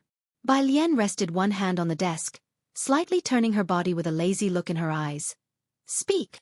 Oh, Xianxia's eyes touched his nose. About that issue with Class 8, can it be resolved? What's the situation now? He had been helping his mother with housework for the past 2 days, completely worn out, having to wake her up every morning for breakfast, and was planning to catch up on sleep at noon. But that plan had been disrupted by the people from Class 8. The rest of the students in Class 15 seemed to be hunched over their work, but each of them was all ears. Even Ning Xiao, Zhang Shi's brooding deskmate, lifted his head. It's resolved. Bai Lian turned back leisurely to take a sip of her milk and wrote down a character. Zhang Shi's was taken aback. Just as he was about to ask how it was resolved, Lu Lingxi walked in through the classroom door, gently placing an invitation on the desk. Don't keep such valuable things in your backpack next time. If it gets stolen, you might even be falsely accused. Oh. Bai Lian nodded. Her deskmate, Yang Lin, saw the invitation Lu Lingxi had brought back. It was indeed Bai Lian's. She remained silent as if she wanted to curse about something, but in the end, said nothing, silently taking out a book to work on problems. As soon as Lu Lingxi left the room, the students of Class 15 couldn't hold back any longer and all crowded around. Bai Lian, is this really yours? What in the world is going on? Damn, I saw Class 8 acting all secretive this morning, and you have one Bai Lian. She casually stuffed the invitation into Zhang Shi's hands, calmly saying, Take a look, don't disturb my studying. Who would have thought that the item Ran Wanxian from Class 8 had been secretively covering up? Bai Lian had just casually thrown their way, causing a bunch of them to surround Zhang Shi's. Swoosh, a group of boys shifted their battleground. Zhang Shi's group took the so-called White Tiger Auction House invitation and went out to play basketball during the break. Some guys from Class 8 couldn't stand the atmosphere in their class, so they went to the playground to play basketball. Heading to the playground, they saw Zhang Shi's group from Class 15 showing off their red invitation envelopes, asking anyone they met, Have you seen the White Tiger Auction House's invitation?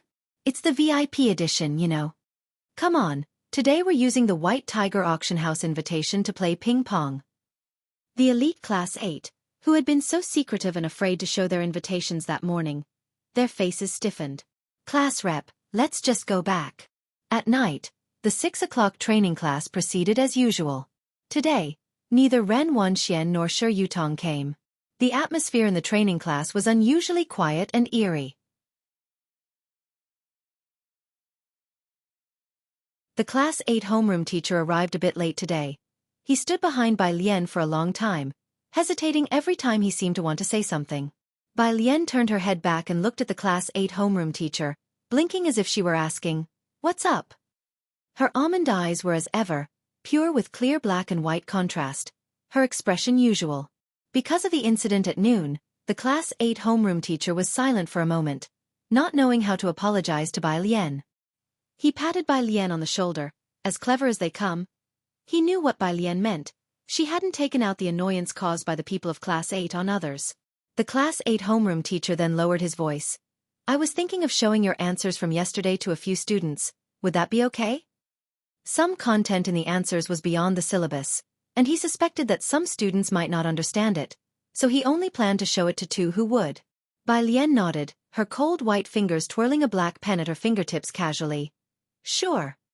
Only then did the Class 8 homeroom teacher straighten up, the screen still playing today's tutorial.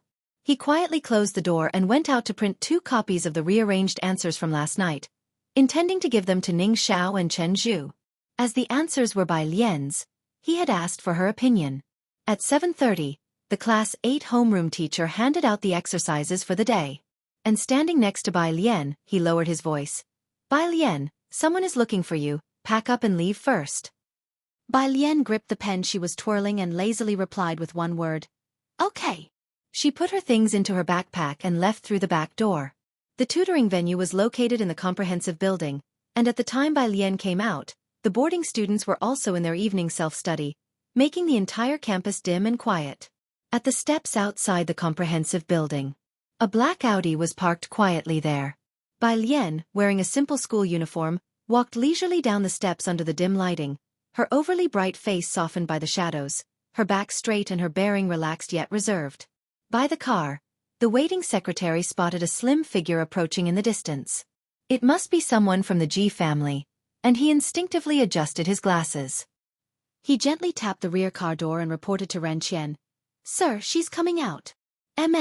Ran, Elon responded softly. He had carefully reviewed the Ji family's and Bai Lian's information after hearing about the school incident that afternoon. The information was quite ordinary. Bai Lian had just moved her registration to Xianxia, with no detailed information about her parents. Xianxia Middle School only had her science comprehensive scores of 85, and currently, she was living with Ji Heng in the slums. That was all. Very clean.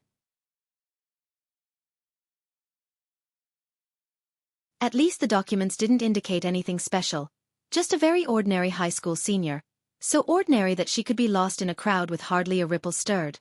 Where in the world did that special invitation from the White Tiger auction house come from? Ren Qian got out of the back seat and looked up at the girl who had just ascended the last step of the staircase. You're tuning in to the Wisdom Diary YouTube channel. Don't forget to subscribe and join us on this journey to catch the most captivating stories.